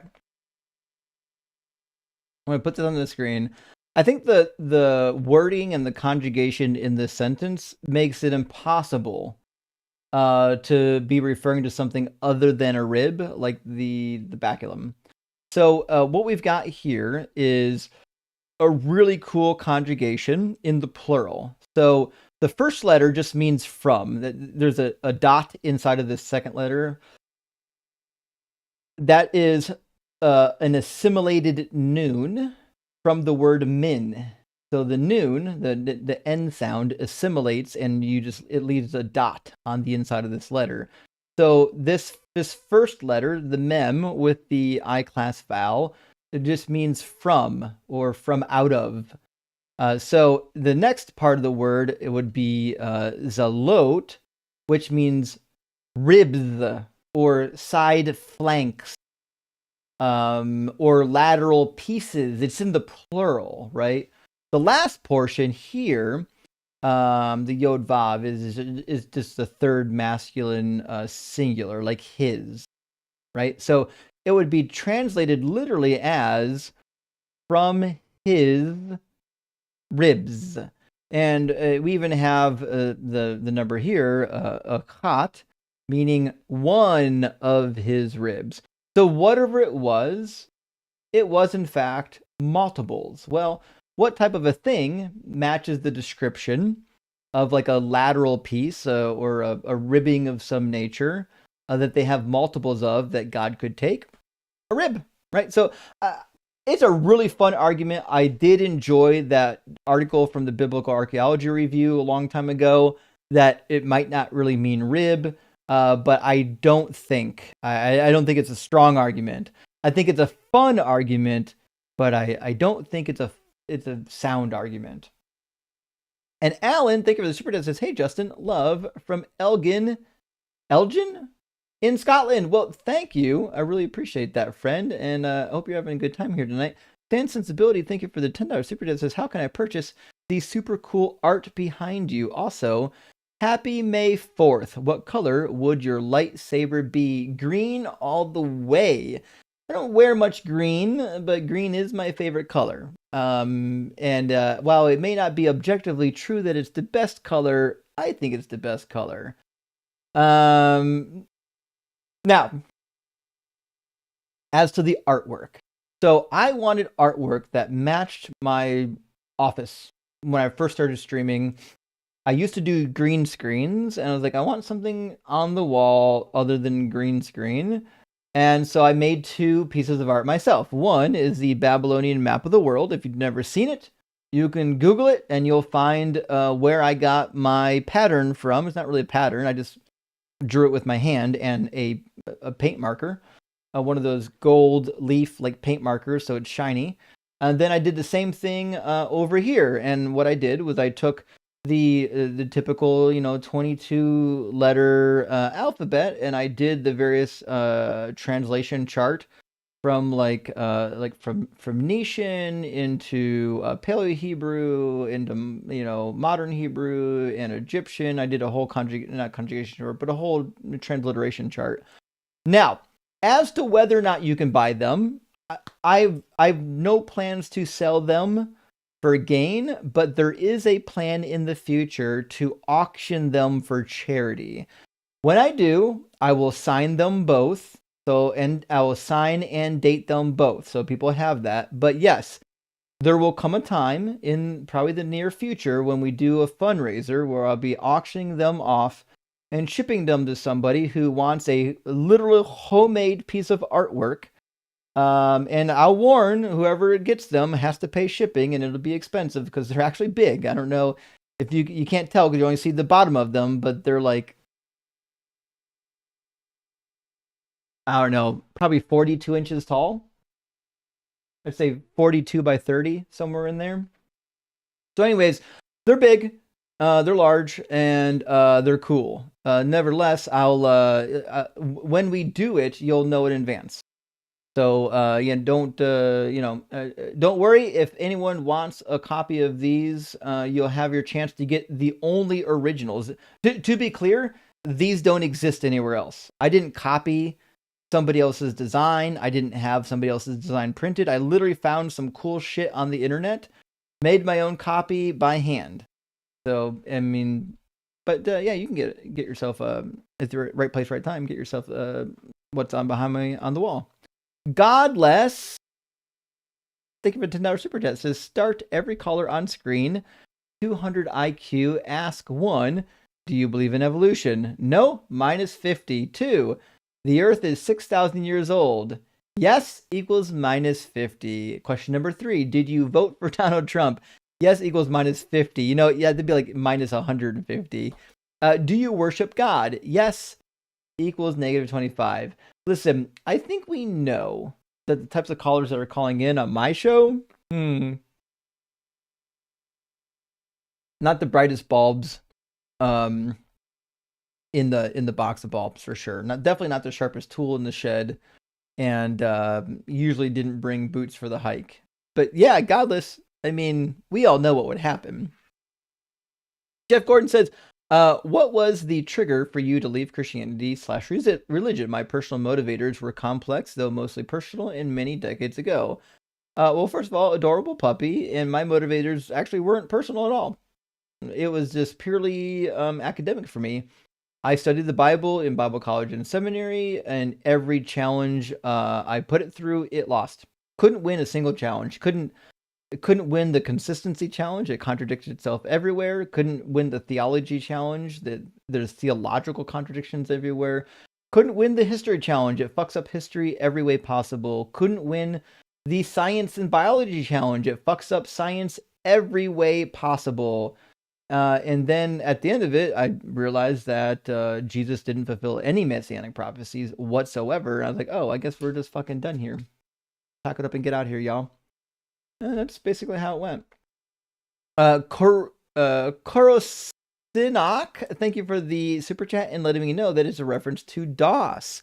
Well, was DOS programmed in BASIC? I think it was, wasn't it? Hold on. Let's see, was DOS programmed in BASIC? Oh, it was not.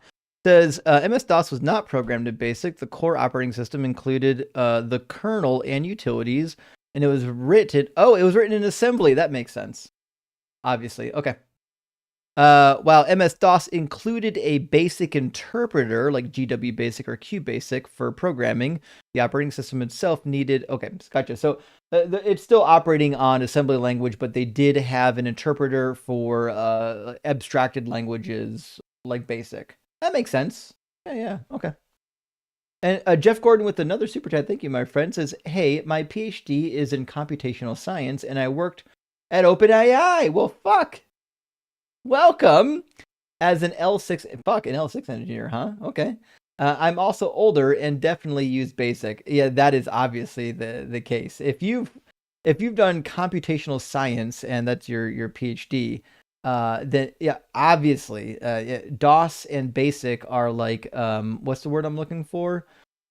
It'd be like the most rudimentary thing possible. Like it's a starter language for a lot of programmers. But shit, I'd love to pick your brain sometime about OpenAI and its capabilities. As we were questioning earlier, whether or not it could even develop a moral system. I actually kind of suspect that it could. Prisoner fan, thank you for the super chat. Says the opening line of the Bible mentions heavens. Does that imply that there is more than one? Rock Hard for Doug, well, kind of. Okay, so okay. Traditionally, the ancient Near East viewed the heavens in layers.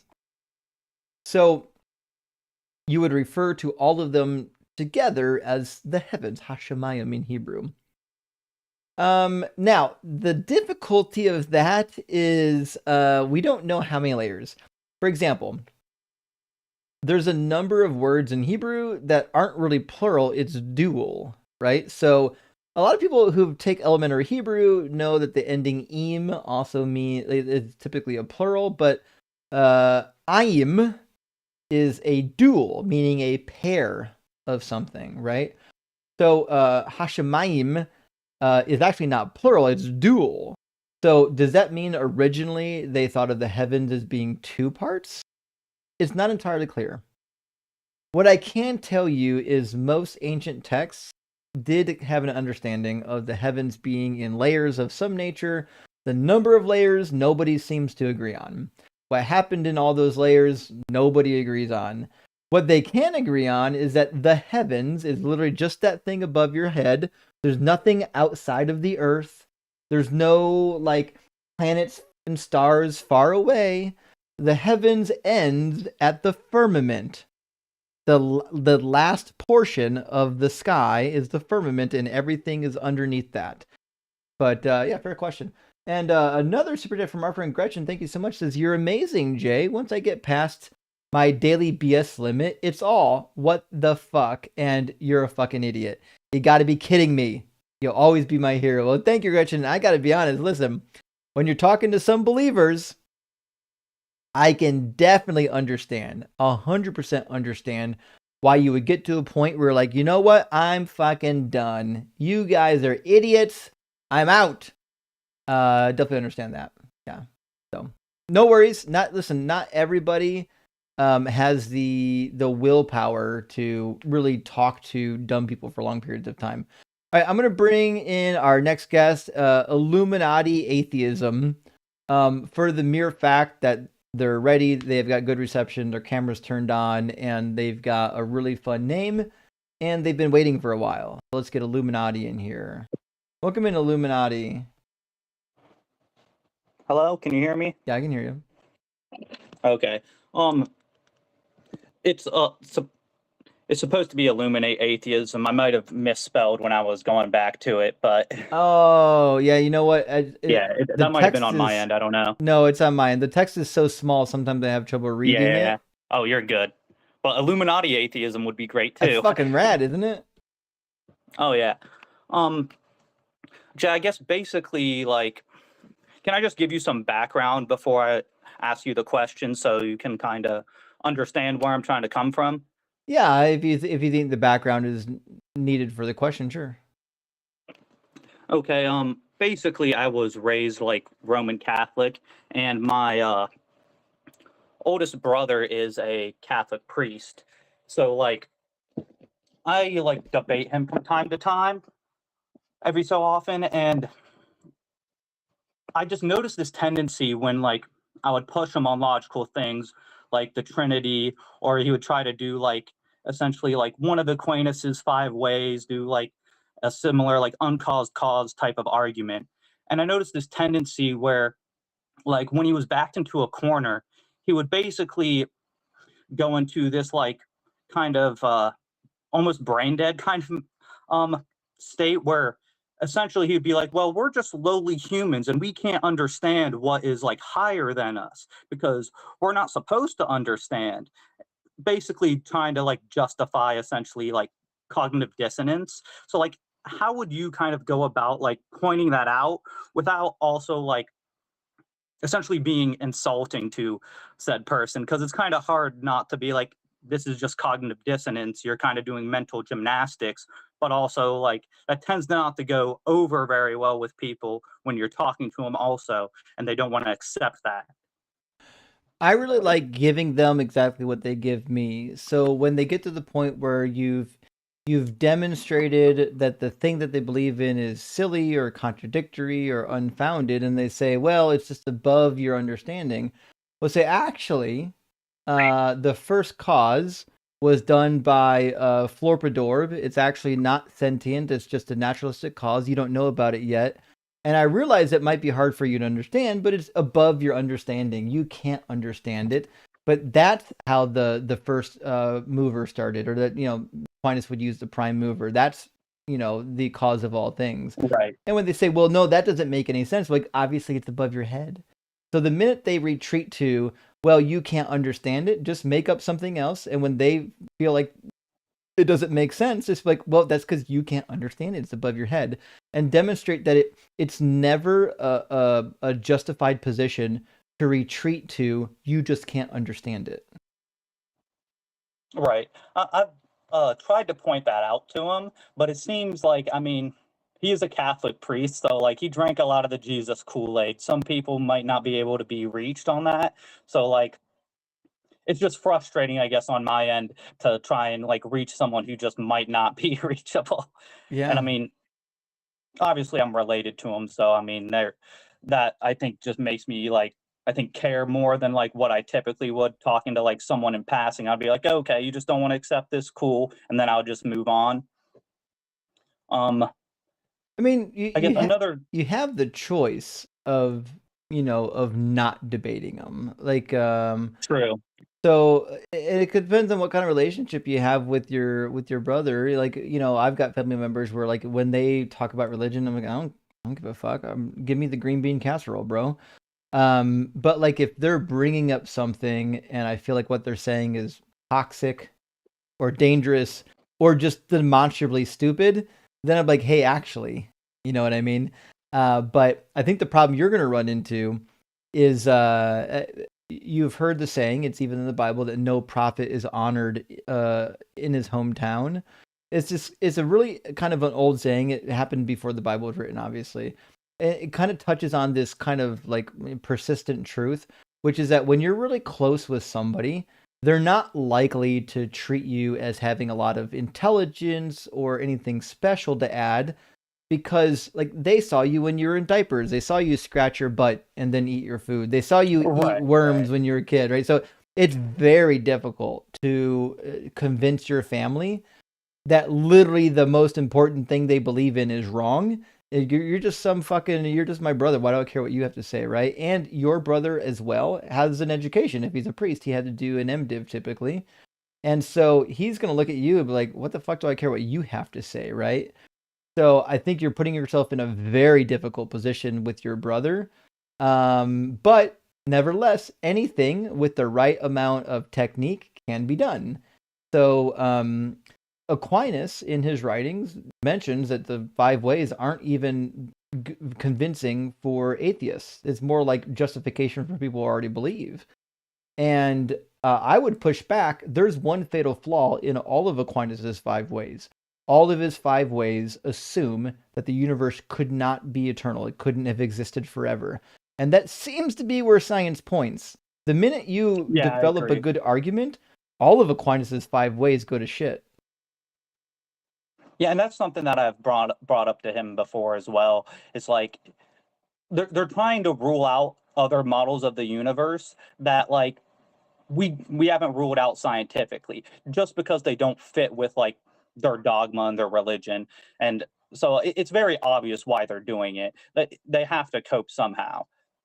They have to, yeah, because, well, especially if you're a priest, right? So you have to understand the predicament of being a priest. Now, I will say this.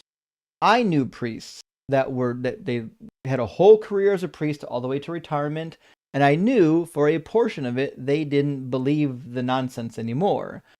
But the problem you have as a priest is once you stop believing, you either stay in it and you lie to yourself, or you leave. And most people who get trained as a priest have nothing to fall back onto.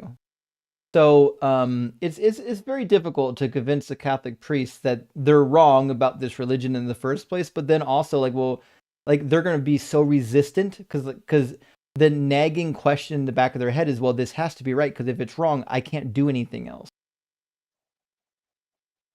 Yeah, I could see why that would be a problem, because like stepping away would be essentially like you're starting from ground zero, just like you haven't had any like sort of jobs outside of being a priest for years. I mean, at this point, let me see, it'd probably be around like almost 10 years he's been a priest, and he's going to be running a parish soon, so he's been studying for that. And so like I don't think he's ever going to necessarily step away, but like I think on my end of things, it's difficult to maintain a relationship with him because I think of all the bad dogma that comes along with like being Catholic. Like, I mean, there's the whole thing with touching kids. There's the whole thing with just how they essentially emotionally gaslight, I think, everyone, because like it's weird because at times I think he doesn't realize that when I'm talking to him, that I also grew up Roman Catholic and got out of it.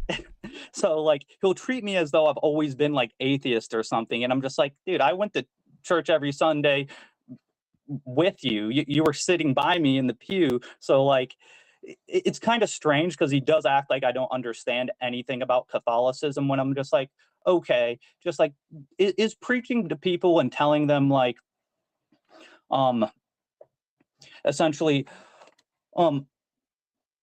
that we're all dirty creatures, we're all sinful, and that basically our natural urges that cause us to behave in a certain way, people are going to do, they do them. And then, so there's this constant like emotional back and forth of like, oh, you're not good enough for Christ, then you go confess your sins, and now you're suddenly got to be you're suddenly good, and then you're bad again. So like, I guess it's hard for me to square, because I think it's just so emotionally toxic for people, because like you're just never good enough. Right.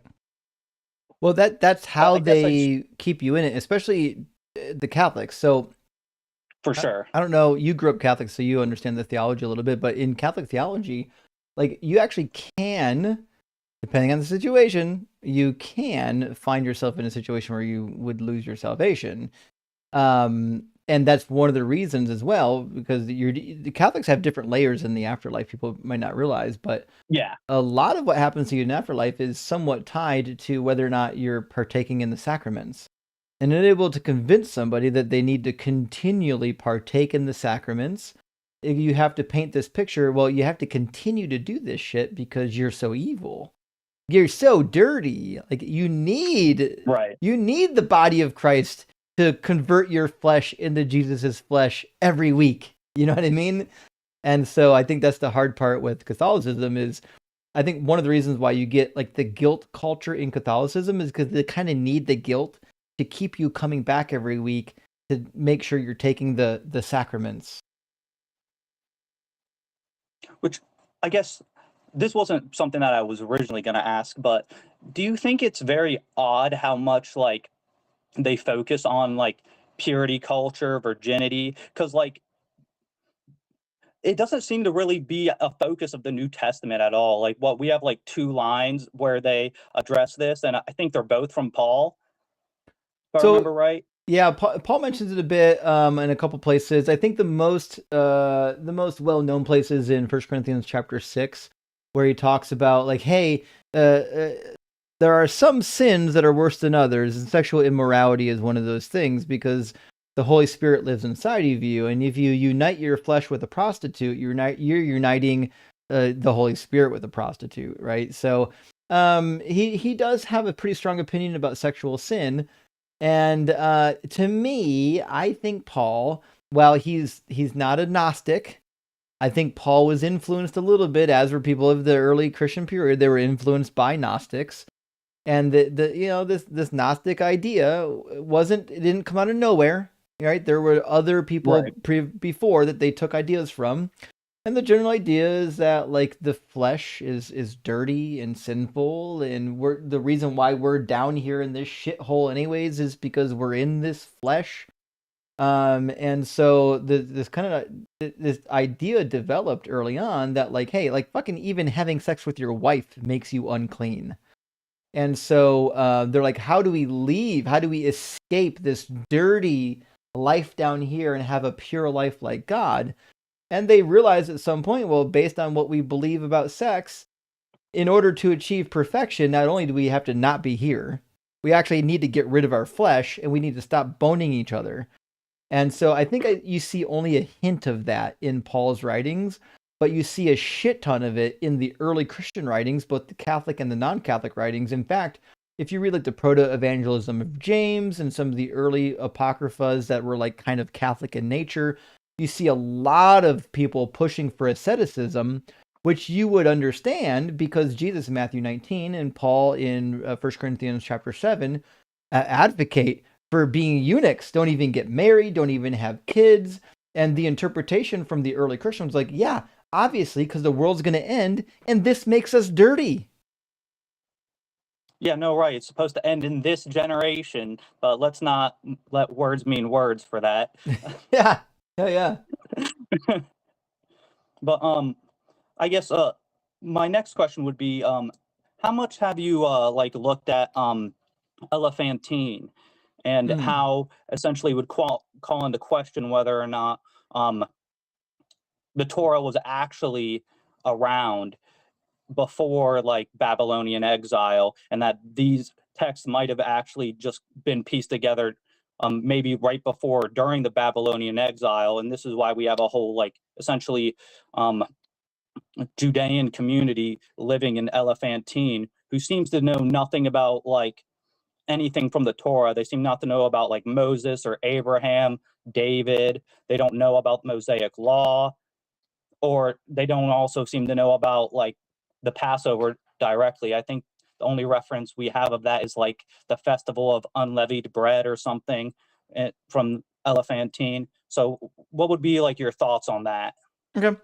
So I've got a couple opinions, and I would say that the scholarly community is a little bit divided as to when and how the Hebrew Bible developed. I would point you maybe to a classic work by John J. Collins on the invention of Judaism, and then there's been some follow-ups on that. I think Jonathan Adler has written about this more recently. And there's been some others. But anyways, the point is, I think one thing we can learn from the Egyptian community of Jews at Elephantine is a couple things. One, the rules and regulations may have not been as strict as people realize, as strict as the Bible would lead you to believe. But I think it does lend some credence to, hey, we've got groups of people, maybe even prior to the exile, who have particular religious practices.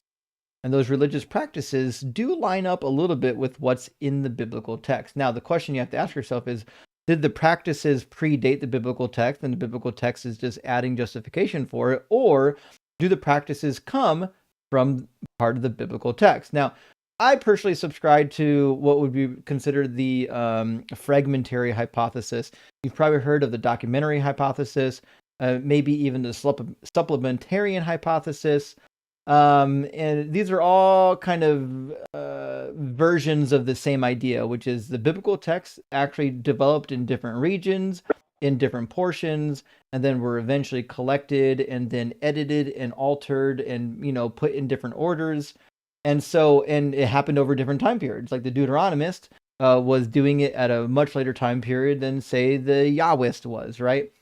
So my view is that there were some texts that were obviously available, maybe even official in some capacity, during the time that the people in Elephantine were there, and they didn't have them. And they wanted to maintain some of their cultural practices, so they sent the letters back to Jerusalem, as you know, to get instructions for how to properly celebrate the Passover, among other things. And so, to me, this would only make sense if, in fact, the people in Jerusalem had some level of ritualized practice already, because you wouldn't be phoning over to Jerusalem to get the official procedure if there was no official procedure. And if they had an official procedure, it would have been documented somewhere. We don't know if it would match the Bible, right? It might not. What the documentation they had might not be identical to what we have, but they had something, right? So the fragmentary hypothesis is essentially this. The Bible, the Hebrew Bible, was written in small segments, even in fragments, and then eventually compiled into larger and then larger fragments, and then eventually compiled into a larger piece, which means when we're talking about like, hey, when was the Torah made? Well, the reality is it wasn't made at one time. It was fragmented and made over hundreds of years, and then eventually compiled and tried to be forced into some type of unity. So I think asking when did the Torah develop is a difficult question, because it didn't happen at once. It happened over a long period of time. We might say that it was compiled perhaps during a particular time period, but did these stories originate at that time period? I don't think so. And most textual critics, and I realize there are some channels, I would say, like Gnostic Informant has been on this. Yeah, that's who I got this from. Yeah, Gnostic Informant. I love Neil. I think he's really bright. He's super smart, but he's definitely on this bend that all of this was invented later, like even in the 2nd century, right? I don't think the bulk of scholarship would point you in that direction. There's so much in the writings, like in the actual Hebrew Bible, that is entirely unexpected if it all just originated, say, post-exile. So there's a couple books you might want to check into. The linguistic dating of the Bible, I think, is a really good one. Let me get you the author.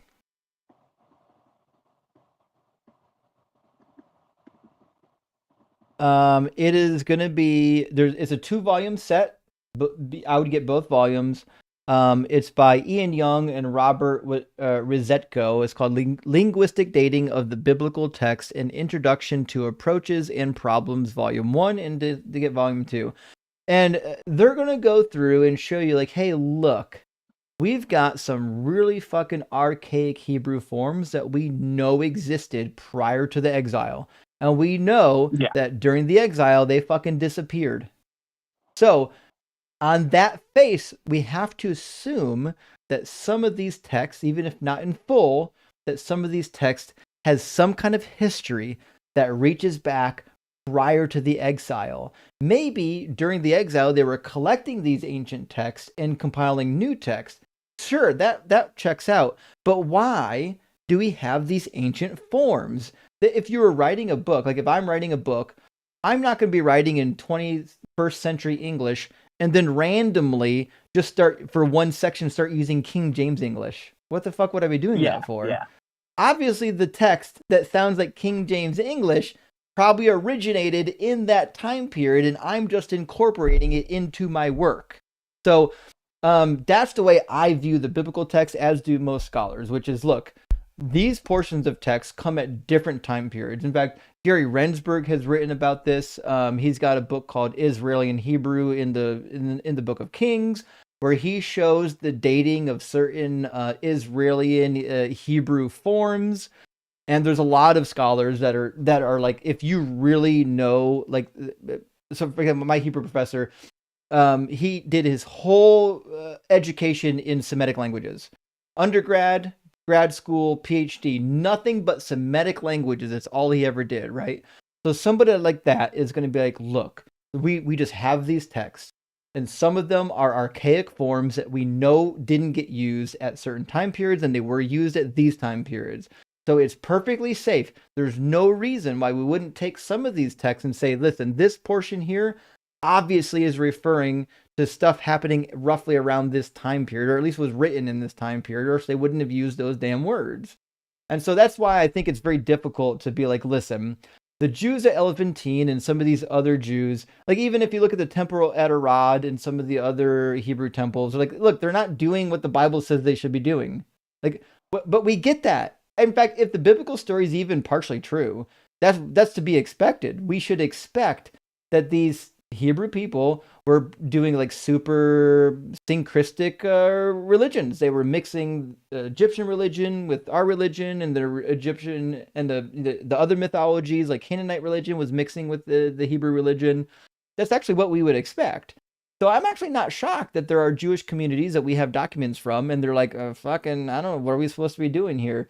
Because I don't know if the religion was as well documented and centralized and disseminated quite as well as the Bible would want you to. And even in Jesus' time period, this is the last thing I'll say because I've been long-winded on that, but even in Jesus' time period, most of these fake messiahs came out of Galilee. In fact, Galilee was kind of known for having all these failed messiahs. And people are like, why? Why are all these failed messiahs coming from Galilee? Well, it's because Galilee was just far enough away from Jerusalem that the central authority in Jerusalem didn't have that much effect. Like, there weren't scribes and Pharisees chilling in Galilee. They all wanted to be in the epicenter in Jerusalem. So they had a huge contingent of traditional Jews, not like lost Samaritans. Traditional Jews lived up in Galilee, and they were kind of doing their own thing. And Jerusalem wasn't going to fucking stop them. They were too far away. Just like the Essenes down in Qumran, they were doing their own thing, right? So it's not that the text didn't exist. I don't know in what form they existed, but they existed somewhere. The question is, who had them, who was reading them, and who was enforcing any of it? And it seems like it wasn't really well enforced. Yeah, I mean, I guess some of the hang-up, I'm not, I think, trying to push it as far as like Gnostic informant would, but I would say like I think it's a little more than like suspicious that like it's not just the people of Elephantine not like are choosing to like discard a lot of the tradition, but the fact that like they don't even know like Mosaic law when this is supposed to be like the origin of like Israel. This is like following the Exodus. We have all the events with Moses passing out the laws to all the Israelites.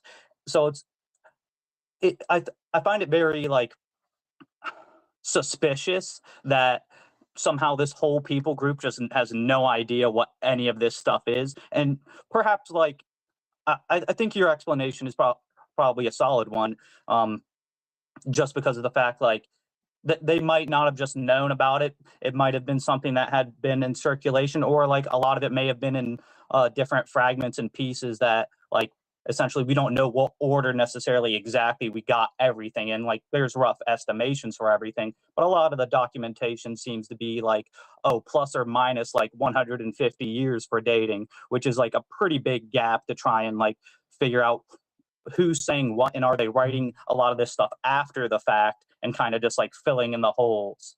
Right. And you can see too, so for example, one of the early portions of Exodus, like the covenant code, you can tell is pretty archaic and pretty early. It matches a lot of legal code from its time period. Whereas when you look at some of the later codes, like the one in Deuteronomy, which clearly came probably around the reign of Josiah, like they've actually modified quite a bit of stuff in the covenant code matches what you would find, especially in Hammurabi and the Middle Assyrian law code. And it even follows the order of laws sometimes, which would lead me to believe that whoever was writing this was writing at a time where the laws of Hammurabi and the Middle Assyrian law codes were still relevant. They wouldn't have been copying them. What we wouldn't expect is somebody in the 2nd century copying law codes from the Babylonians and Middle Assyrians, from 1,000 years ago. That would be irrelevant. They'd be copying maybe the Gortine laws. Those were some of the really popular Greek laws at that time period. So there's just so much about like what we consider the early portions of the biblical text that only makes sense if they were written in a particular time period. And if awareness of events are meaningful, then we have to explain why is it that some of the prophets, first of all, I think a lot of the prophetic writings are older than the Torah, but why is it that the prophets are mentioning stuff that we know roughly happened around the time that they lived, but then they never mention stuff from the exile or the post-exile, right? So I'm thinking like Amos. Amos is a very early prophet. Amos doesn't really seem to have an awareness of the Torah. So it seems like when Amos is around, if the Torah existed, he didn't really know about it that much. He didn't quote from it.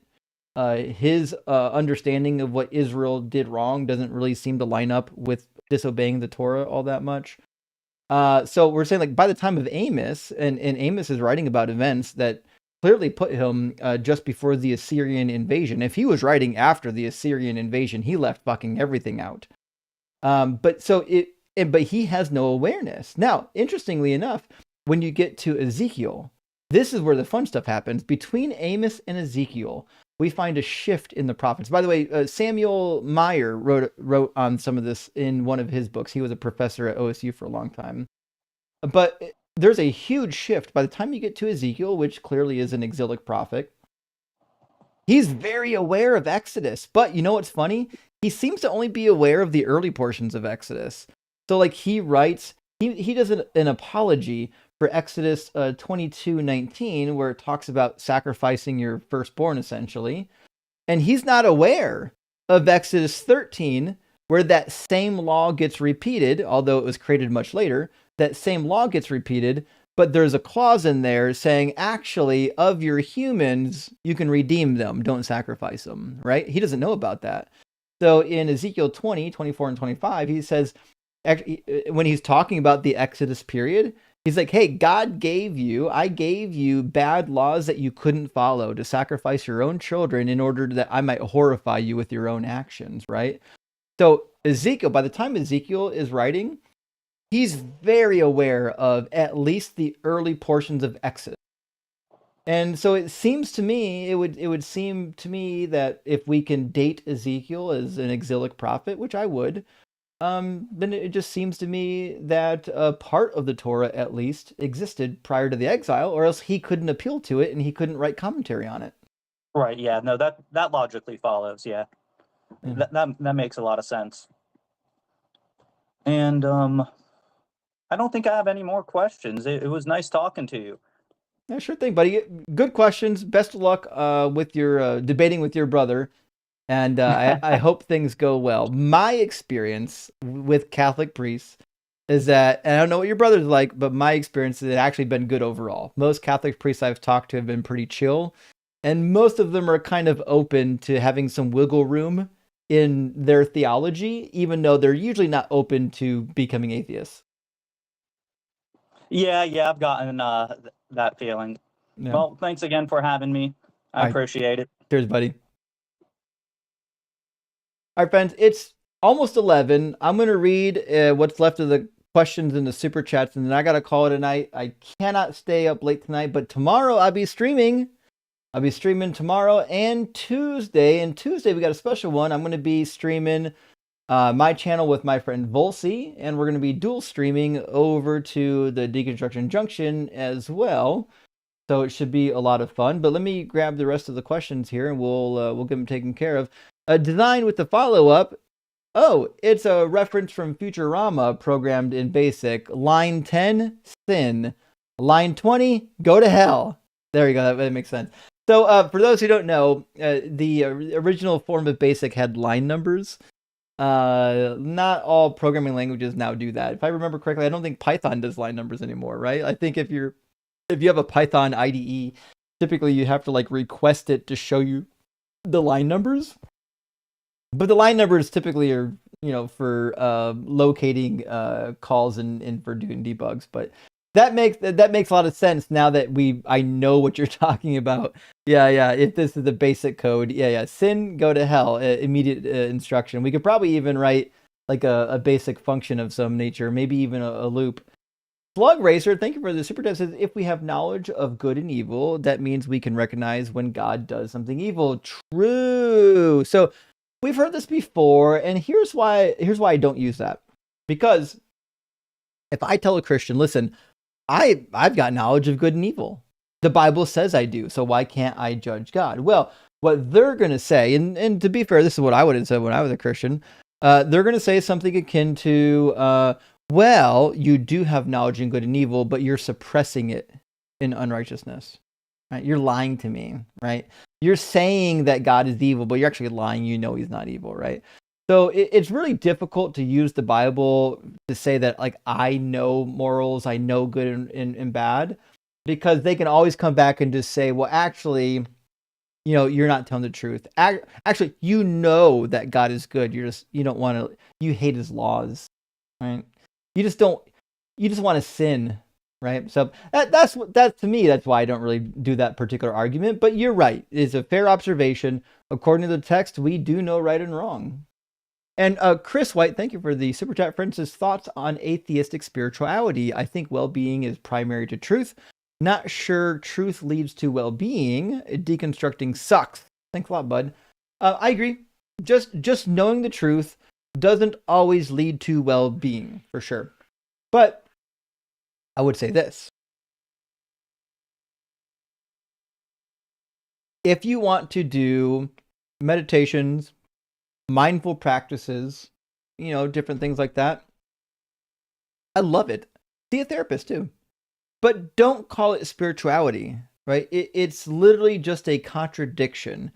Spirituality is essentially doing something like in the spirit realm. It assumes that we have spirits and that there's a spiritual realm, which as atheists, we don't believe, right?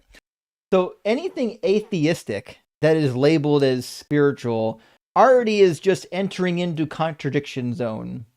Doesn't work. Unless you're a Buddhist. If you're a Buddhist, you believe in spirits, but not a God. Now, if you believe in spirits and the spirit realm, then do all the spiritual stuff, right? Go set food out for the Buddha if you want to. But if you're just a true atheist and you don't believe in any spirits or souls or any shit like that, now talking about atheistic spirituality to me is like, what the fuck are you doing? There's no such thing. It's nonsense. It's woo-woo. And this question came up before, and I'm sorry that I have to say it, but like there's one popular person in our community named Britt who did no nonsense spirituality, and I think that's why this topic is coming up more and more, because she's very popular, and to be fair, she's very well spoken, and I believe she's intelligent. But like, it seems like she's a huckster. She's got a bunch of fake degrees trying to teach atheists how to still be spiritual as atheists and selling courses. And I'm sorry, to me this looks like charlatanry. It looks like you're trying to take people's money by selling them things that don't exist. I don't see how this is any different than selling snake oil. That's just me. But yeah, meditation, love it. Getting lots of rest, love it. Keeping hydrated, love it. Having community, taking care of your health, all things you should do. None of them are spiritual. Prisoner Fan, thank you for the additional super chat, says a few months ago, I was never able to read any text you put up on the screen. Blurry. Doug came into my dream and told me to get my vision checked out and get glasses. Can read clearly now. Rock hard for Doug. Rock hard vision for Doug too. That's what the fuck I'm talking about. Doug will fix your vision for sure. Hopefully the methodology though that you're looking for is going to an eye doctor. Don't wait for someone to throw a rock at your head. That might actually just make it worse. I don't know that that's what you need. Nevertheless, I'm glad you're feeling better, Prisoner Fan. And also, great, is that a top hat? Great top hat. Yeah, dig that one. Jeff Gordon, thank you for the follow-up super chat and question. Says, oh, I had hopped into the chat to discuss what you wanted to know about LLMs. Would you like to have that discussion tomorrow? Well, tomorrow we're going to be doing a debate live stream, so I don't know if that's going to be the right time for it. However, Jeff, I didn't actually see a Jeff in the queue.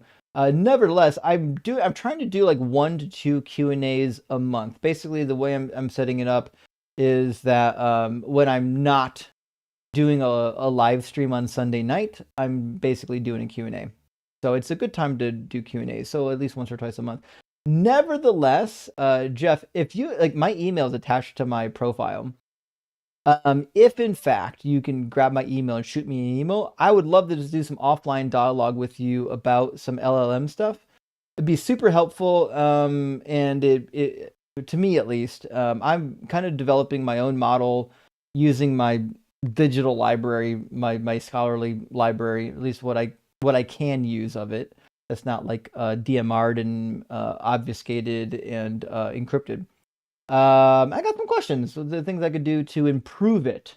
So I'll have to link up with you if possible. But friends, listen, it's almost 11. I gotta get out of here. I gotta go get some sleep. I'm gonna wake up tomorrow. I got things to do all day tomorrow, and then I got live stream tomorrow night. So tomorrow night, friends, we are debating. Tuesday night, we're debating. Wednesday, probably not. I got a colonoscopy. They're gonna put the butt camera up me on Wednesday. So I probably, I'm just spitballing here. I'm not shitting ya. I made it funny myself. Wednesday I probably won't be live, but I will be live. It seems on Tuesday. Fuck, maybe I'll do a live Thursday. I don't know. But nevertheless, Wednesday I won't be live. As far as I know, I have a colonoscopy scheduled, and I'm an old guy. You got to get scoped every now and then. So we're going to get that taken care of. So I won't see you Wednesday, but I'll absolutely see y'all on Friday. Thank you for being here. Thank you for all the likes, shares, and support. I really appreciate it.